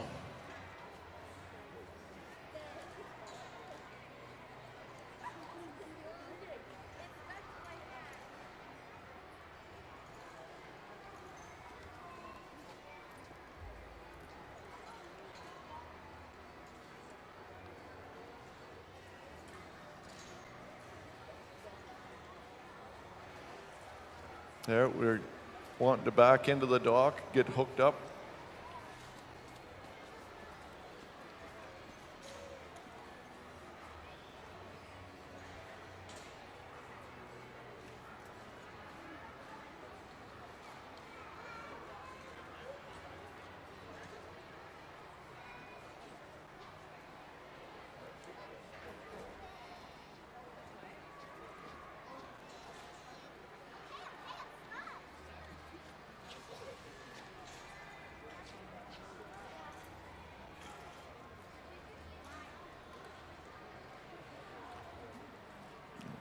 See, Arden, a good teamster, he's not going to quit until it's done right.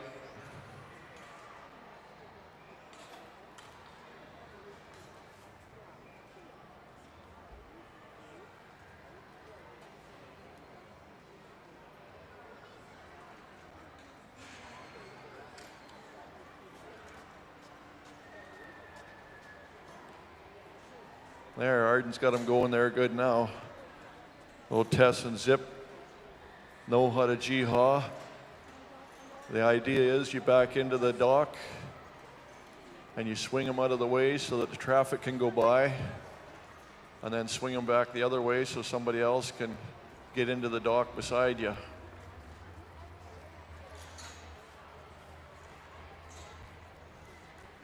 You can see Tess and Zip are getting hot and bothered. Of course, they've been outside. They come into a nice warm barn, and they still got their winter coat on, and you know what that's like, to come in and get sweated up and work in a winter barn.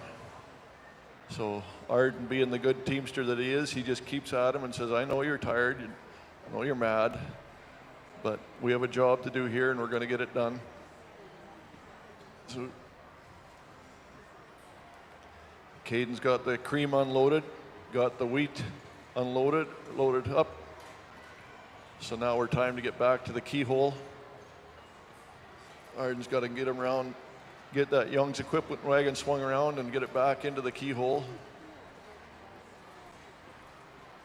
Again, the lines You cannot touch a line anywhere in this competition except in the dock.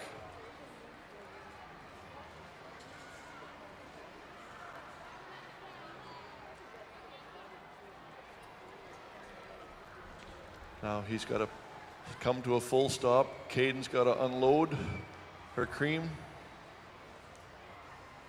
Head over to the milk parlor, leave her cream there. Empty cream can.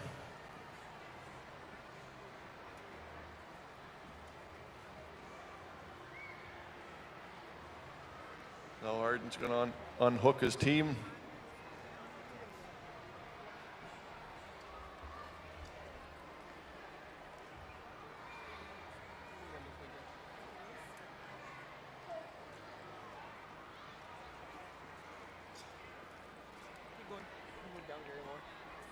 Jeff?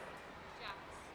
We had to switch them out. Oh, did you? These two usually don't drive together. That's Horse is lame. switch. Grab a spare. Yeah.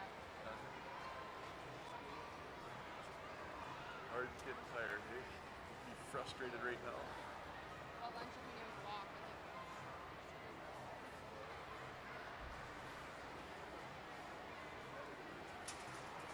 I didn't know if you'd be able to do exactly what you did.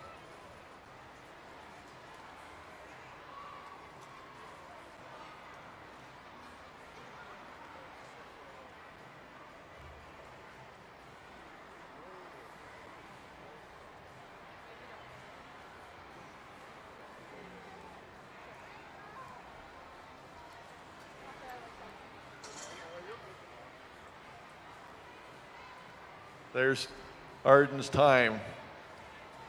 As soon as that pole touches the ground, the competition time is done.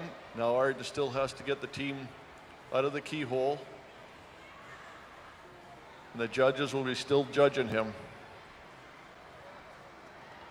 And watch how they listen to him coming around the corner. Watching for that chalk line. See their ears up. Working, listening for Arden's commands.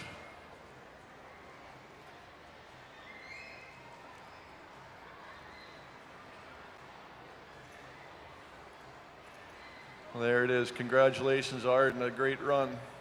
Arden Dust, Humboldt, Saskatchewan, zip and test. Nice run. Nice run.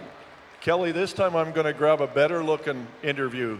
Caden's been doing this a long time. She's been helping Arden. Sounds good. That was a good run for Arden. Nice to see him get out here and get it done. Yeah, I think Arden did a great job considering these two mares don't usually drive together. Last minute we had to put together a different team because we had a lame horse. So I think he did very well. Awesome job. Thank you very much, Caden. We'll see you in a year with your team. Hey, we're about halfway through the second go-around. We're going to take a short pause, just a few minutes to stand up, stretch your legs. Maybe you want to go to the washroom, or maybe you want to get another hot cup of coffee, and we'll be right back in just a moment with the second half of the second go-around. As we take a look at the big screen, there's the aggregate on all these people and what they're doing on two runs.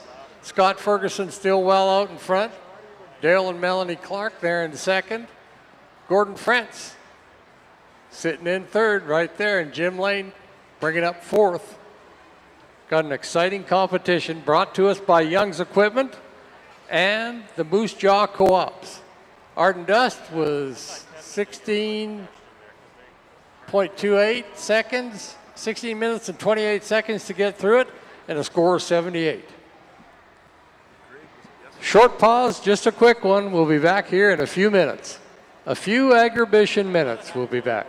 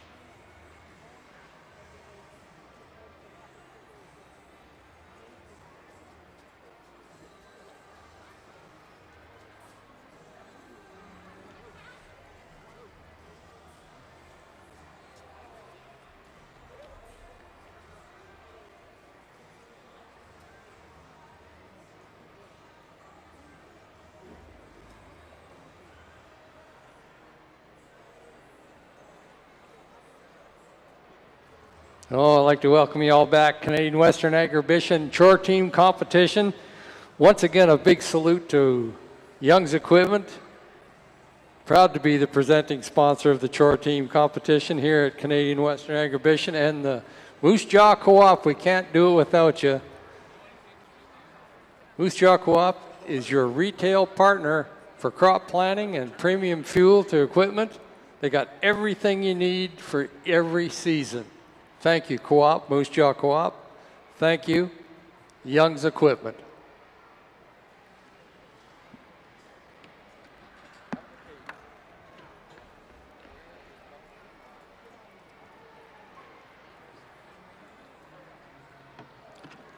Kelly, we talk about surprises, maybe not surprises, but just new people, new introductions.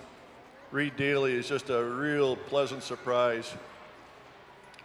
And if you knew him, it wouldn't be a surprise, but just first time to town is so impressive what he's doing. Yeah, we'll go to my old Facebook friend Reed Daly there with Claire and Fontana.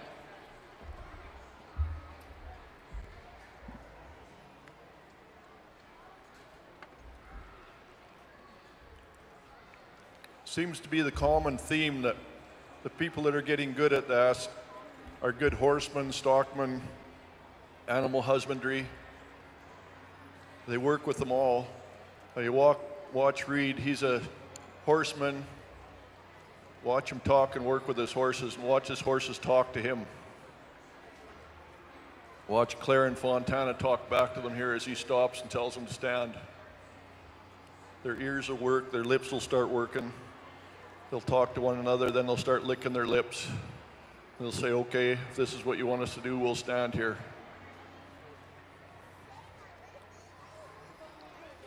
Watch them come back to center,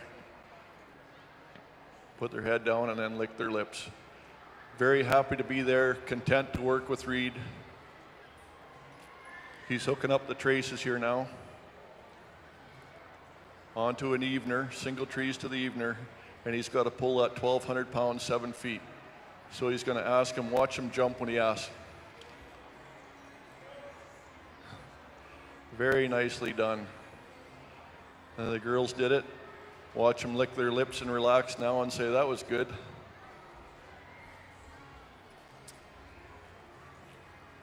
Again, Reed was new to this, but he was trained by two of the best, Twyla Newton and Matthew Stephen. Spent time with Reed in a driving school, taught him how to drive. And Reed and Christine said, we like this. I think we've fallen in love with driving. We need a team. So he shopped around, had his mind set on which ones he wanted. He went to Twyla's, and for some reason, Twyla sold him this really good team. Claire and Fontana. He used them for wagon rides and sleigh rides. He wants to keep the heritage culture alive, and this is his first time at Agribition. He did compete at Yorkton this year. He got second at his first competition. And now he's in really good shape here at Agribition if you saw him up here in the scorecard. Again, these Clydesdales coming from Twyla's are quiet, patient, easy to work with. That's part of the Clydesdale characteristic, but it's also part of her training. Her and Matthew gave him the start, what he needed to do, how to drive. And he said they just fell in love with it. So right now, Reed's got to get hooked to that wagon inside that keyhole.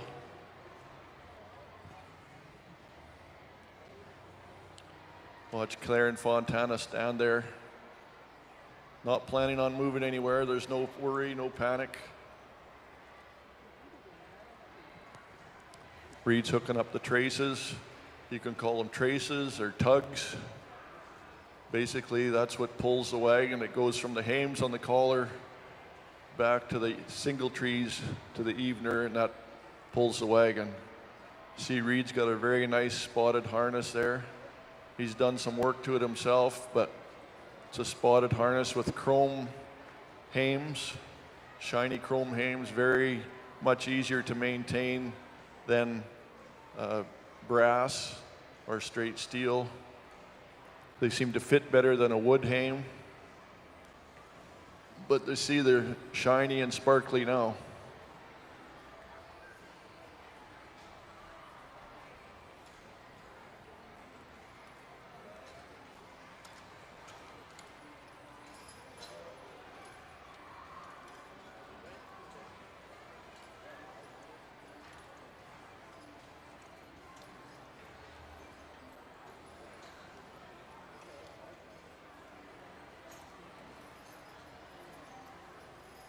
Reed made that look easy. Watch him come around the corner now with the girls. This gets a little tougher now. There's not much room for that wagon to come between the two rails. Look at Claire and Fontana. They look down at the rails, watch their ears. They look down at the rails, and then they flip back to listen to Reed, ask what he's saying. They're watching the rails. Oh. Claire said, I didn't know my feet were that big. You roll the rail off, and you'll see the judges here, Dale and Michelle. They're watching and looking. Now Reed's got to get around this barrel and get the wheat loaded up. Christine's got to get the wheat. If you want flour and baking next week, you better get some wheat to town and get it ground up into flour. So he's got the wheat. Pick the wheat up off the co-op barrels. Got one more to pick up. It's just fun watching the teamster here. Reed, watch Claire and Fontana and just watch their ears talking to them, listening to them. Ears go back, ears go forward. They know what he wants, and they have complete confidence. You driving Claire right into that fence. She said, okay, if you want me to drive into the fence, I'll drive in there.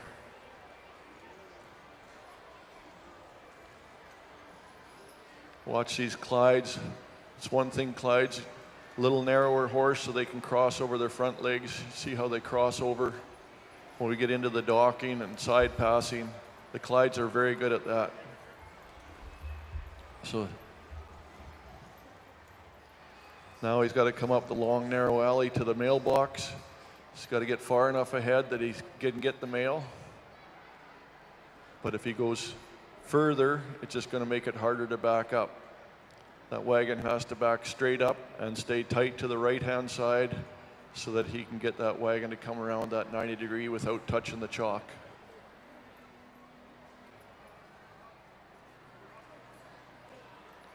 Hear him telling him ha. Ha means go left.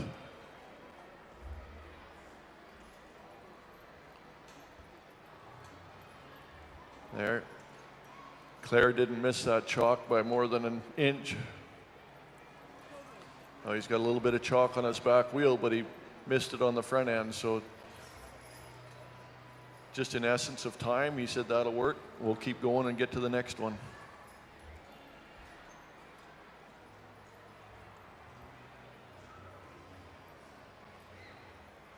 Now Reed will have his own way to get into the dock. He's going to come in and swing out 90 degrees, get his team square, and then back him in. Now here again, watch Claire and Fontana's ears talk to him. He's saying, come over G a little bit. They're listening. Now their ears are flipped back and listen to him again as he asks them to come back ha.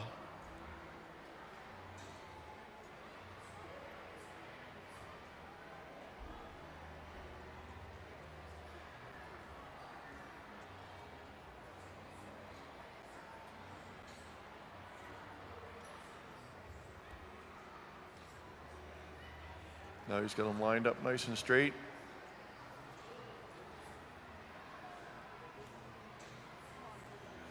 Again, the common theme among these teamsters is their patience, how smooth they are with their lines, how calm they are with their horses.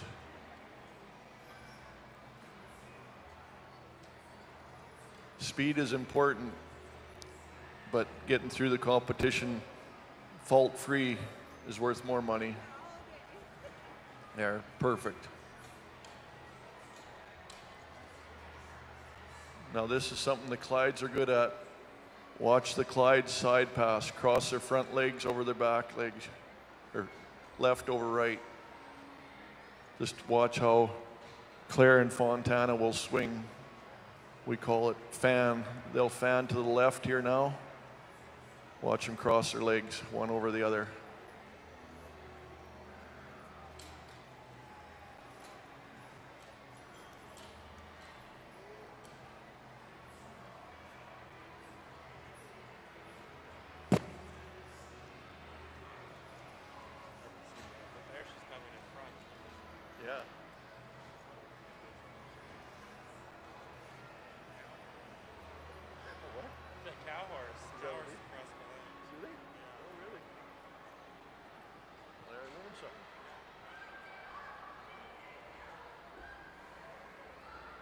They're at 90 degrees now. I asked them to pause. Here she's coming over.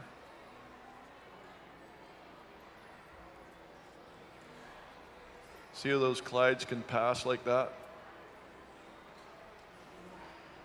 Carriage horses from Scotland. They were made for working the dray wagon in the streets in Scotland. This is really what they're good at.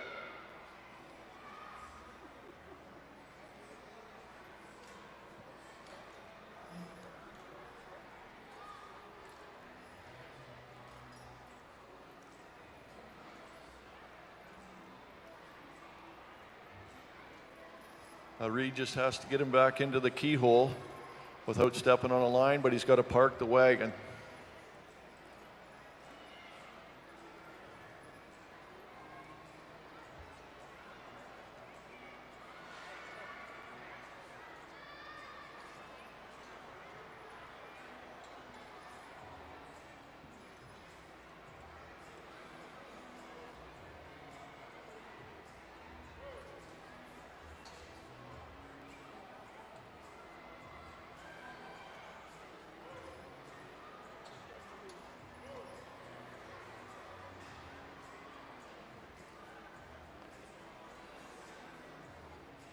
Reed's got the team stopped and standing.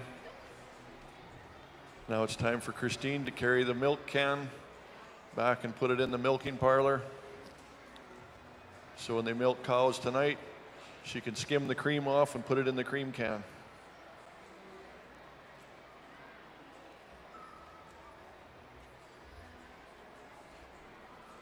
Now this Reed unhooks the traces, hooks them up onto the britchin. You can see he's got a 3-strap breeching. It's fancy with lots of spots on it.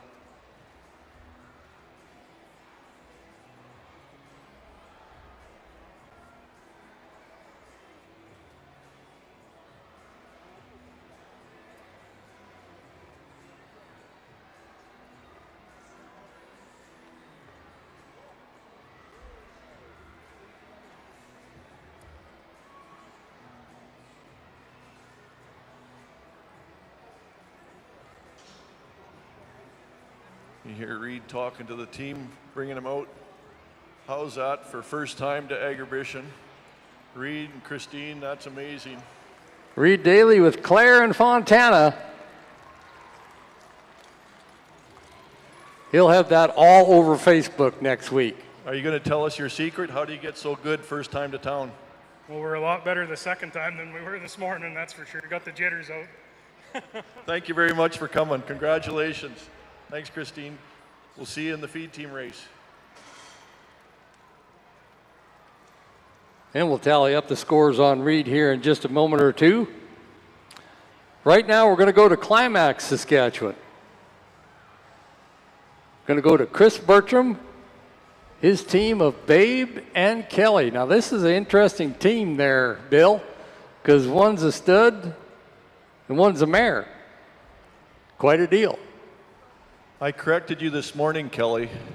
Oh, right. Kelly's not here today. He's out doing stud things. Ah, okay. You know, like all Kellys. Right. So he's replaced Kelly with Babe. This is Babe's first time to town.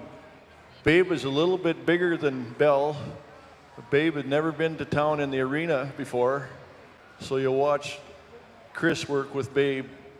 Babe is on the left-hand side as Chris drives her. So you watch, he spends a little extra time with Babe, but that doesn't faze Chris. He came to town way back 10 years ago, talked about this Chore team competition. He helped us design it, build the case, what we needed to do. And then he turned around and went home and brought his farm team off, pulled them off the sleigh from feeding cows for 3 days, brought them here, competed against everybody and won it. They said, who's this cowboy coming to town to try to compete? Watch Chris Bertram working his son here beside him, Marty. Marty watched his dad compete there for a couple of years, and he said, well, Dad, I have a team that's that good. Marty was 10 years old, so Marty brought his team of Norwegian fjords. He was too small to lift the tongue up, so he asked for an exemption if somebody else could lift the tongue up to hook him to the neck yoke. So we gave him that exemption because he was too young. And a couple years later, he was pushing to win it to beat his dad. Marty, did you win it?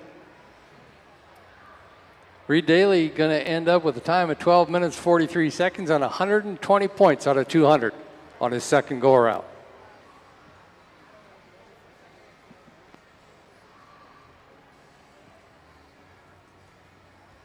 When Chris bought this team a month ago, his one mare, he drove the two mares together for a long time, and the one mare got sore on him and lame and wasn't very healthy.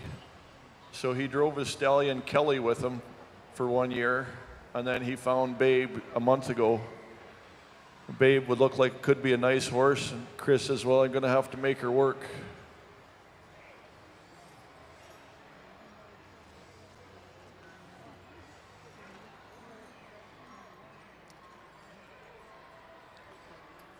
You can see he's only had Babe for a month.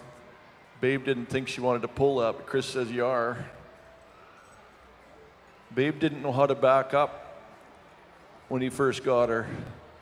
So he said it took a little bit of work. And I was thinking in my mind, Chris, you're going to have trouble at Intermission because we've changed the pattern a little bit. You got to back up and turn 90 degrees. Babe for sure knows how to back up now. She didn't know about the heavy load today, but there's a lot going on in her mind. You can see she's carrying her head just a little bit high. She's not totally relaxed. There's a lot going on for her. So she didn't know she had to pull the load until Chris told her that time's up. You got to pull it today.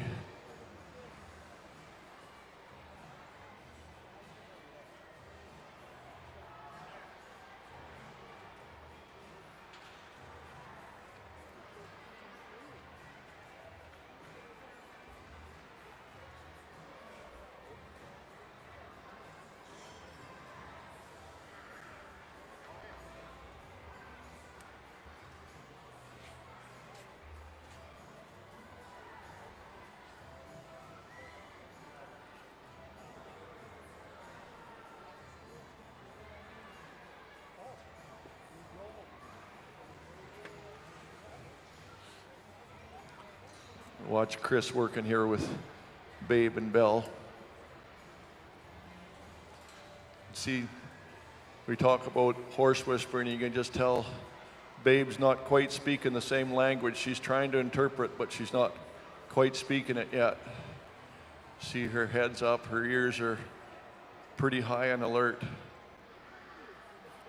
She's looking for help from Belle, but she's building trust in Chris. She knows he's the one that I need to listen to.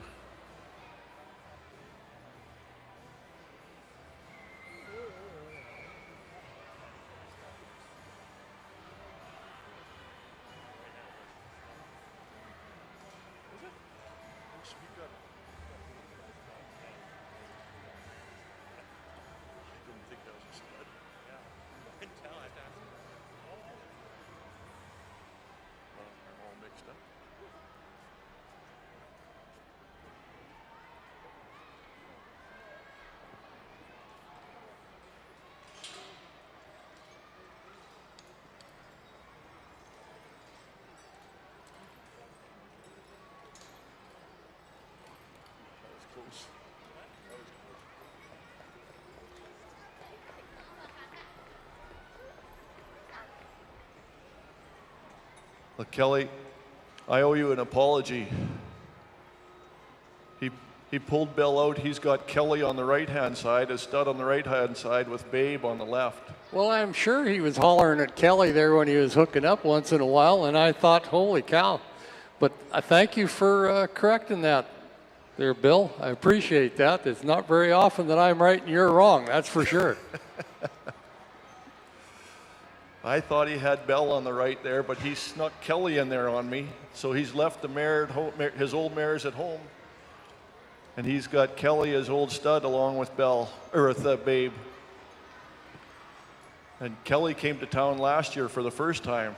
And Kelly is very, very well behaved, just like myself. So.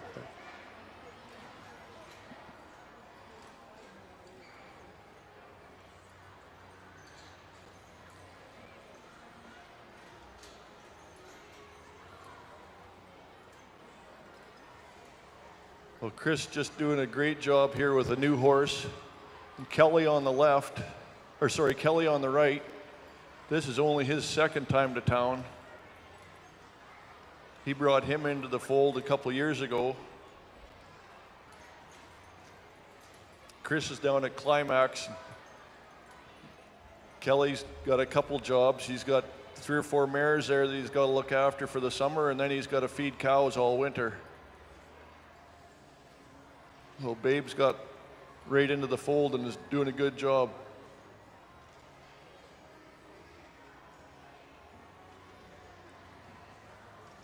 People ask how we trim our feet and handle the feet. Lots of people do it by hand. Pick them up. They're trained. The horses are quiet. They're strong. But some of us go to a man named Wes Peterson, and I don't want this to be an advertisement, but Wes Peterson in Moose Jaw, where he'll take our horses, put them in a tipping table and tip them on their side, and then he'll trim their feet while the horses lay on their side. The reason I say this is because this year, Chris and he brought Kelly to Wes, and I took my mares over to Wes, and Wes trimmed their feet. They come back perfect. Wes does a wonderful job. And I don't even break a sweat. Yeah. And he's fast, too.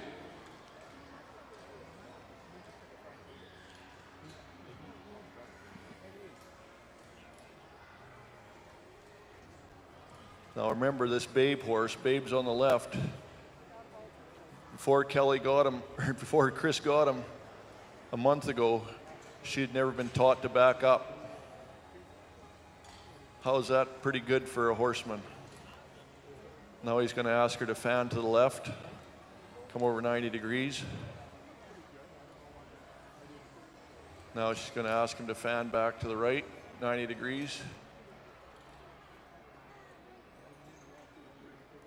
And again, back to my first statement, the common denominator here to these good horsemen or the top horsemen here is they're good horsemen. They're good with horses, they're good with animals, they understand them. Chris is not happy that his wagon's not perfectly straight, so he's swinging them back around. Look at Kelly and Babe working. The wagon staying there tight so Marty can unload the cream, pick up an empty can, then he's going to unload his wheat. And I'm told that I say wheat, it sounds like weed. I don't mean marijuana, I mean like hard red spring wheat. That's what I was saying they'd unloaded. So he's got to get that sent to the co-op flour mill, and they'll mill it down for flour for him for next week. Now Chris has to get the wagon stuck into that keyhole, get it into a spot where he can get Kelly and Babe to come out.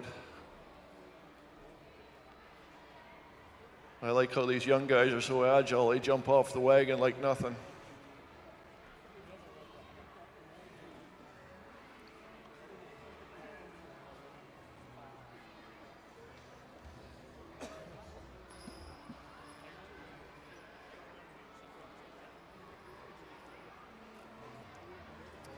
I talk lots about Chris and what kind of horseman he was. I have first-hand experience. I lived with Chris 50 years ago down a little shack on the community pasture of Lone Tree. We talked lots about horses, and he taught me lots about horses. He's forgotten more about horses than I know, and it's just a pleasure for him to come to town and show off what he does every day on the farm. He doesn't do this just for show. He does it because that's how he feeds his cattle every day. Just a tremendous horseman.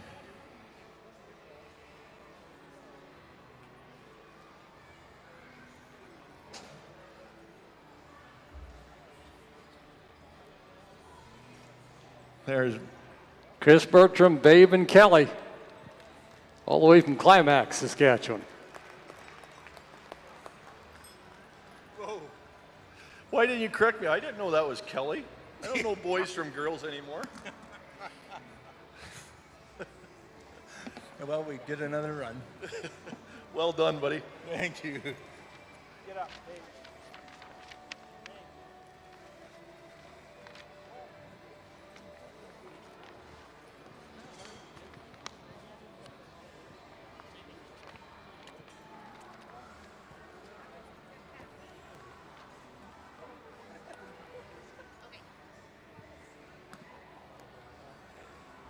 All righty. Get them tallied up for you.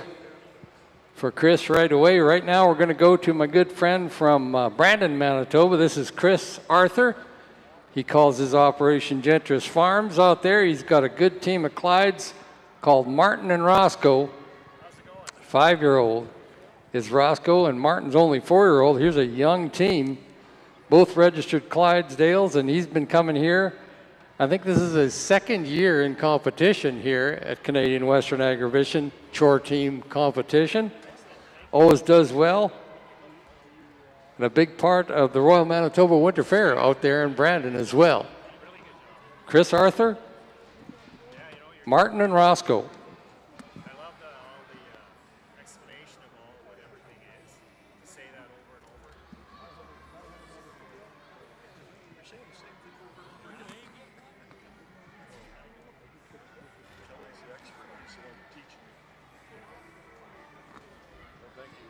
Chris Bertram turned in a time of 10 minutes and 40 seconds and 139 points out of a possible 200. 139 points, 10 minutes and 40 seconds.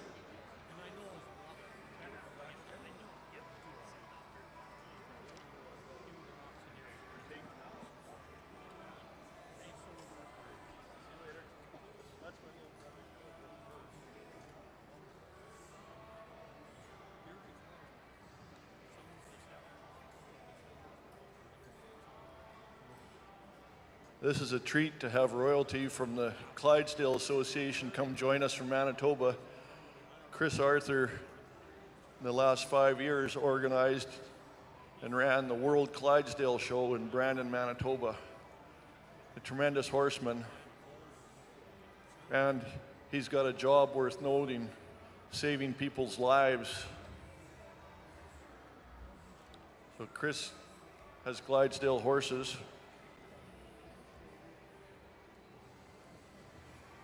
He's part of the urban rescue team in Manitoba and just does a wonderful job there. But he says for his sanity, he drives horses and he has a sweet spot for Clydes. So he took Clydesdale horses and trained them to ride and drive, do dressage. He jumps with them. And he's good at all of it. So good that they asked him to run the Clydesdale show, the World Clydesdale show in Brandon, Manitoba last year. One of the most successful Clydesdale shows they ever had. So that's pretty nice that Chris takes time out of his life to come and share with us how good he is with horses, how good he is with people.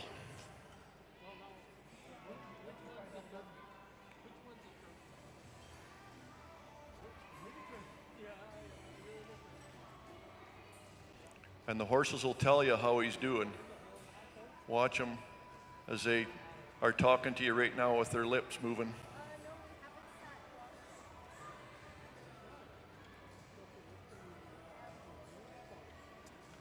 See them talking to us as we come along. Their lips are flipping, their tongue's going. It means we're relaxed and happy and we're doing whatever Chris says. We're comfortable. Now they're looking for that chalk line. Where is it? Roscoe and Martin are 4 and 5 years old.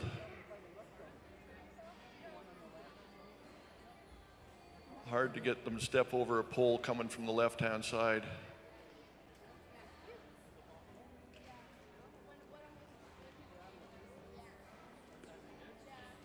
And look at the size of these boys. Hard for them to get around in these tight spaces. They're at a real disadvantage. But when you handle them like Chris does,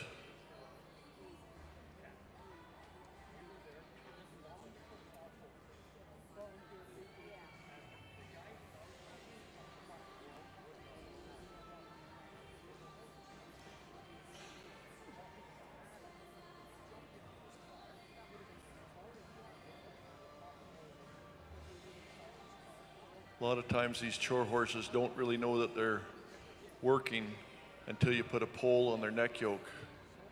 So you'll see they're kind of floundering around looking for a cue until all of a sudden you drop a neck yoke or drop a pole in the neck yoke, and then they think, oh yeah, we're going to go to work, so we'll just stand here and wait.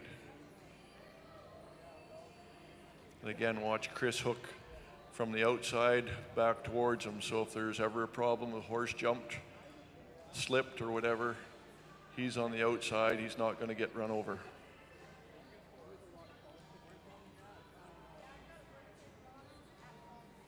Chris has recruited his son to come helping. He's carrying the cream can.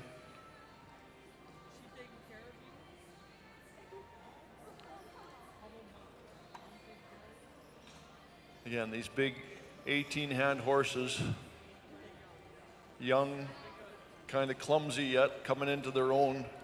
This is tough for them to get around this course, but watch Chris guide them and talk them through it.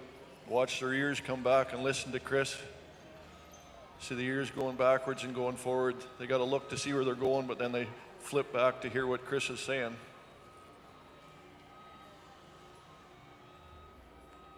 This is a narrow alley for a big-footed Clyde. How was that?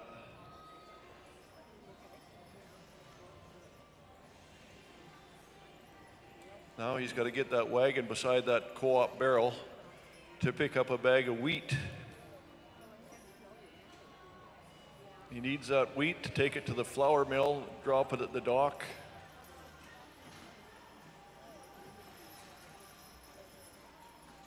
Chris is going to pick up a little time. He says, we'll trot a little bit.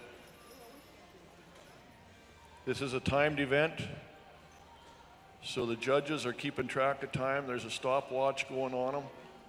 At the end of the day, if there's a tie, the time will break the tie. There are marks for time, but it's not the deciding factor. It's just one of the elements. You got to be good first, and then you can be fast.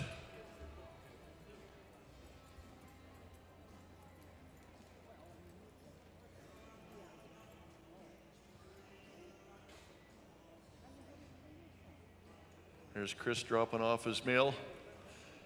In the old days, you dropped your mail in the mailbox and you flipped the flag up. If there's mail in there, the flag is up. If you dropped it off, or if the postman dropped it off.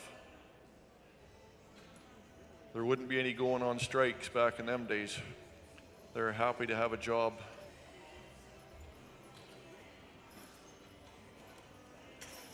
Now look at this 18-hand horses with that wagon, and he snuck him in and out of there really nice.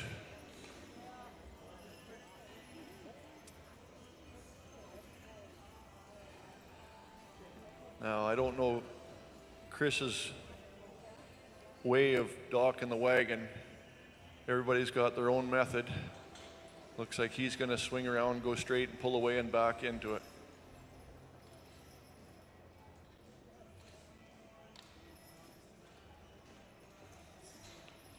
See the two pylons at the wagon? You'll get maximum points if you put it between the two pylons.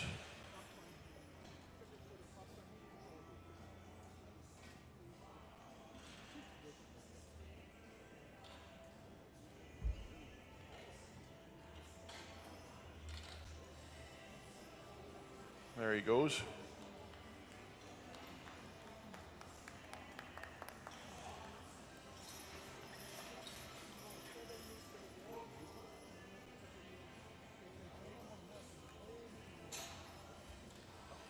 This is something the Clydes are good at. Watch him cross their front legs over top of one another while he's fanning.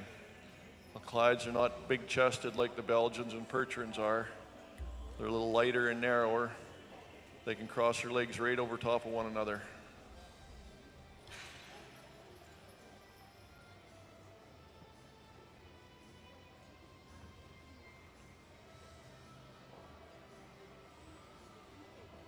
Now Chris's son's doing all the work again, carrying the wheat, carrying the cream.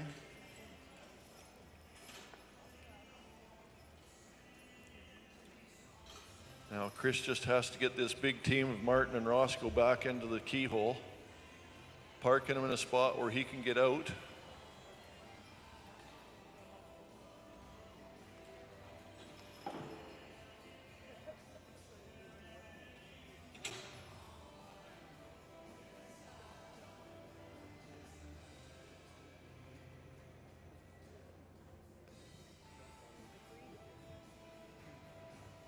It's nice to be as young and agile as you, jumping off the wagon, carrying the cream. You're good at it, aren't you? Thanks. Do you do all the work around the farm? No.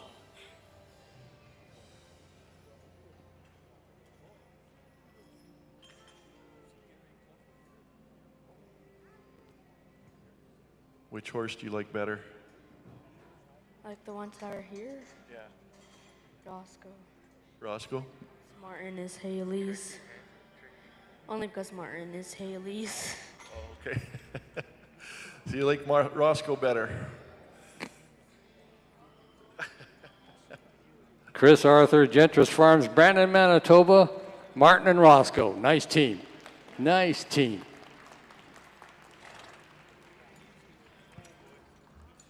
Chris, you put on a great show again. Thank you very much. These boys are doing really good today. Yeah, they put a little stress on your arms a couple times. Yep. Yeah, they can pull. Did very well. Congratulations, guys. Thank you for coming. Yep. Get her all tallied up. We'll bring you Chris's score here in just a few moments. Right now, we're going to go to Chad Hayland of Hanley, Saskatchewan.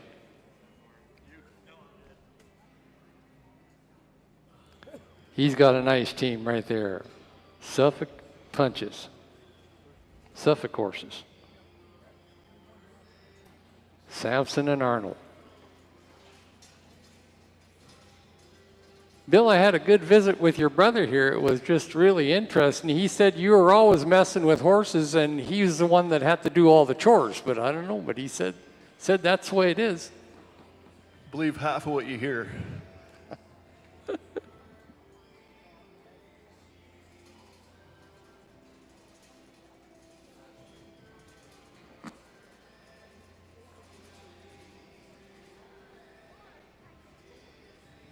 If we're not careful, all the money and the prizes are going to go outside Saskatchewan.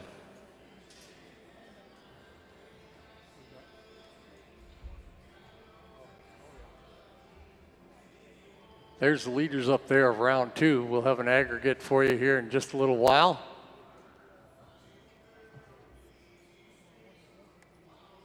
Kelly, this might be some of my most favorite horses here. Really learned to like these Suffolk Punches. Look at this Arnold horse on the right.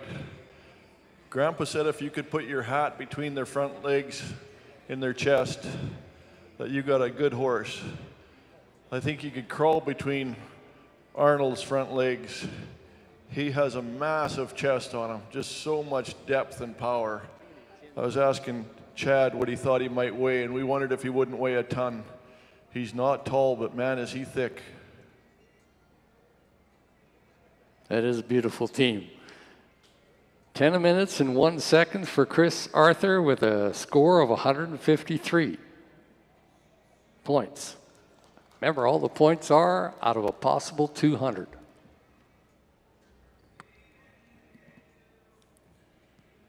These are Suffolk punches, and there's only 1,500 Suffolk punches registered in the world. So we're looking at, I don't know what fits into a rare breed, but Suffolk punch are close to it. But this summer, they had a Suffolk punch retreat down near Moose Jaw, and it was very well attended, and they did everything. They plowed, they cultivated, they disked, they seeded. They did everything you could do with a Suffolk punch. It's just tremendous turnout. Ed Livingston runs a great program down there. Really helps keep the Suffolk punch horses alive. I see Chad asked Arnold there, "You not pulling? Get up." And Arnold just bared down.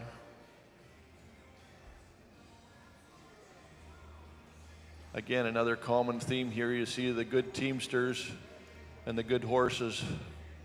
See them talking back to Chad here.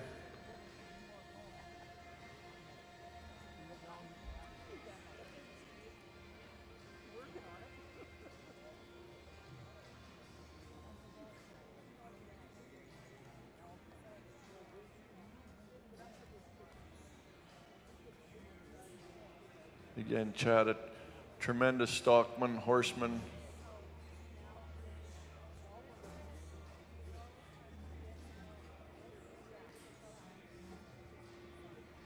Chad's been at Agribition for about 35 years, and he's either showing sheep or showing cattle or showing horses.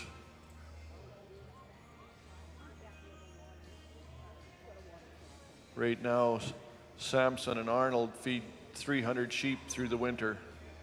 So they got lots of bales to haul. And those boys look like they could haul a full load.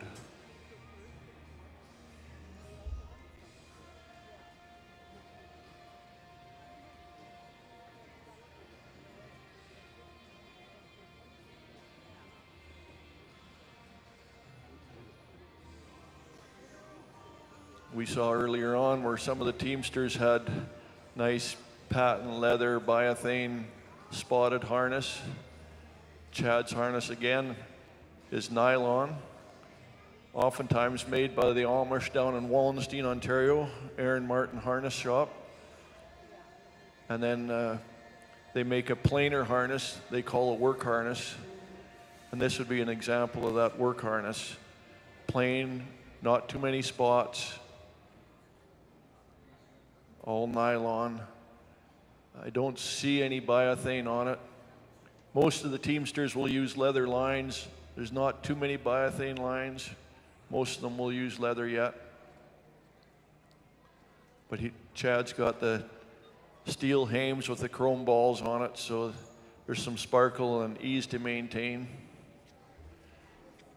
The steel hames seem to fit the collars better than a wood hame. The wood hames are appealing. They're usually natural wood, just with a lacquer finish. But these black chrome hames are very popular and easy to keep clean, and they're shiny and sparkly all the time.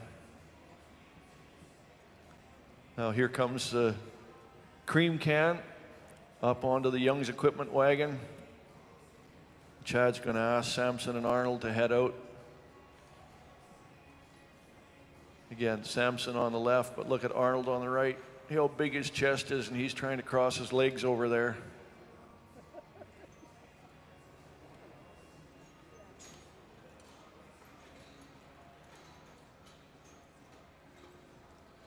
Chad's been coming to Agribition for 35 years, so he's not strange to the show ring. He's used to doing it.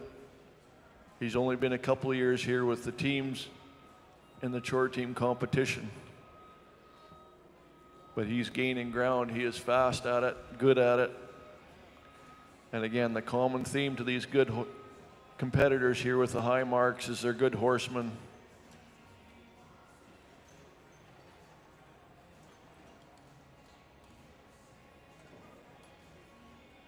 See our judges here. Dale Anderson coming up there close with the black cowboy hat.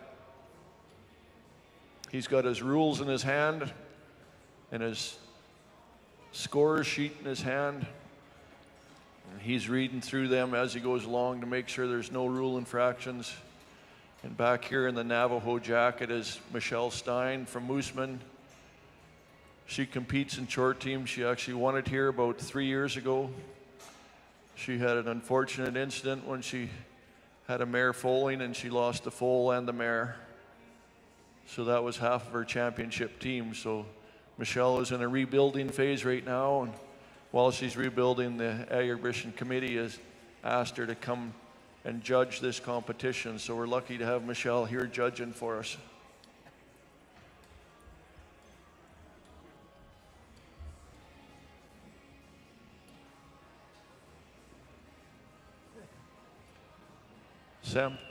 Samson and Arnold are just a big drafty pair.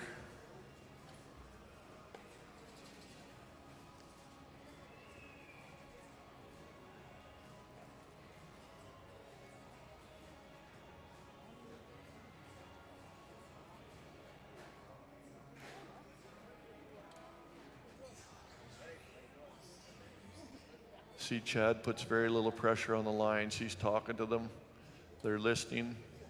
They're starting to move.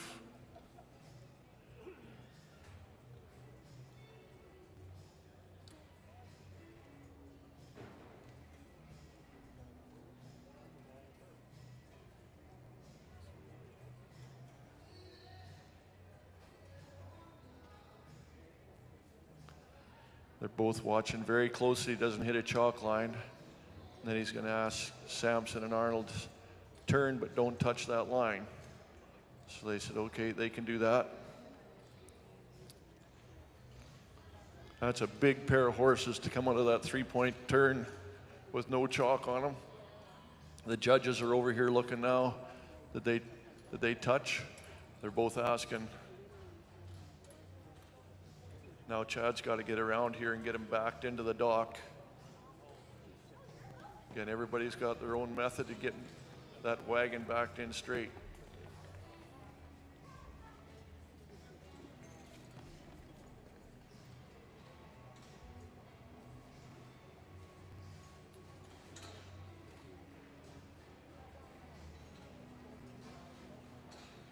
It's interesting, Chad's big boys look so nice, well kept.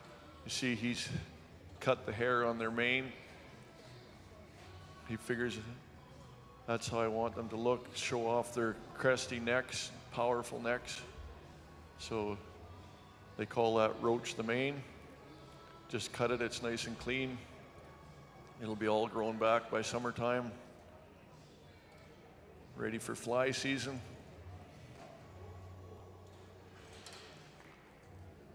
Nicely done, yeah. Person wants to clap when you see a good teamster like that backing him in. Especially a big pair of boys like this.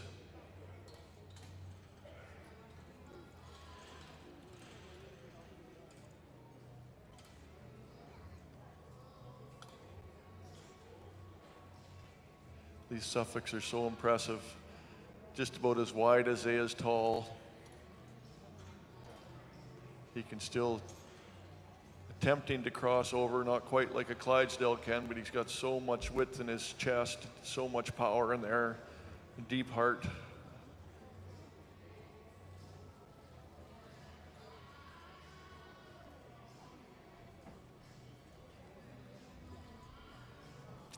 These bigger, draftier horses will wear a little different harness sometimes too, little different collars.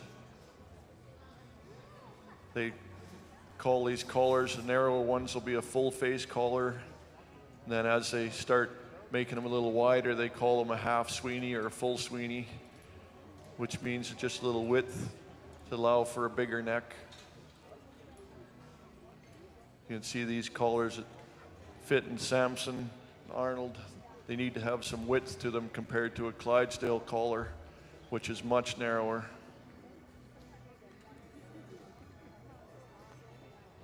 Samson on the left there, his neck is just huge. It would take 2 Clydes to fill his collar.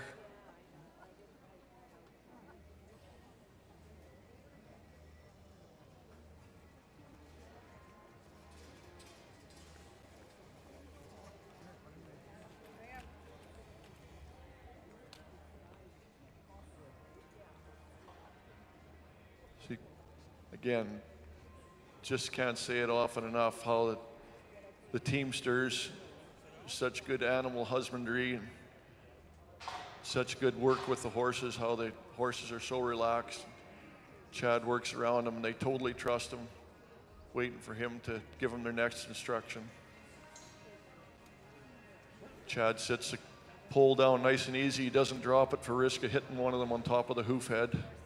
You don't want that to happen and bang them on the top of the hoof head and lame them up. There's the big boy. He's got to make that right-hand turn and come out of there. Samson says, I don't like that wagon there. And Chad said, it's okay, just come on. And out they go. Chad Hallen with Samson and Arnold. Nicely done.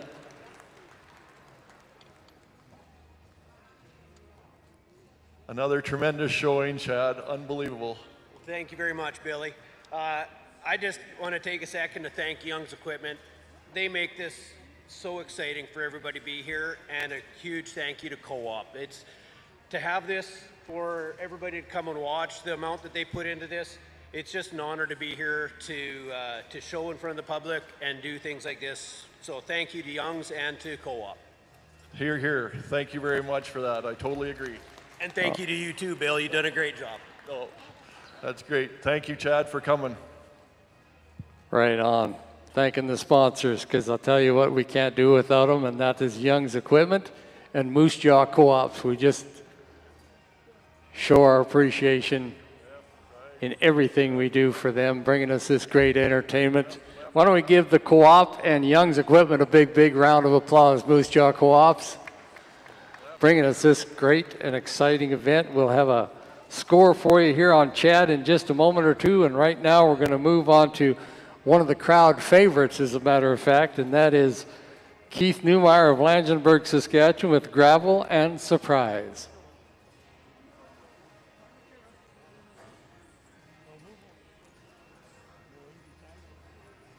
Chad Hallen with a score of 148 points and 11 minutes and 45 seconds.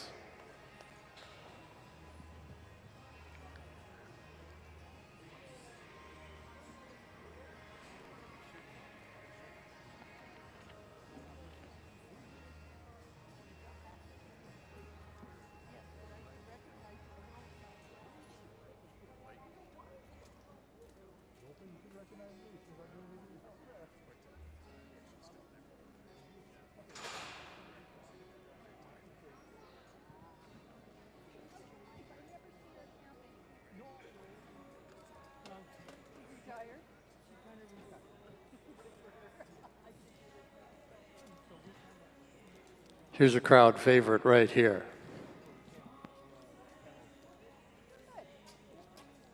This is a cool story, Kelly. Keith went to town to buy a horse, and he come home with Puzzle. Puzzle was a 20-year-old horse then. And all of a sudden he had a surprise. Puzzle had a baby. So we have Puzzle and Surprise here. Puzzle is 31. Surprise is 17.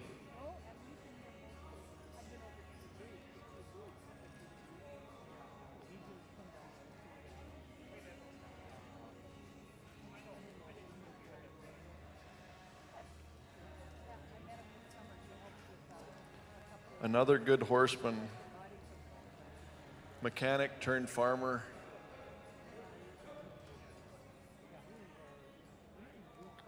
Sorry, I called Puzzle, but it's Gravel and Surprise. I'm sorry.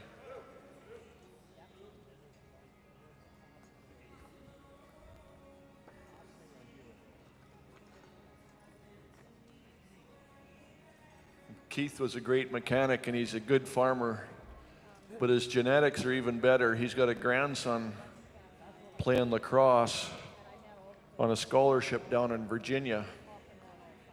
He's only one of 3 from Canada that got invited down there, and he's very good at it. His grandson is coming to town here, and Keith's going to surprise him and pick him up at the airport. So that's a pretty cool story. There's lots more to these horsemen than just horses.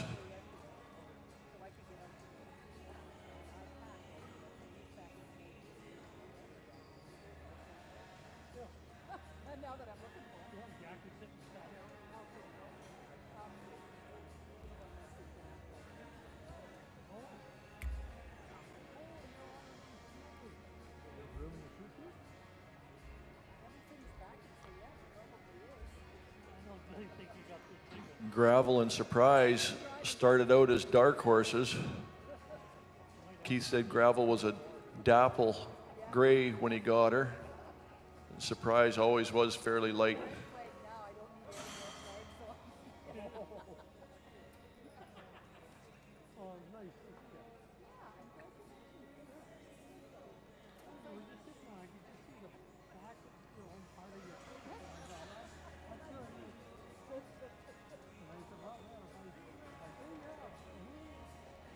I think if I was a horse, I'd want to live at Keith Newmar's place. I don't think they've missed many meals. Just very well looked after. You can tell they're very well fed. 31 years old and looks like she could be 5 years old. And her daughter is 17, looks every bit as young. There's a fountain of youth out there somewhere at Keith's place.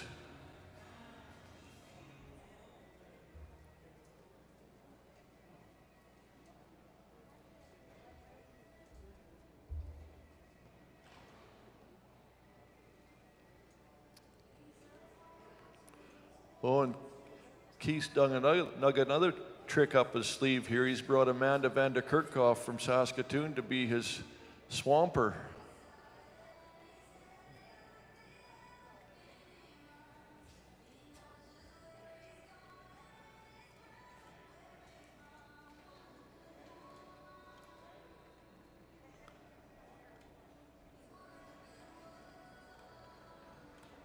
Keith made that look easy, come out of there very nice.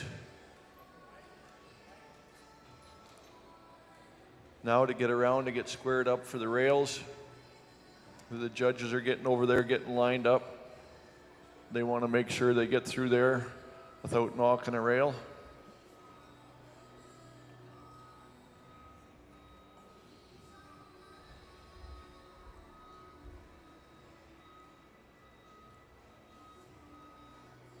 Gravel and Surprise, 31 and 17 years old, through the rails like nothing to it.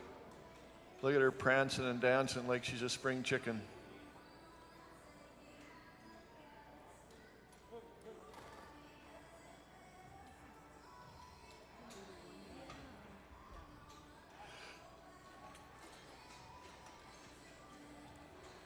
Interesting little thing about Keith and his driving. When he drives, he asks them to turn left and turn right rather than gee-haw. So I got to teach him anyways. I might as well teach him just left and right. So you hear Keith talking to him. He doesn't say gee and haw. He says left and right. So listen, as he comes around the corner, you'll hear him ask how to turn. You hear him saying right.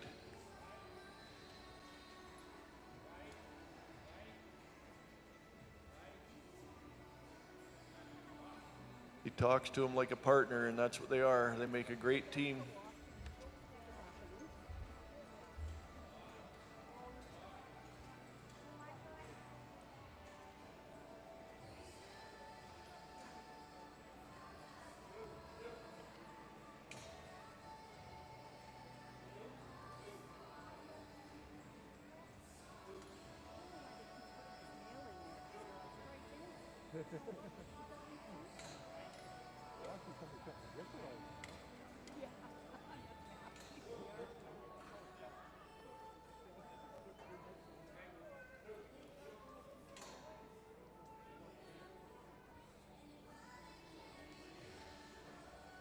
Keith says, oh yeah, I remember how to back this wagon up now.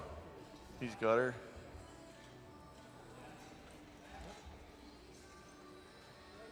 He come in and out of that keyhole very nicely. That 3-point turn. Got his mail delivered. Now he's going to go back in and unload some wheat. Put his full can of cream in there. Exchange for an empty cream can.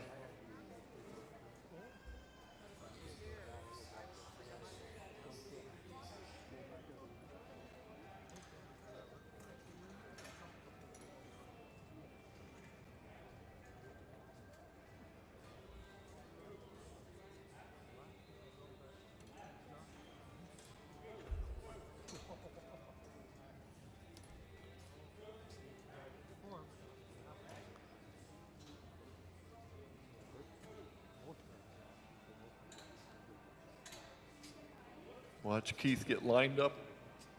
He'll come around, get him lined up and put him in dead square. I know it.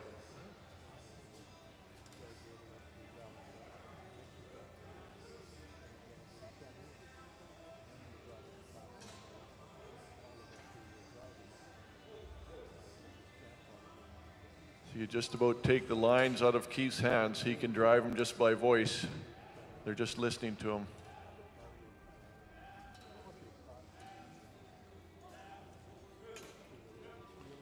He's come around 90 degrees to line up with that chalk line.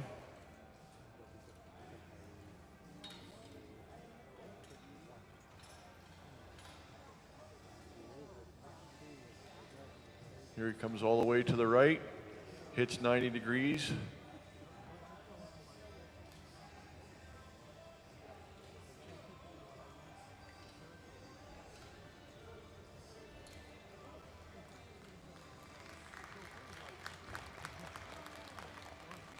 Pretty impressive, isn't it, folks?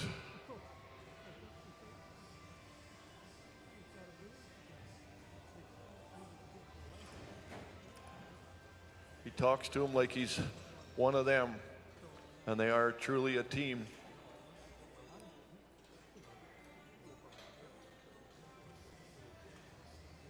The mother is 31, the daughter is 17.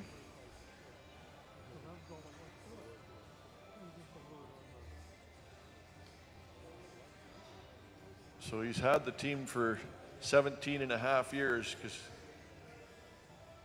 when he bought gravel, surprise was a surprise.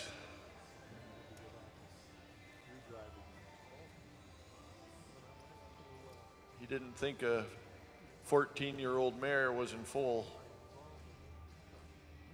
but he's got a pretty nice mother-daughter team.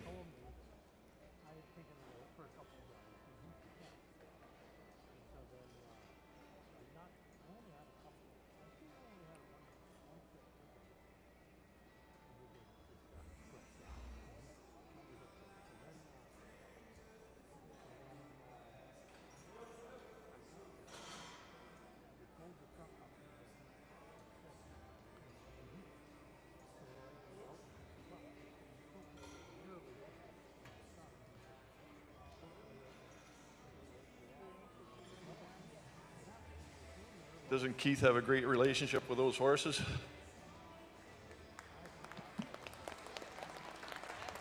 Keith Newmeyer with Gravel and Surprise. There's a crowd favorite right there. Give him a big round of applause, would you?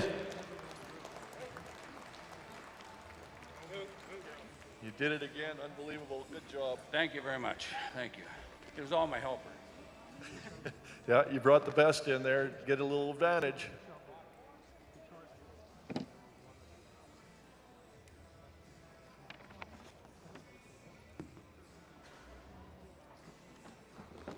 The arena crew here places the wagon and the seed and grain and everything back into position. You see they've got chalk on the keyhole, so it's all put back into the exact same position, so there's no advantage for the next competitor.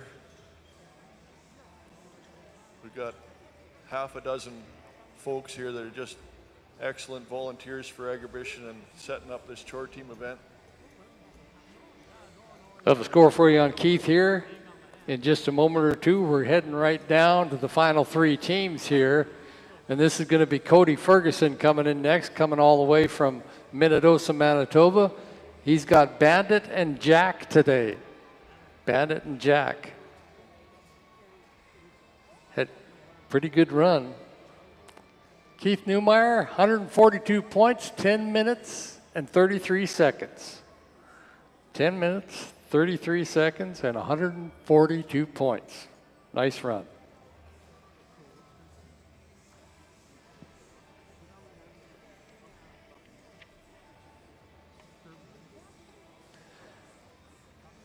Cody Ferguson, our next team up of Bandit and Jack.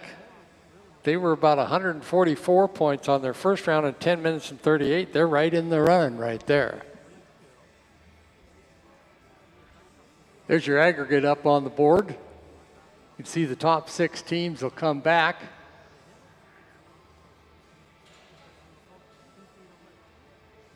And it ain't over yet.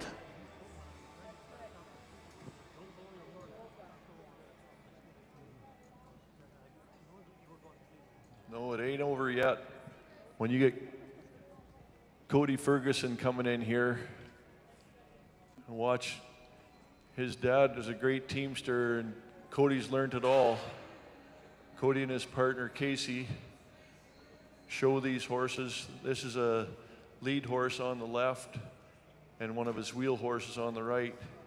They competed in the Manitoba 4-horse hitch, and they've won it once, if not twice. They just figured they should come here, and so they got Bandits on the left. Bandit is one of their lead horses, and Big Jack is on the right. So there is a little bit of size difference, but that doesn't matter when you're doing chores.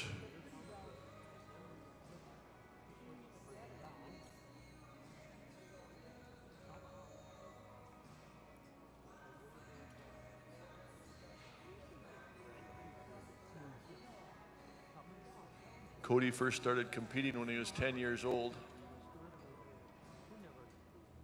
And he's competed all the way along.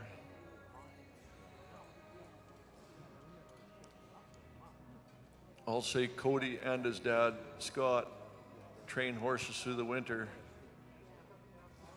And I know Scott trains about 70 horses. That's 70 horses a winter.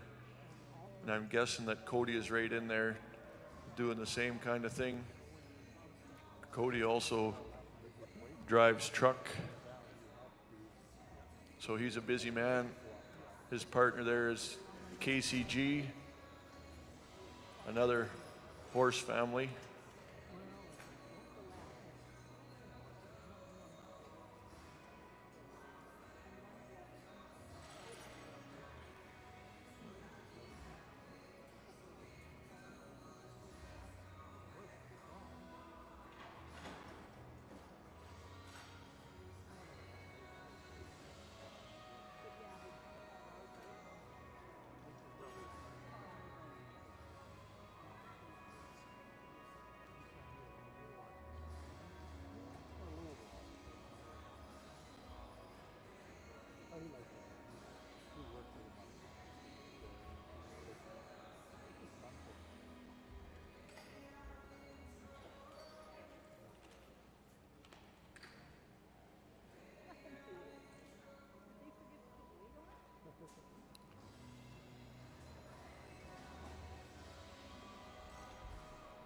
These horses are primarily show horses, but Cody knows what they can do. You see they got their plates on, getting their foot growing out to show next spring in the Manitoba Royal Winter Fair. So they don't know exactly what's going on here in this arena. But Cody says, I know they can do it. When it comes time to pulling that big load, they just walk away with it because they know that's what they have to do.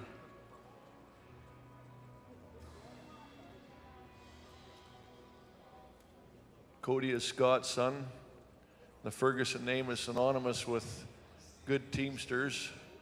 Lloyd Ferguson was 25 years running the Budweiser Clydesdale hitch. Wes Ferguson, just living west of Minnedosa, Manitoba, trained horses for years and years, and one of renowned as one of the best horsemen in Western Canada for a long time. So it's no surprise that Cody and Scott are two of the best out there now. Cody and Casey took a 4-horse hitch around the country and a 6-horse hitch to compete at Calgary this year. Did very, very well. And that's no easy feat nowadays, taking 6 horses on the road. You know what it's like to fill your car with gas, then to fill a semi and a couple trucks hauling all your supplies. So it's nice to see Cody and Casey out there doing that. Just know how much work it takes. Like he said, he spends his paycheck to show horses, so it's definitely a passion.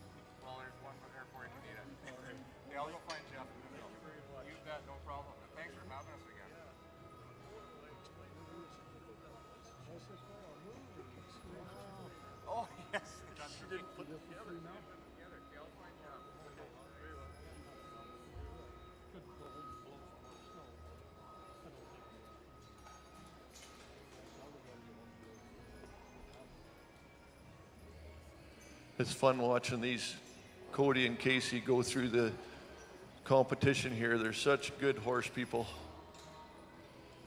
Casey's family had Belgian horses for years there out of Virden, Manitoba. They've been showing 6-horse hitches for as long as I can remember, the G family. And now paired up with the Fergusons, who are renowned in the horse business for driving and training. So it's not a surprise that these two are competing at a very high level.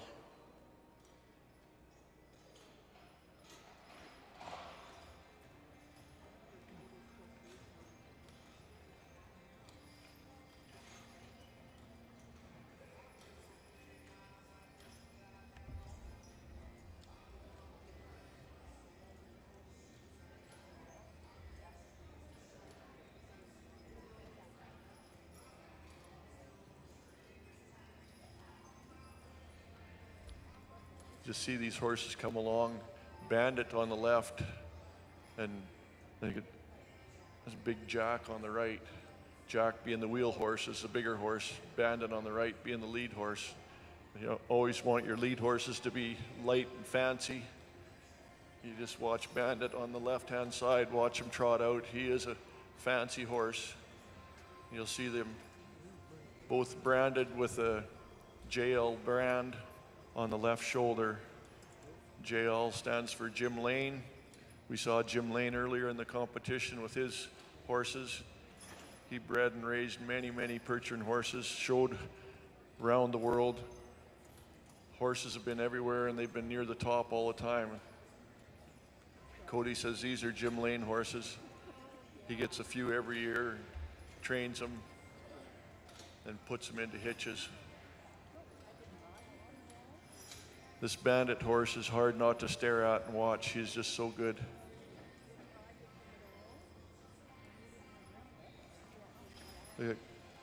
Cody how good he is. He wanted to move the wagon over a little bit further to the right so he had room to come out of this corner. And he's saying, Jack, just step over that white line. There, he made it around the corner. That's one of the first times I've seen the wagon come out of that corner because Cody swung him over.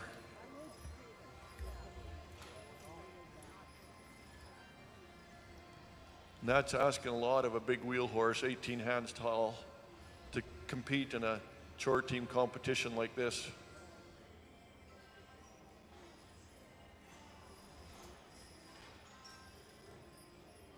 Now the crowd, you can get a little better look at left-hand horse here, Bandit. Look at how smooth and clean, perfect he is.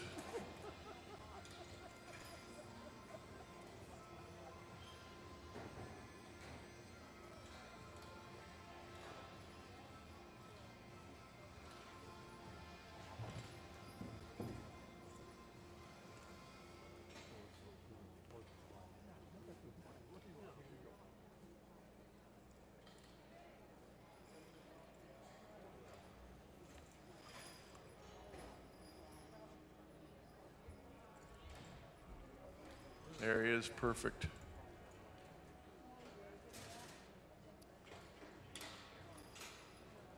I can hear Cody down here, but you folks in the stands probably can't hear him because he's so quiet and soft-spoken and the horses are listening so well.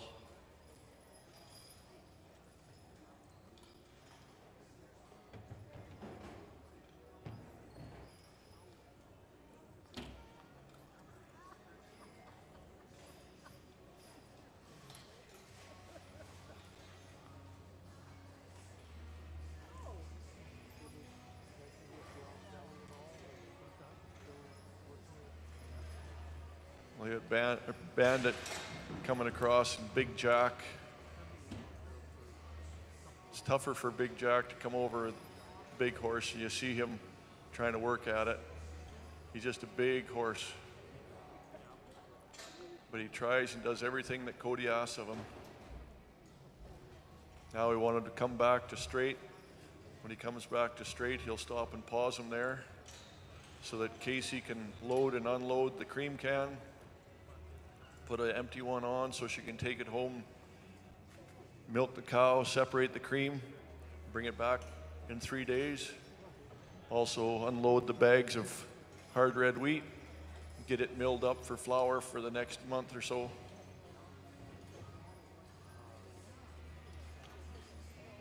Now Cody's got to get him back into the keyhole. He's got to just not got to drop him in the keyhole. He's got to get him in there and leave him in a spot where he can get Jack and Bandit out around the corner behind him. Jack and Bandit can't touch chalk lines, and Casey can't go over a chalk line. But Cody can step outside the chalk lines. It's not a restriction for the driver.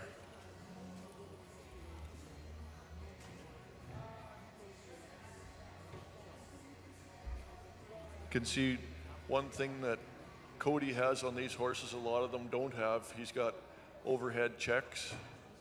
So by that I mean coming over the top of their head, hooking down to the check bit on the horse so they keep their head up and maintain the look, the showy look. So see, they keep their heads in the air, and that's part of a show horse. You want them to keep their head up and look good. A lot of the other Chore teams' horses have their heads let down so they come down to the ground. And I think in this competition it probably makes it a little easier if the horse can get their head down and look around. But these horses are actually show horses, so they're doing a double duty right now and pretending they're a Chore team. Cody Ferguson, Minnedosa, Manitoba, Bandit, and Jack.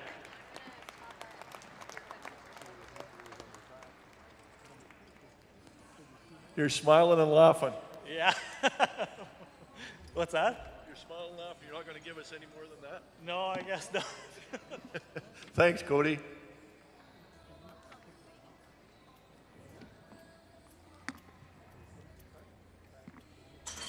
Judges' cards are coming in. We're going to have a score on that.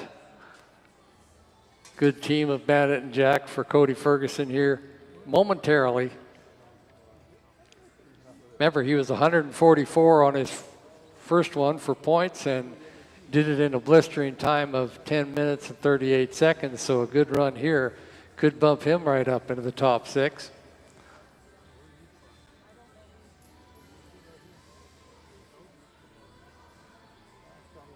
Next team coming in is Twyla Newton, Tailwinds Clydesdales, and they're out of Yorkton, Saskatchewan.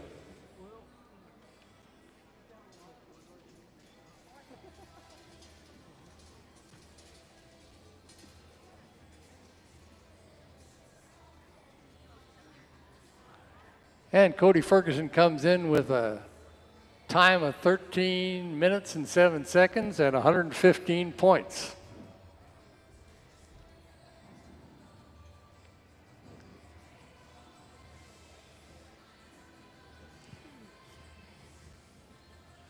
Kelly, here comes Twyla, and she's very influential in the horse world, especially in the Yorkton country and various associations. She spends a lot of time with her horses riding and driving. To see the influence she had there earlier on. The team came in here that she had helped Reed get started driving. Her and Matthew Stephen taught some classes, explained how to drive. There's a couple teams in here that Twyla has trained, and you just see their attitude in this. You'll see it again with this team, how they listen to her, watch their ears working with Scotty and Lexi. Scotty's the dark horse on the left, and Scotty helps Twyla train a lot of colts. He's just big and solid. Watch his ears listening to Twyla. And Lexi here is just a young horse. I think that's their first time to town. She's just 4 years old. But she relies on Twyla. Just trust Twyla, trust Scotty. Do what she's supposed to do.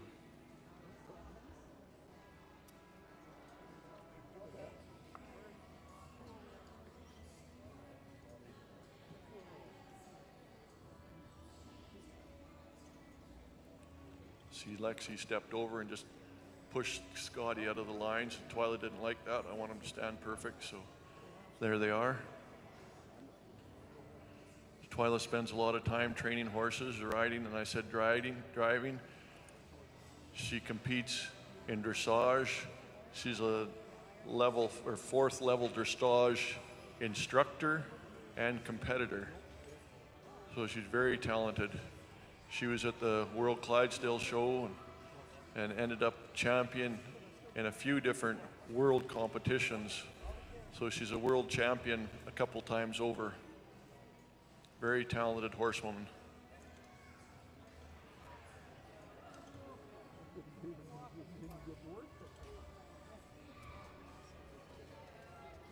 See, Clydes aren't supposed to pull. They're not supposed to be very strong. They didn't tell Twyla that. If they go to her place, they have to work. Twyla and Matthew have driving clinics. If anybody's interested, get in touch with either of them and book a time for a driving clinic. Matthew's at Dallas Valley Ranch. Very talented horseman. He's standing down there in the ring. He works with Twyla on various projects.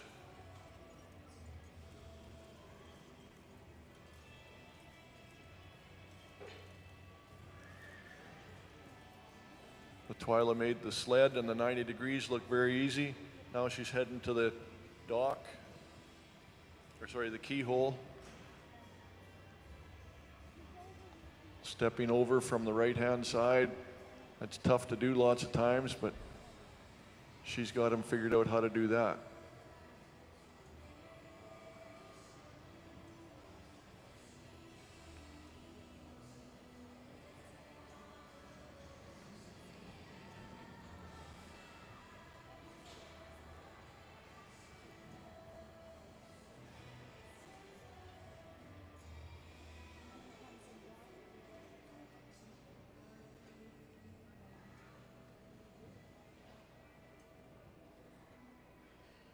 Scotty, the dark horse, is like a old veteran. Lexi's a young horse because Twyla had a team picked out. But as always it happens, you have a good team and then somebody comes and wants to buy it. Wants to buy it more than you want to sell it. So they go away, find a new home, and she has to start again with another horse.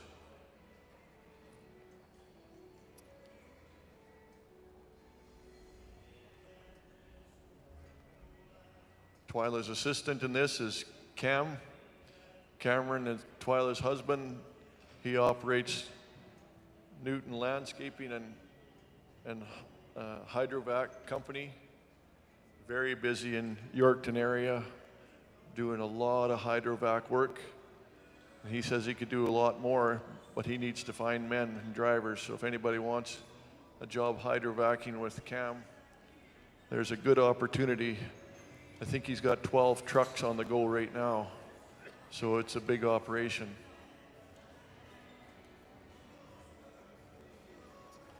They also have a camp up northern Saskatchewan, that they spend a fair bit of time up there enjoying the outdoors.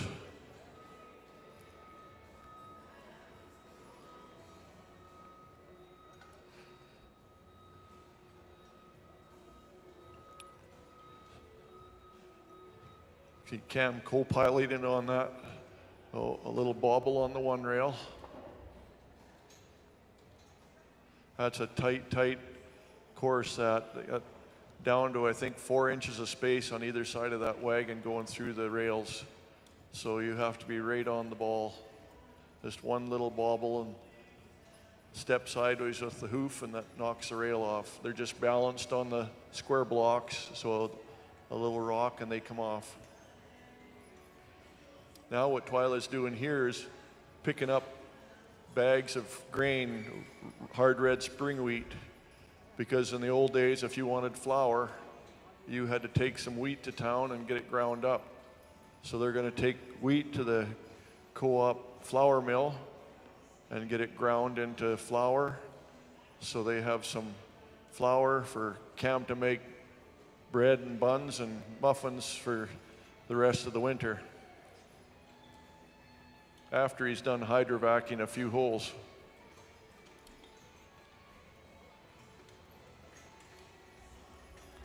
So now that they got the grain on board, you got to go through the alley, similar to going down a narrow street, and hit for the mailbox. When the flag is up, that means there's mail. When the flag is down, that means there's no mail. So there's no mail in there right now. Twyla's got a letter to mail. So she's putting it in there and then putting the flag up for the postman when he comes by to pick up the mail. Now she's got to back out of there perfectly straight. And that's hard to do with this little wagon.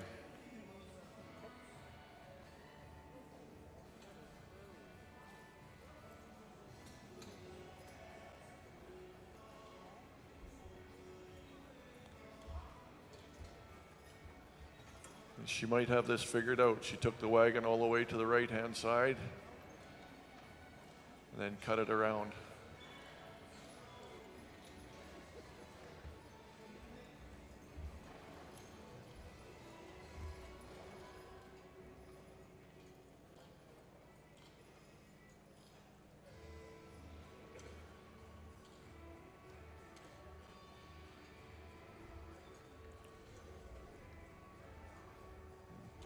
Twyla's got her own way to dock her wagon.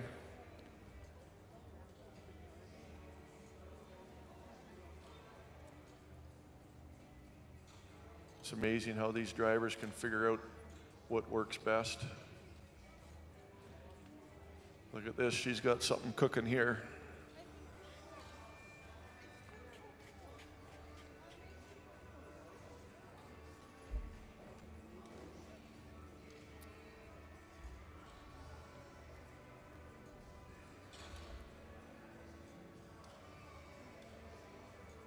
I'd say listen to Twyla talk to her horses, but you can't. She's so quiet with them. The horses are talking to us. Watch as Scotty and Lexi That perfect dock, not a bang or anything, just nicely tap the dock, pull it in tight. Now she's going to fan him over to the left. The thinking being in the old days, you'd back into one dock, but your horses are standing out there in the street, blocking the street. So fan them out of the way. Oh, you fanned them to the left, but the next team wants to come in and use that left dock. So can you fan them all the way around over to the right-hand side? So there, now the person can use the left dock and you're not blocking the street. Now in this competition, we want to finish off by you bringing them around to the center and standing them that way while Cam loads and unloads.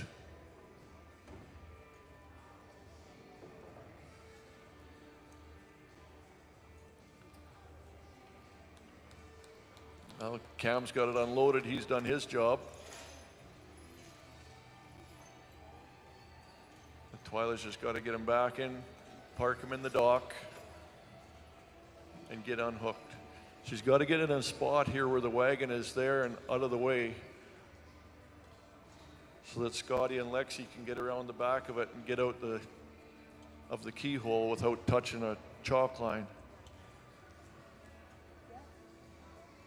The Cam can't run, but he's supposed to be moving fast, so that's big steps for Cam. Now watch the fast hands here of Twyla. Time is important in this. It's not everything, but it does. Time would be the tiebreaker if there's a tied score, and there is points for faster time. So you'll see on our score clock, we do have some ties. There's her time. So now all Twyla has to do is get him out of there. She's spent a little bit of time to thank Scotty and Lexi. But now she's got to get around and get him out of the keyhole without stepping on a line. You see the judges are still watching. Dale and Michelle are still watching. Yeah, she was just a hot footing her around that team getting them unhooked there, wasn't he?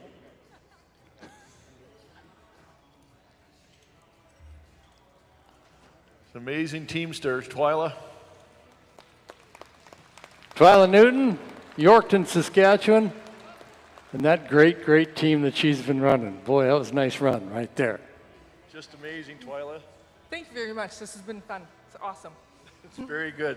Fun watching you and your influence on this whole competition. Thank you. This is great. Thank you to the sponsors and especially all the competitors. It's a lot of fun back there. Yeah. Very good. Thank you very much.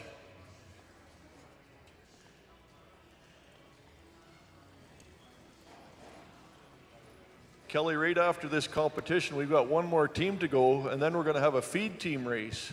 And if anybody's seen a feed team race, it's going to be one team against the other, hauling hay, exactly what these teams are supposed to be doing. So we'll do that. We've got all 16 teams coming back into the arena, and we're going to have a feed team race. So as soon as we get the last team in here, and then we'll move the wagons and stuff out of the way, and then you're going to see a feed team race. And after the feed team, the competitors are going to compete in the feed team race. And then you're going to see a special event where the sponsors are going to compete against one another. Tim Young and Brandon Andres from Co-op. Tim Young from Young's Equipment. So, where's Tim? That's going to be a lot of fun right there. There's Tim over there. He's cheating, getting a look at where he can find an advantage. Over in section 109. We're down to our final team right now. And that's going to be Norm Graham of Bertle, Manitoba with Pongo and Johnny. Have a score for you on Twyla in just a minute. There it is right there. 11 minutes and 5 seconds is what her time was on 155 points. Just right.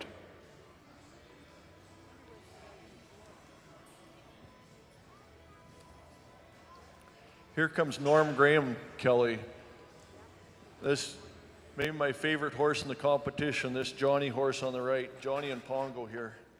Johnny's on the right. They're four-way crossbred. Belgian, Percheron, Paint, and Friesian. So I think Johnny, the horse here on the right-hand side, as you stand behind him, with mostly dark horse, you look at him, he's just a special horse. Yeah, this is kind of a multicultural team right here. We shouldn't have said that to start with. We might have jinxed Norm. I'll tell you how special Johnny and Rex are, or Johnny and Pongo are. A couple of years ago, Norm was up there with Scott Ferguson, and Jim Lane lives up there in Manitoba. They're going up into the Riding Mountains there, and they have to cross the river to get up into the Riding Mountains.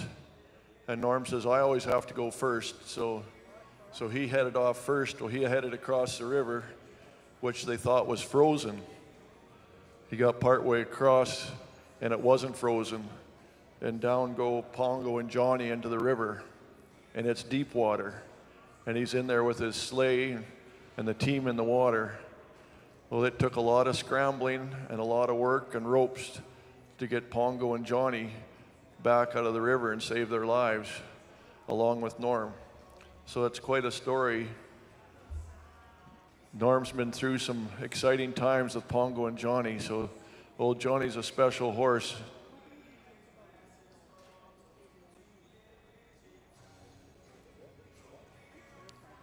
Can you imagine going into a river, deep water, and scrambling with a sleigh on?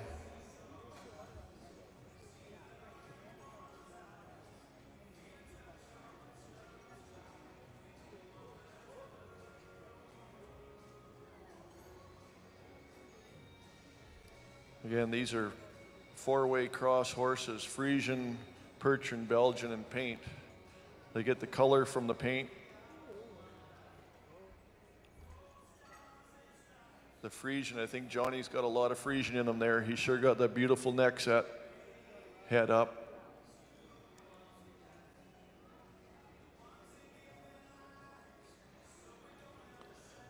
So this is our last team in the competition. We've had 32 teams come through today competing. And then from here we'll go to the feed team race where all 16 teams will come back in again.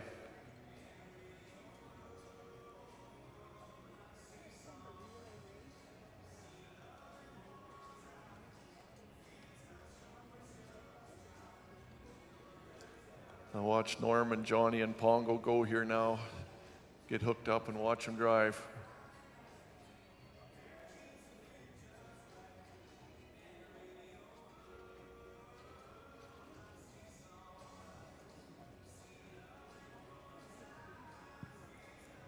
Norm is one of the crew out there and around the Minnedosa country, Bertle country, that'll go on horse team rides up into the Riding Mountains.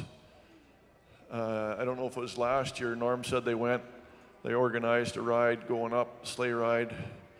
Norm said there was 64 teams. Some come from the north end of the Riding Mountains, some come from the south end. And they met in the middle, had a big bonfire and get together. And some of that is like 14-mile drives in and 14-mile drives out. And you know that Johnny and Pongo could make that trip fairly nicely. They're built to travel with the Frisian in them and the Percheron.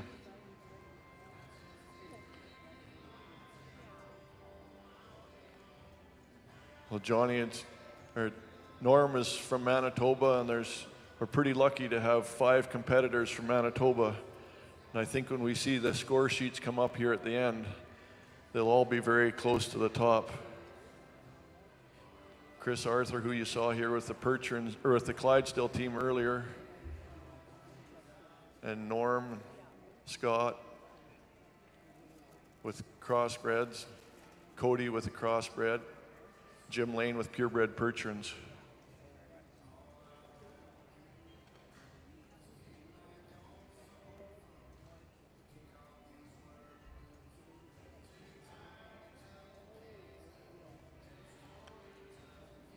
See how the horses change when you put a pole on their neck yoke. Then they know they got to go to work. It changes their attitude a little bit. I'll watch Johnny work now. It's time for him to shine.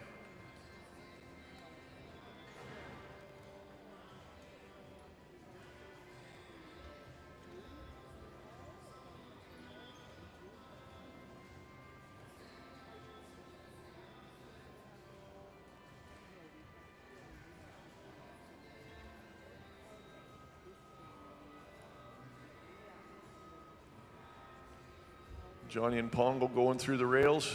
Oh, they got a little wheel bump there. So now he's through the rails. Now he's got to come back. You see our judges coming up there.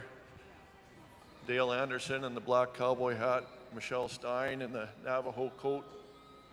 They're watching very close, marking him on every little maneuver. They give points for, or they take points off, depending on what happens. The idea here is to go around the barrels in a figure-8 pattern and pick up these bags. These bags are bags of wheat, typical of what would happen 40 years ago when you took your wheat to town and had it ground up into flour, which you took home and used for baking for the rest of the year.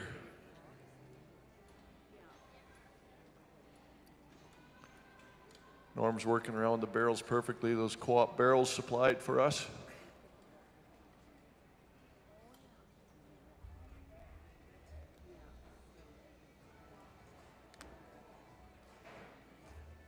We'll get Johnny looking at that mailbox.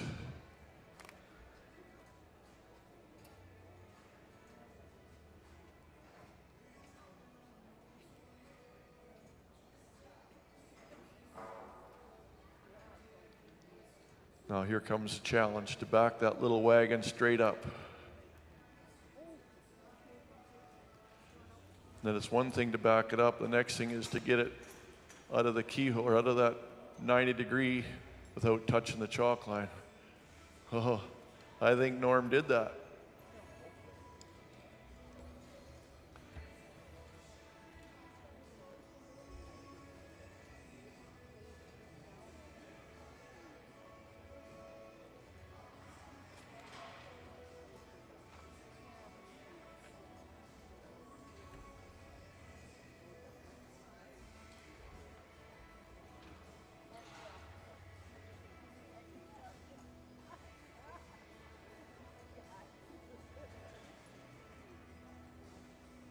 Norm's got his way of backing into that dock. Watch how he swings around. As we get older, it makes it hard to flex our necks and turn around. See, these guys have a little more trouble. Us old guys should have a little bit of a disadvantage or an age factor to it.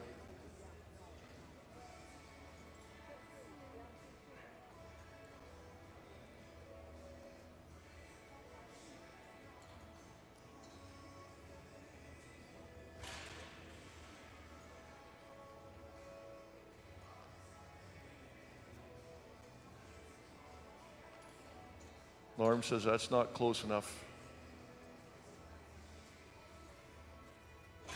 There. That's where he wanted it. Again, that just displays the kind of horsemen we have here. They're not satisfied with okay, they want it perfect. Watch Johnny and Pongo. Watch Johnny come across here now. His front legs just dancing across one another.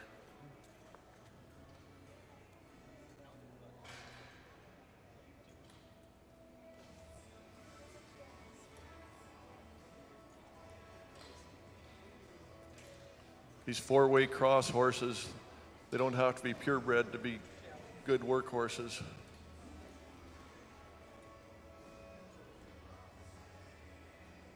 Now Michelle is dropping the cream cans off. So expect to get a check from Co-op Dairy for the cream next week. And then dropping the wheat off to get it ground up for flour for the following year.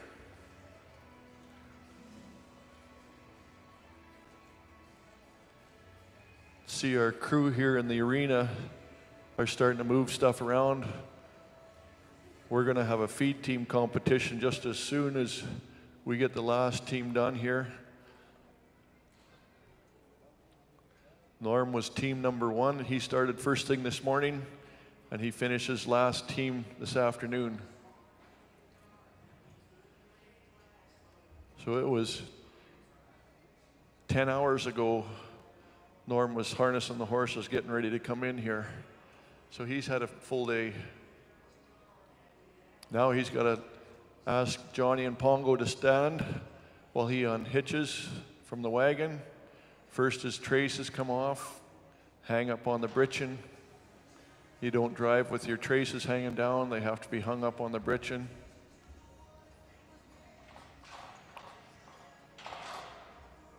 And this is where a little smaller team makes it nice. You can reach your britchin strap easier. Now he goes around front. And he's going to take his neck yoke off and drop the pole down. When he drops the pole down, the time is stopped. There, he thanks Johnny for being the best horse in the competition.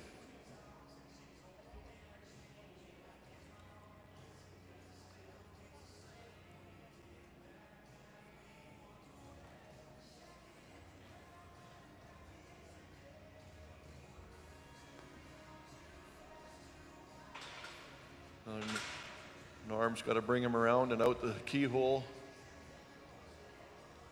Look at Johnny looking at that wagon. Norm Graham with Pongo and Johnny. Nice run right there for them guys. Beautiful team, multicultural team right there. You can run, but you can't hide, Norm. Thank you very much. Tried, I guess. I'd like to thank the sponsors and that co-op and that and all the other competitors here. It's been a good show.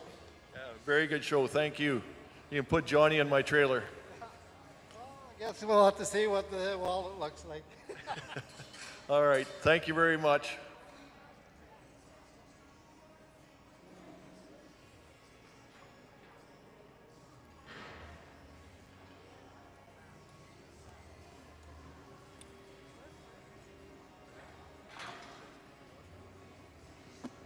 Have a score coming up for you in just a minute. We're going to clean out some of the props that we have here and get the track set up. So it probably takes 10 minutes to do that. Don't go too far away because the feed team race is coming up next. Norm Graham with a time of 11 minutes and 49 seconds and a score of 138. And there's the aggregate sitting so far with Scott Ferguson, Daryl and Melanie Clark, Gordon France, Jim Lane, Twylan Newton, and then it's a tie with Chris Bertram and Chad Hanlon, but Chris is ahead of them on time. So that's how it goes in that respect. So there's your top 6 in the aggregate that'll be coming back tomorrow for the finals. But right now it's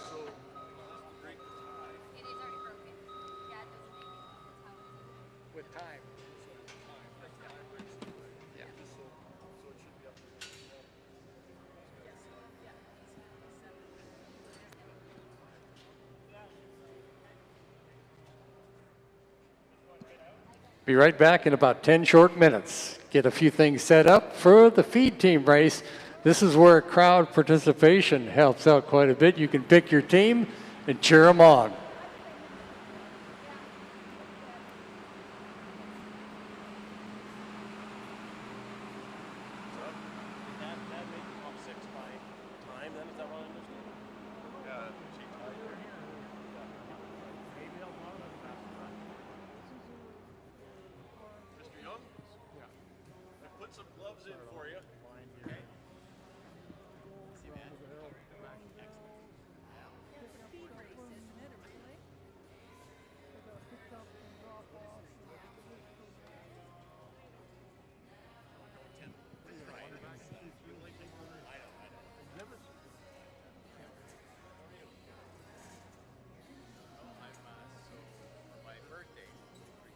No, I just wondered where the co-op guys were here. See where they are. For my birthday, I wanted to get back to the same weight I was when I climbed Mount Kilimanjaro.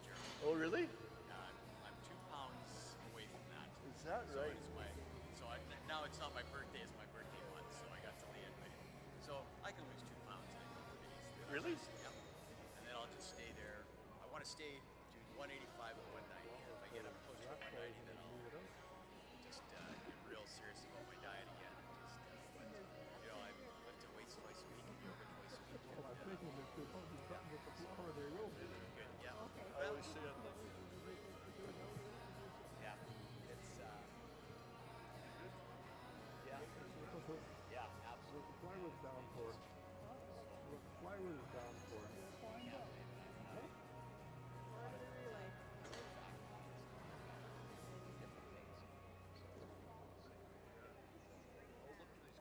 If they're over here. Yeah, whatever. Yeah. I want to get you guys to meet one another. Yeah. All right. Okay.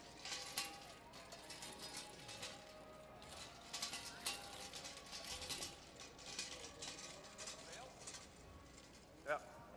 Two this way, then two this way, then two that way? Yeah. You right? Oh, okay.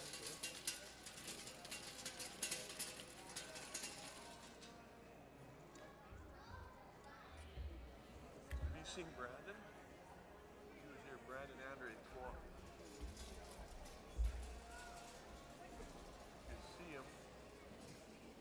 Oh, there he is, right there. Ah.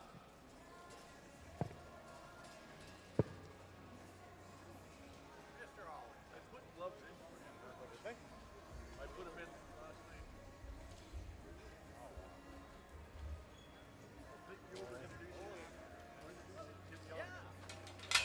I saw him sitting over there or whatever, so yeah.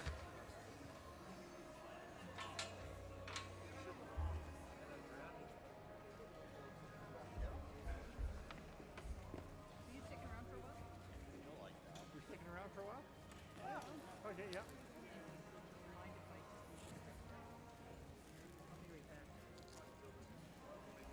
Through and you put the bales on the sleigh, and then you make the trip back and you take the bales off the sleigh. What's that? Oh, I left it all there.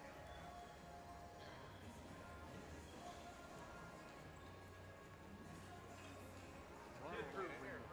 It's kid proof. Child proof. Yeah. Yeah.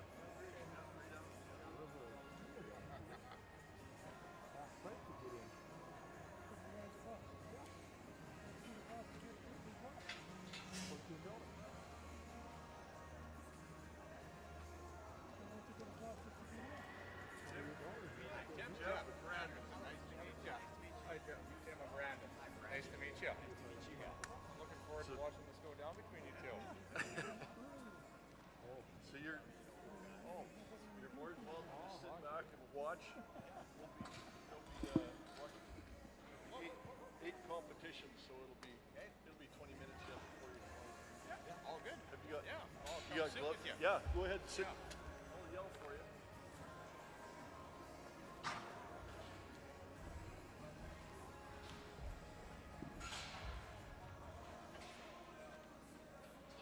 And then put their I don't know if they need those or not.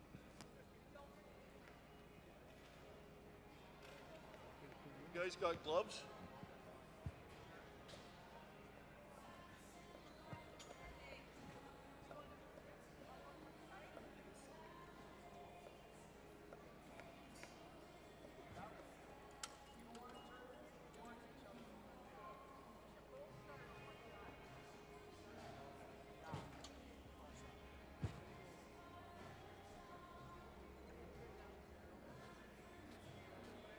start on the wall. Okay.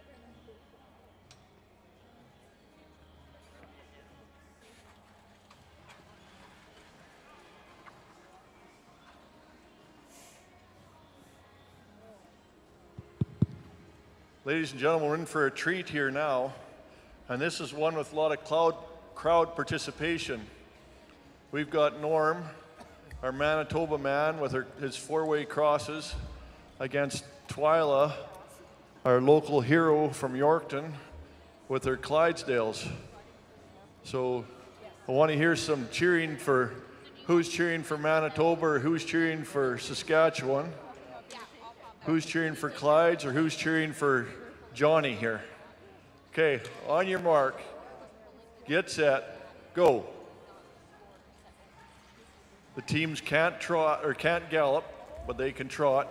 They have to be stopped to put the bales on the sleigh. See Norm over there, he's pretty serious. Now you have to weave through the bales. And again, the judges are judging this to make sure that nobody's moving when the bales come off. And see Cam over there, he's got it figured out so he knows which way the bales go on. Remember, they got to put the bales back the same way on their way home. The same way they picked them up, they got to pick the bales out.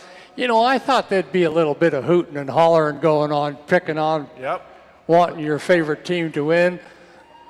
Yeah, all right. That's what we like to hear. Okay, now he's got to go all the way back to the end here. All the way to the end and start again. Now you can start cheering for him because they got to be moving. Who's cheering for Twyla? Let's hear it. Come on.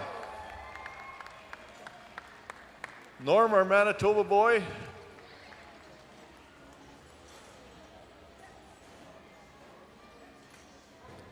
Now you got to put them back on the same way that you picked them off.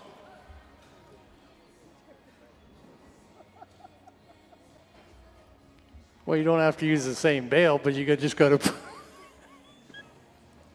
put them back on the same way.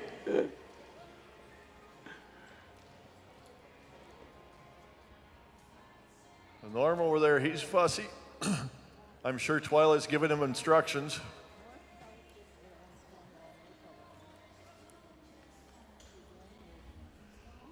Yeah, come on, Norm, get Johnny going. He can do this.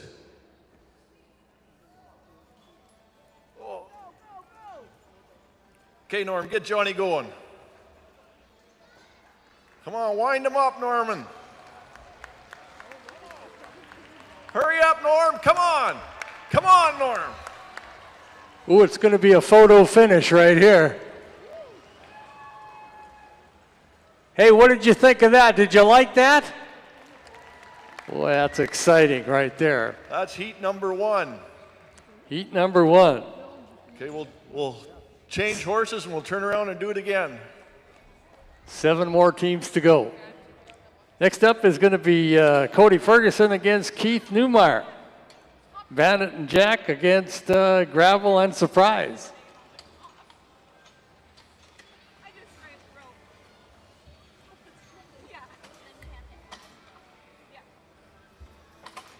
Let's get them boats turned around and unhooked. How you folks like that? You think that's okay? Yeah.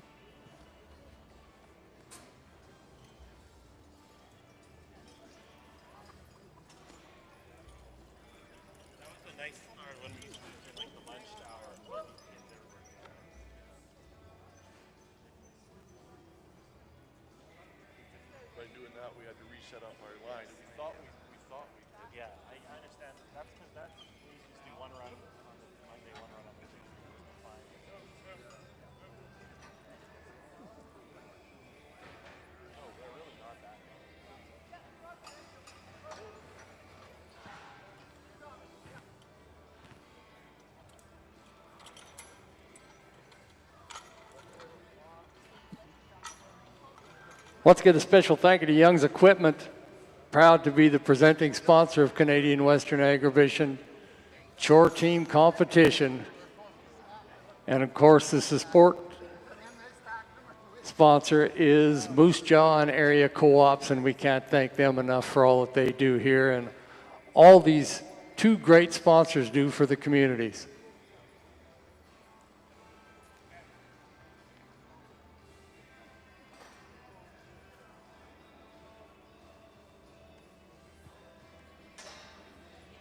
You know, Kelly, we got a fancy perchering team here from Manitoba with a father-son Now you want to see a couple guys that can throw bales. That's going to be a tough competition. The big wheel horse and lead horse.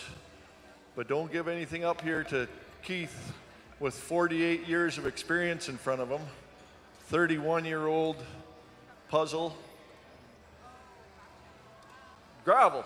Why do I keep saying puzzle? Gravel and surprise. 31 and 17 on this side, and 3 and 5 or something on this side. So who are you cheering for? On your mark, get set, go.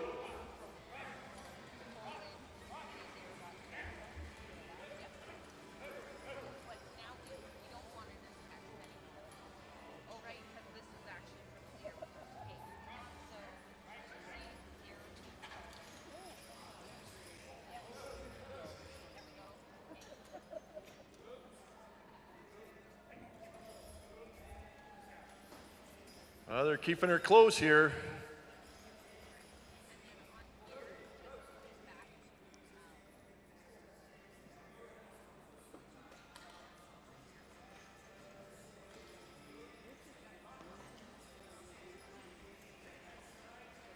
She's neck and neck. Cheer them on a little bit. Look at Gravel and Surprise go. Stepping right out. They're not giving up.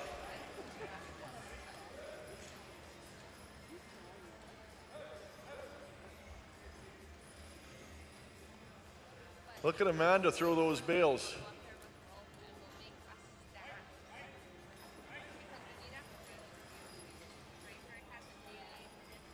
She's going to be a race, folks. Scott and Cody, Amanda and Keith.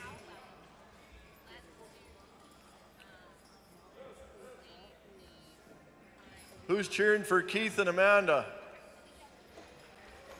How about Cody and Scott, our Manitoba crew?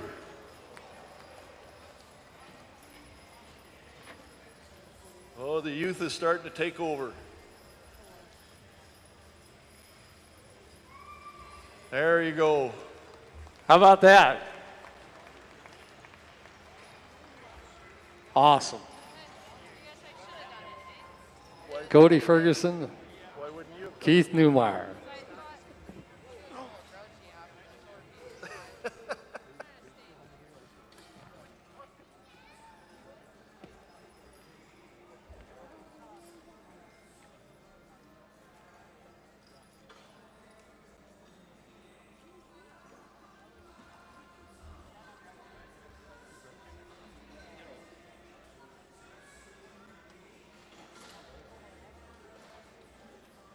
Why don't we give them a big round of applause? Boy, they did well.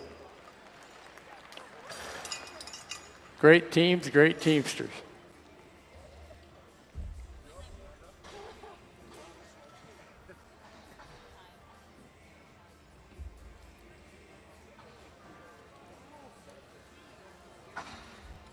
Oh, we're going to get set to go now. A couple of great breeds here, Clydesdales. Kelly, we got punches. United Kingdom teams here. We got the Suffolks from England and we got the Clydes from Scotland. Yeah.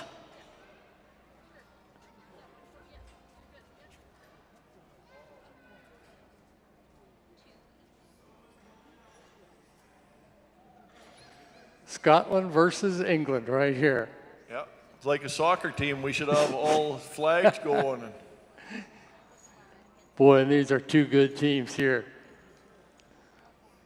We'll see how the pickers and stackers make out. That's the only thing that's going to hold these guys back.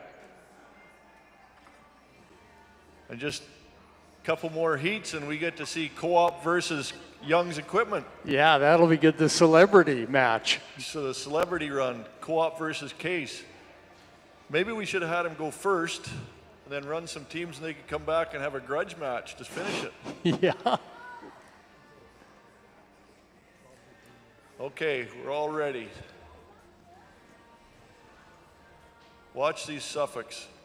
I think they got something up their sleeves. They're tough. On your mark, get set, go.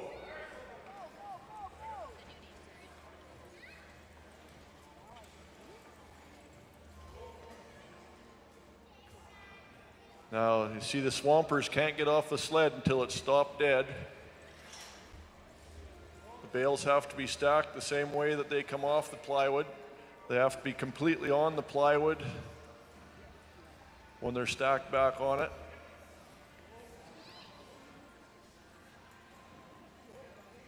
Is it Clyde's or is it Suffolk's, Kelly?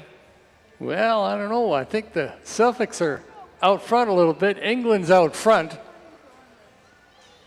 Well, look at the power in those Suffolks. But watch these Clydes go now. They'll make up time. Oh, even threw their helper off. Oh.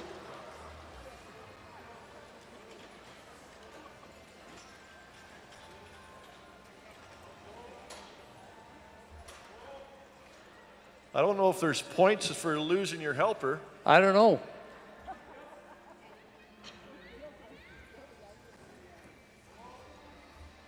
This is starting to get pretty competitive here, Kelly. Look at the Clydes catching up. Amanda and Dale are going checking. They're making sure those bales are on the plywood. If they're not on the plywood, they're going to take points off. So even though they finish first, they might get penalty points for not keeping the bales on the plywood. Here they come, those Suffolks. I knew you couldn't beat them when it come to power. Look at that. They could work all day like that. Chris Arthur with his Clydesdales. Probably when he's done with them, they'll go to Budweiser. Awesome. Give him a big round of applause, would you? Wasn't that a great one?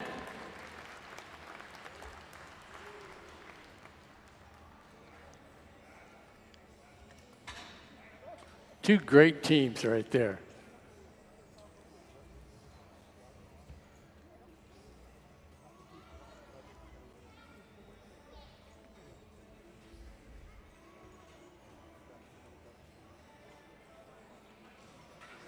Look at here coming in now, Kelly. Chris Bertram's bringing his own neck yoke, just showing off a little bit. First place Chore team from about 2018. He's got his fancy neck yoke on, just rubbing it in a little bit to the other guys.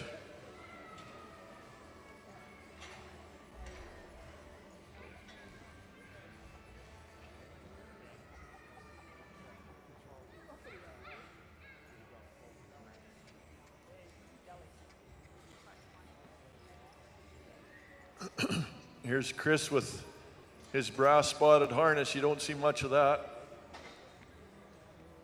Versus Reed over there with his fancy chrome harness, all full of spots. Babe and Kelly here. Babe, first time to town. Kelly, I think, the only stallion in the competition.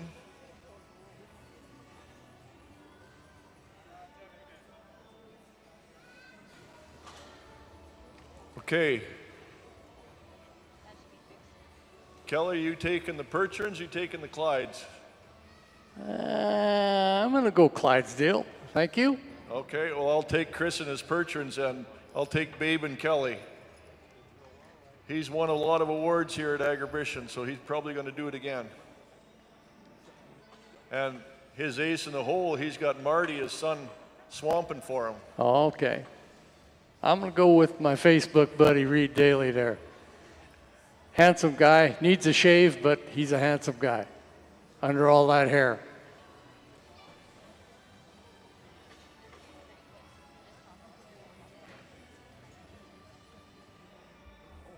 Okay, here we go. Babe and Kelly. Come on, let's win it. A lot of money on it. On your mark, get set, go. They're off to a flying start. Reed has Christine though. Chris just has Marty.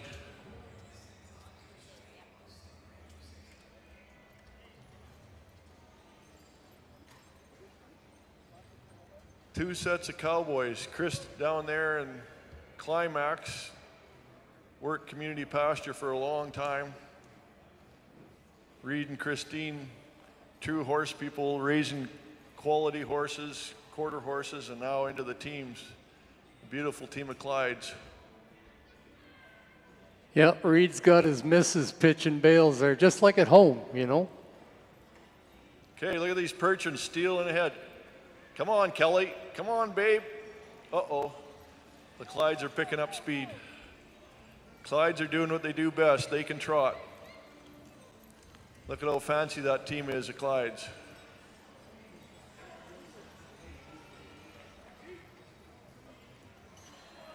Come on, Chris. Got a lot of money on this.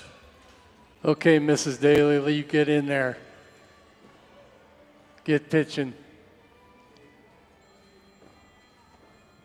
Tim Young, are you watching this? Jeff? It's only about 2 or 3 more goes and we get the sponsor competition. Then the big money's on the line. I think there's a tractor up for this one. Tractor or tank of fuel.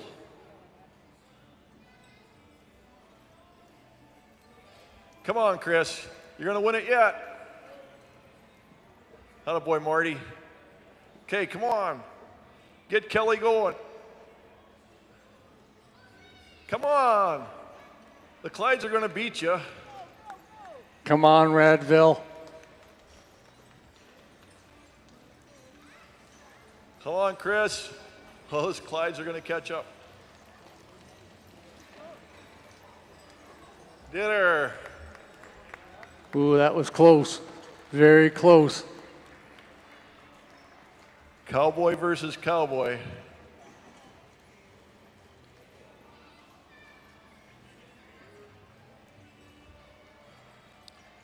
Chris just wants to cool his team off a little bit. He said they got a little heated up, so he's going to bring them back around.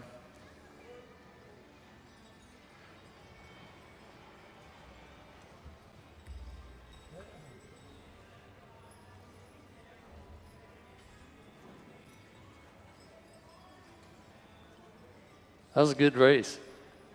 Give them a big round of applause, would you? They did good. Exciting. Kelly, it was a little unfair. Chris and Marty do this 300 days of the year, so they got a little bit of an advantage.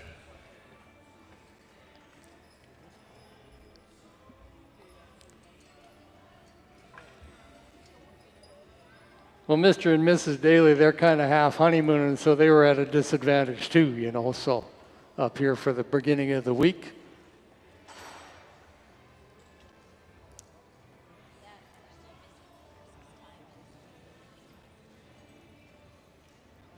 Thanks, Reed and Christine.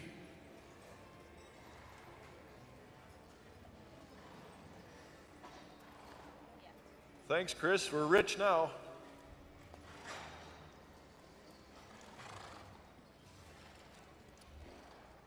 Looks like Arden's bringing in the big guns here, Kelly. Yeah. He's got Caden going to drive for him. Arden Dust against Scott Ferguson. Yeah, you're going up against the Ferguson gang over there. That's like the Manitoba Mafia.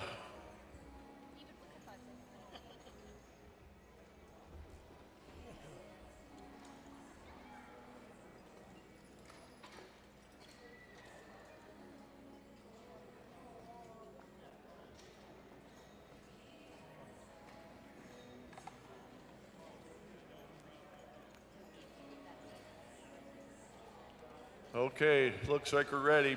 Percherons versus Percheron cross. On your mark, get set, go. Okay, you'll get a little bit of an example of what Scott Ferguson and his team will do.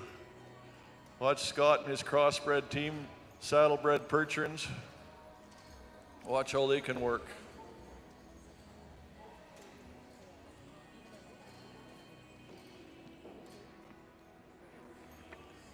He's got Cody throwing for him. Caden took the lines and made Arden throw the straw.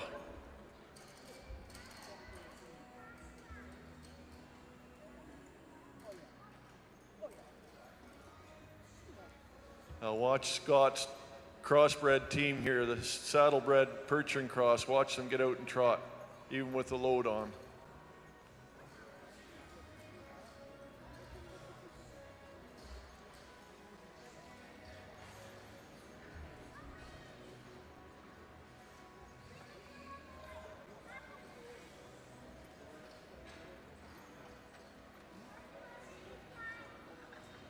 There's Caden driving. Watch her drive.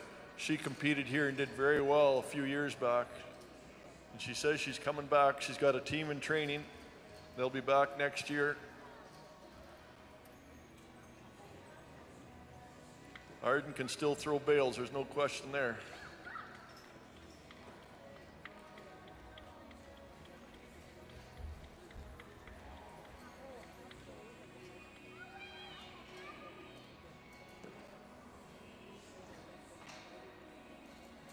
Cody and Scott look like they got the lead, putting their last on there, so it's going to come down to time to see who wins this. He's got to push it.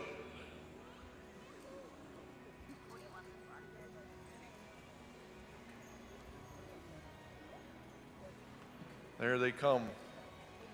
Now all these teams will be timed, and at the end of it, we're going to bring all the teams in and we're going to award the first place feed team, and we'll also make the awards for the first place chore team competition for the heats this morning and the heats this afternoon.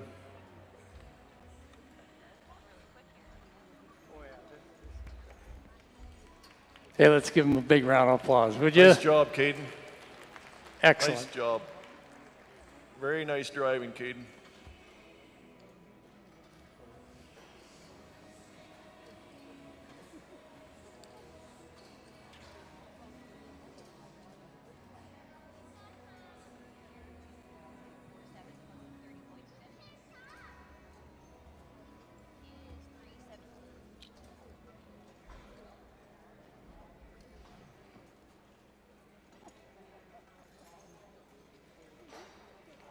Now we get to go with Jim Lane and Kevin Ouellette.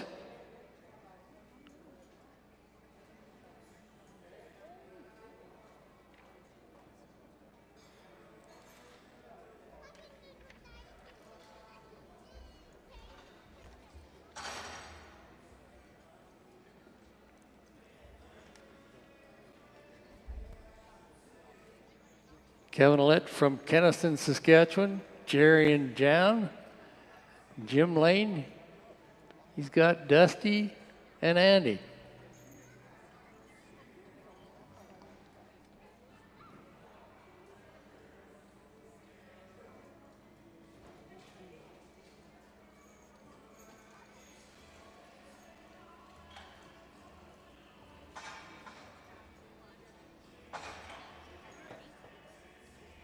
Perchins against Shire Perchin crosses.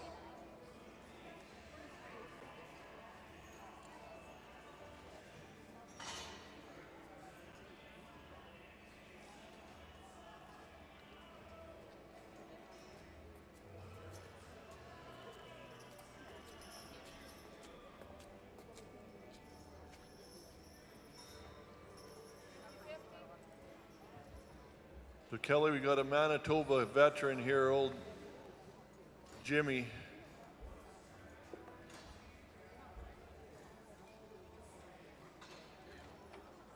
Jim Lane's been there and done that. He raises some of the nicest Percheron horses in the country. Yes, Jim Lane's been there, done that, and owns the T-shirt factory, as a matter of fact.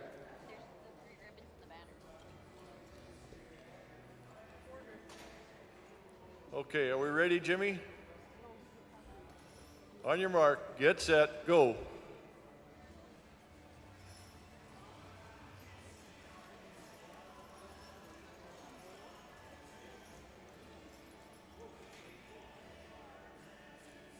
Couple fancy teams here. Watch Kevin's team work now.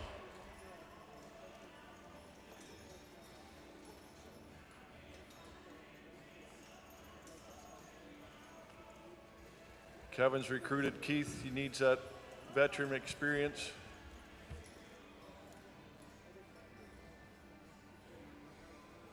Now it's going to be close here on the corner. These guys are going to be neck and neck. Watch two beautiful teams. Watch them come out and travel. Watch them go. Shire Percheron cross, Percheron Saddlebred cross. Tight race here. Tight race.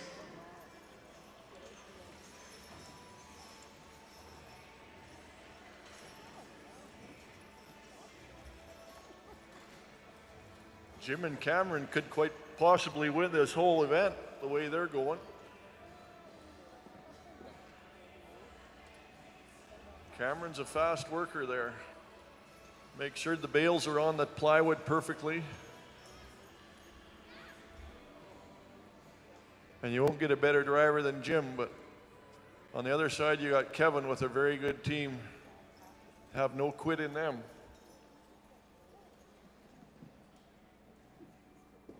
Look at Keith throwing those bales.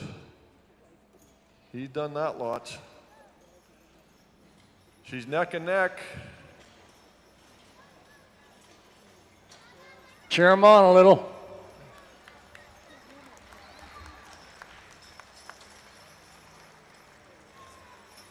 Pretty fancy.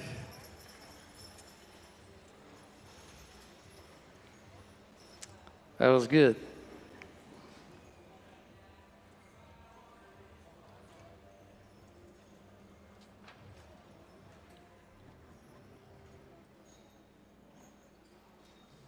So our judges will have to tally up the scores and the times, and that'll go to the girls here in the box office. They'll announce the winners here shortly. As soon as we're done the feed team race, we'll bring all the teams in. We'll announce the winners of the Chore team competition and see who the top 6 are to go to the finals tomorrow.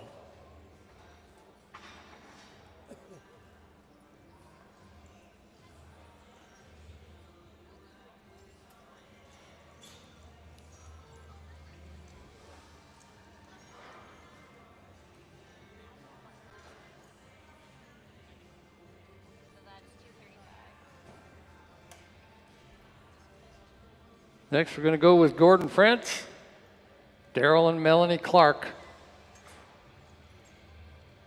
Strong competitors here all afternoon and all morning.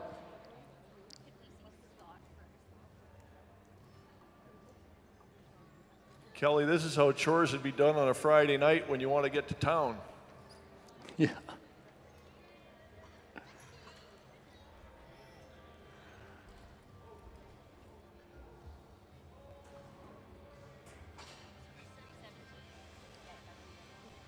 You hear Gord's cheering section up there in the stands? They got half of Ormiston here.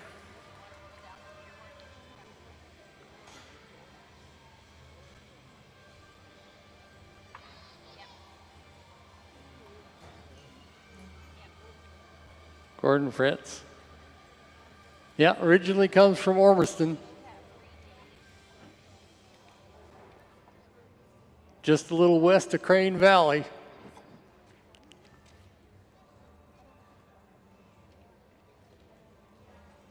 But you're not going to get a jump on an old pasture manager here.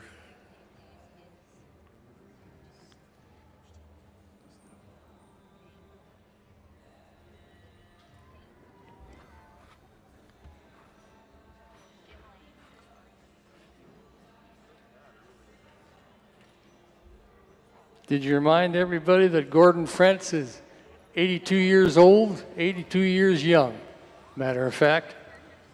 Got that good little team of halflingers, crowd favorites.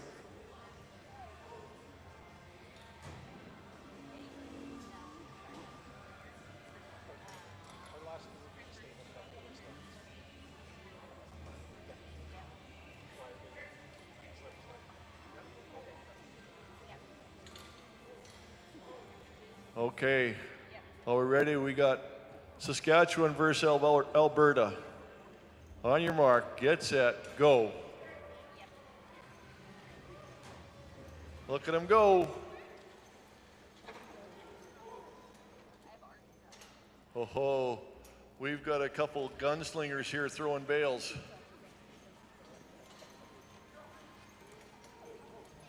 Look at Gordy and those halflingers. But you can't get a jump on those Clydes.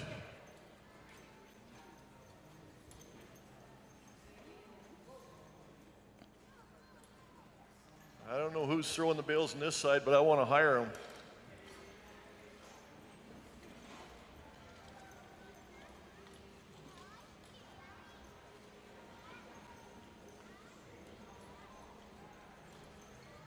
Boy, you know, if you're having fun here watching this, wait till you come back tomorrow and watch the barrel racing in the Chore team competition. Yeah, they're going to set the barrel pattern up, and we're going to barrel race all these teams. Now, if you break a bale, that's major points off. You can only take one bale at a time, and the team's supposed to be stopped when you take your bale off.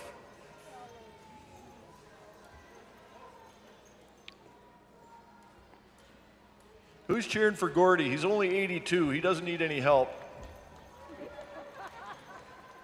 He's got a lot more experience than anybody else.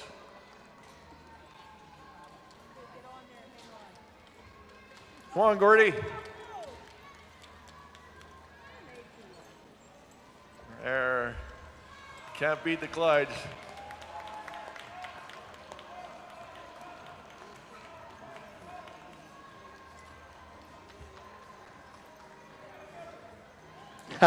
Gordy. A great competitor and just a very good man.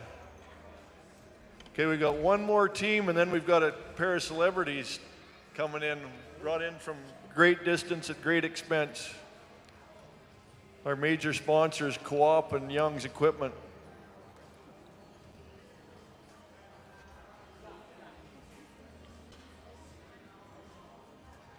Young's Equipment and the Co-op have brought us this entertainment all day long, from 8 o'clock this morning until right about now.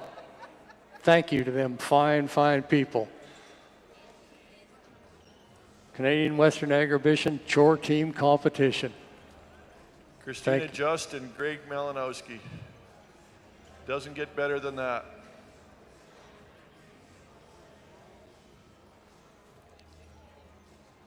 Christina Just and Greg Melanowski.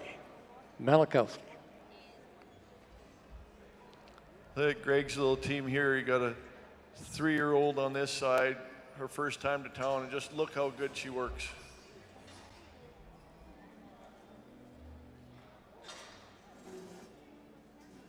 This sled is half her weight, but I bet you she doesn't miss a beat.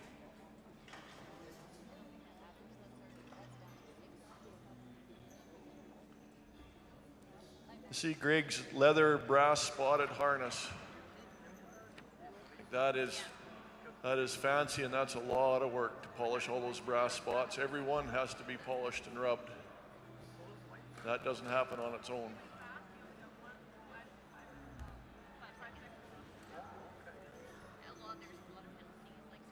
And Christine over there, she's got her horses here, but she probably just came from the barn. She's getting ready for tie out. The cattle will get released from the barns at 6 o'clock. So she's got to get back to the barn to get her cattle out. She's got 3 head in the purebred cattle competition. Okay, are we ready? Clydes versus Perch and Cross. Greg versus Christina. On your mark, get set, go.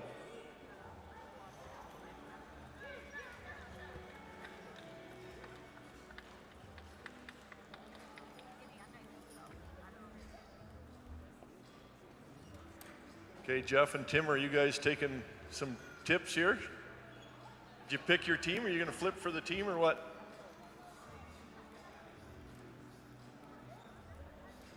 Oh yeah, you got to take your own sled. What was I thinking? Yeah, and the case sled over here and the Co-op sled on the other side. Greg's on the case sled. Christina's in the Co-op sled. Looks like here we go with Young's Equipment, going to be the leader coming around the back straight. Moose Jaw Co-op on the other side.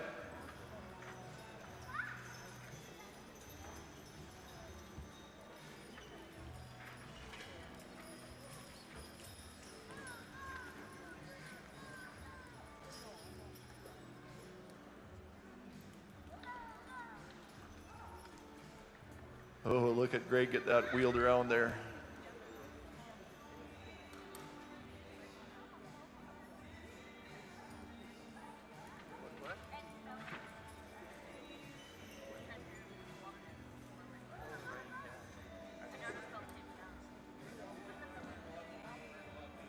Really?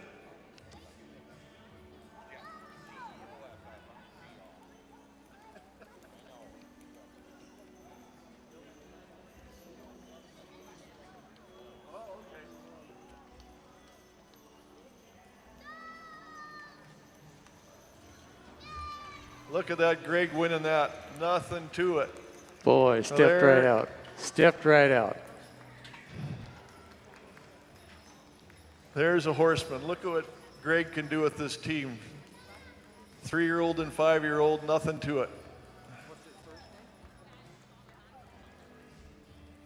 And Christina's going to finish up here, and then she's going to have to go back to the barn to look after her cattle. Okay, here comes our special event.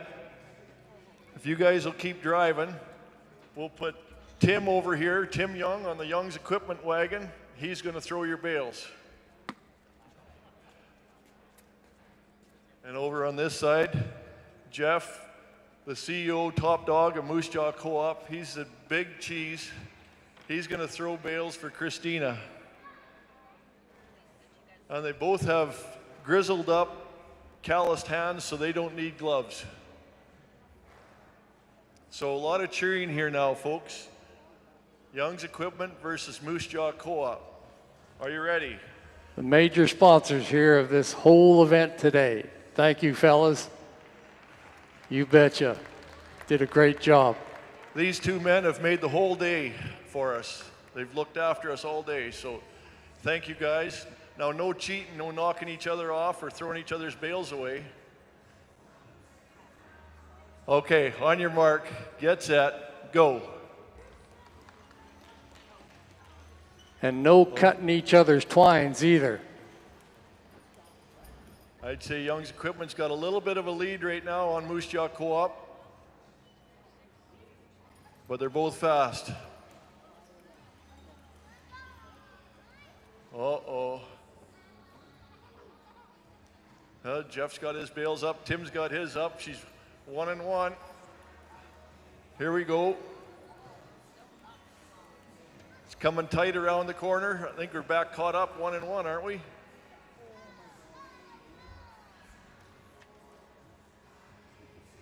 I think Tim's checking over there to see if he has to speed up or slow down. Hang on, guys. Here we go around the corner. She's neck and neck. Now watch Greg go with these Percherons. They're going to be hard to compete against. A young little 3-year-old and a 5-year-old. Oh, Christina says, okay, if that's what you want to do, then we'll get going. Here comes Tim Young, Young's Equipment, coming around the corner. Might be getting a slight edge right now on Jeff and Moose Jaw Co-op. Come on, Jeff, pick her up. Young's Equipment right out in front right now. Moose Jaw Let's hear it, Co-op. folks. Come on, Tim. I wish I was as good a shape as those two guys. Here we go. Last set of bales, and we're neck and neck. Who we cheering for? What do you say, Kelly? I think we're cheering for both of them because they are absolutely great sponsors right here. Canadian Western Agribition Chore Team competition, they brought it to us all day long here, and we can't thank them enough. I think the winner is a Chore Team competition for people like Tim and Jeff. Thank you very much. Awesome.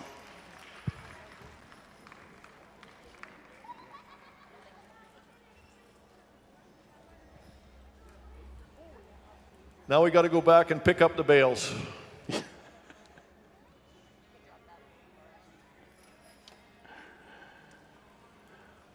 Are they going to declare a truce here, Tim and Jeff? Or a challenge for next year? How about a big round of applause for the sponsors here? Didn't they do a wonderful job? Thank you guys very much. Thanks, Jeff. Thank you, Bill. Thanks Wonderful. We're going to have a... Okay, now, will you guys...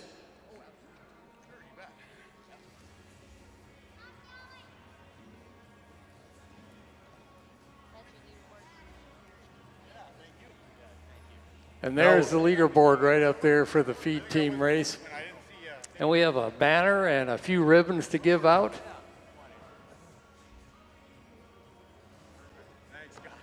Now I'll ask you guys to stick around and hand out the awards here in 2 minutes. Okay, thank you. That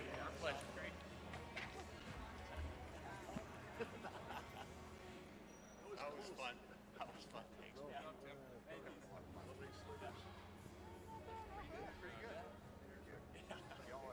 Nothing under the fingernails? They won. Got lucky. You can't watch all those Cowboys go well listening on us. Six fails. Yeah, that's right. Well, looks like it was a great day. Yeah, it was. Yeah. It's tough. Yeah. Great. Yep. lots of publicity.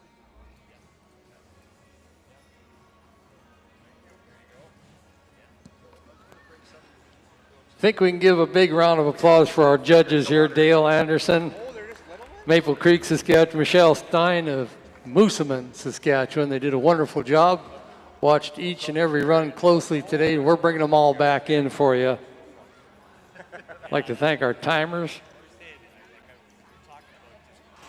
secretaries. What a great crew to work with. Now here's a Kodak moment for you. We're going to line up all 16 teams in front of you here before we present some winners.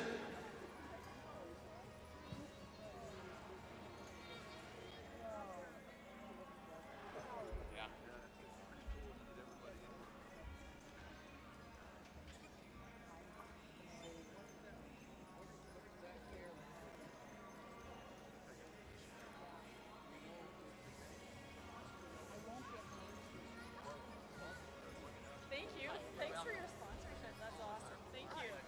Yeah, good straw stacking up there too, you guys.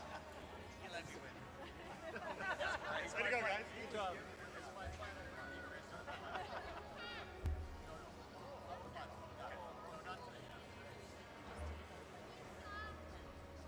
He keeps trying to tell me 70, but I want to see a 90. I work for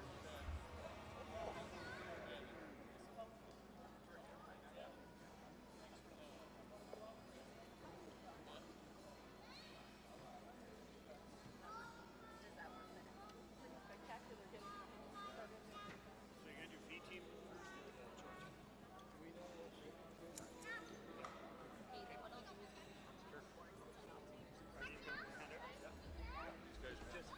Come on up, we'll hand out awards. And we're going to what place? And that's it? All righty, we have a banner here that's going to go to the winner of the feed team race, and then we got the second place ribbons here as well.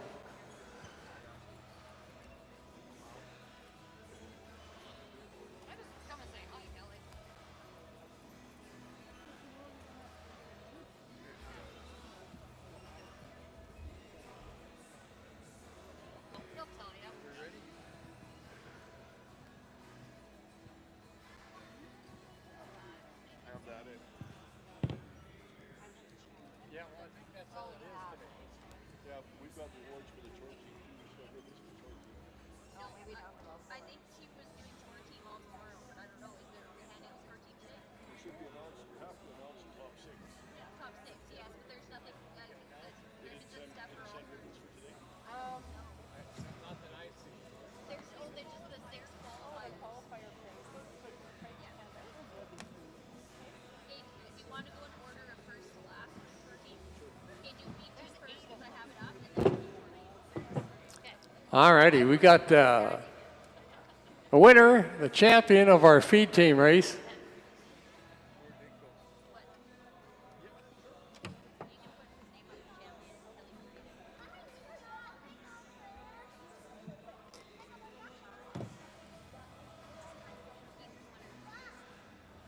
And the winner of the chore team race is Keith Newmeyer with a time of 1.52, 1 minute 52 seconds.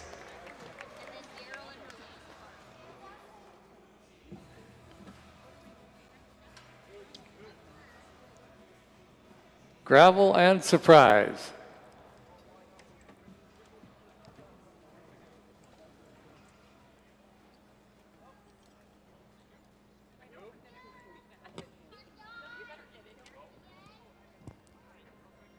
We got Tim Young of Young's Equipment and Jeff Anderson from the co-op presenting that.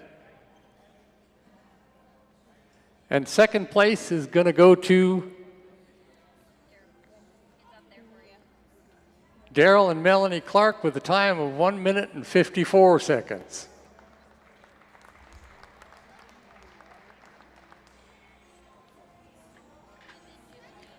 Good team of Clydes.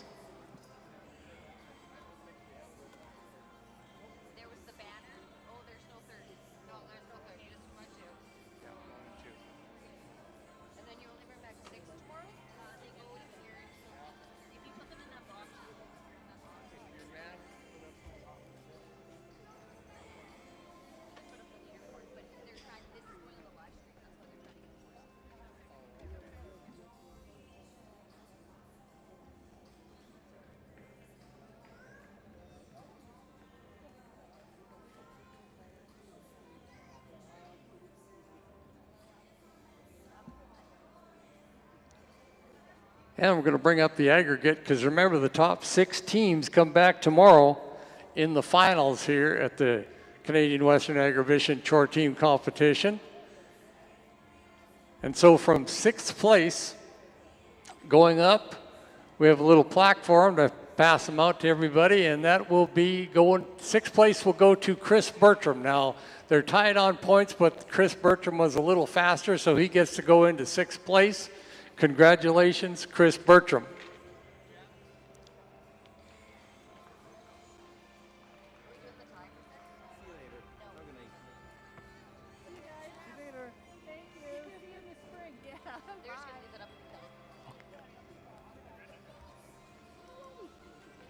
Remember, these are the teams that are going to see coming back tomorrow into the finals. So just getting some pictures took with them. They'll cherish them for many, many years.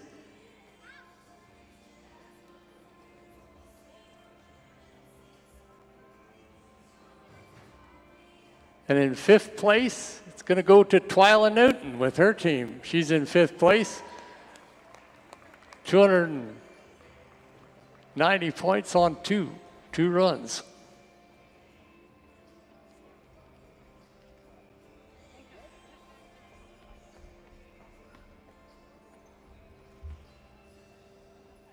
Twyla Newton. Here she comes.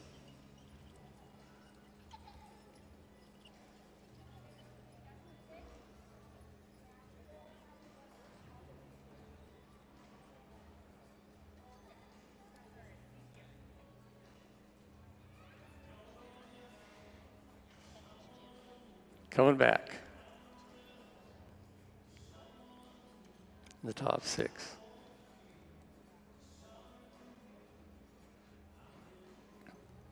Next, we're going to welcome Jim Lane coming in 4th place with 294 points on 2 runs from Bertel, Manitoba.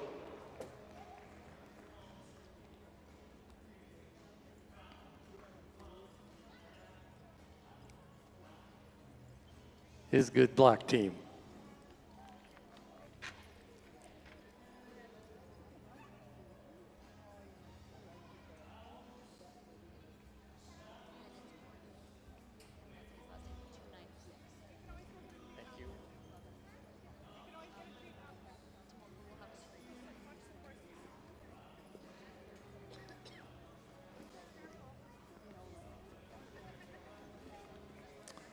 Then we got Gordon Frentz coming back in with 296 points on 2 head.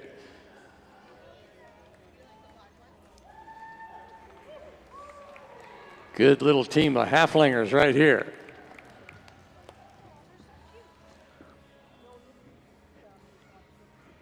This is the team I'm going to keep my eye on in the finals tomorrow.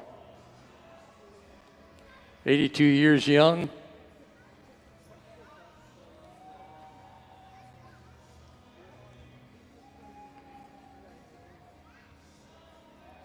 All the way from Grand Prairie, Alberta, by way of Ormiston, Saskatchewan.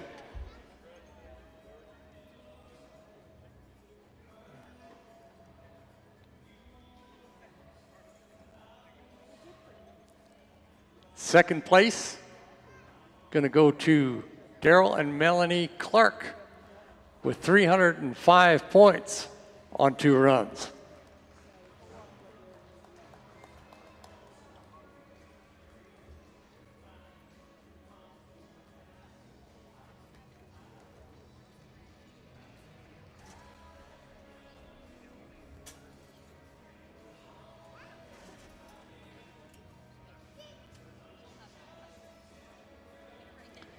And the guy with all the points today, remember it's a clean slate tomorrow once we get back to the finals, but this is Scott Ferguson with his good team, managed to accumulate 339 points on 2 runs. That's your top 6 coming back. It'll go from bottom to top coming back in the competition tomorrow. Chris Bertram, Twyla Newton, Jim Lane, Gordon Frentz, Daryl Clark, and of course Scott Ferguson coming right here with this good team. How did you folks enjoy Canadian Western Agribition Chore Team competition? Did you like it today? You make sure you come back tomorrow. Watch the finals. We're going to do a little barrel racing too as well. And I believe we have heavy horse pulls going tomorrow as well. You'll want to see that. I think the lightweights and middleweights, one of the two, they'll be coming back, or maybe they'll be coming together. We're going to have a great, great day. And of course, we're going to have that heavy horse pull auction going at 7 o'clock. And you can have a chance to buy a team there and have your business hanging on the side of them. Until then, thank you so much for staying here. We enjoyed it all. We enjoyed having you. Have a wonderful night and go and enjoy some of the sights, sounds, tastes, and smells of Canadian Western Agribition.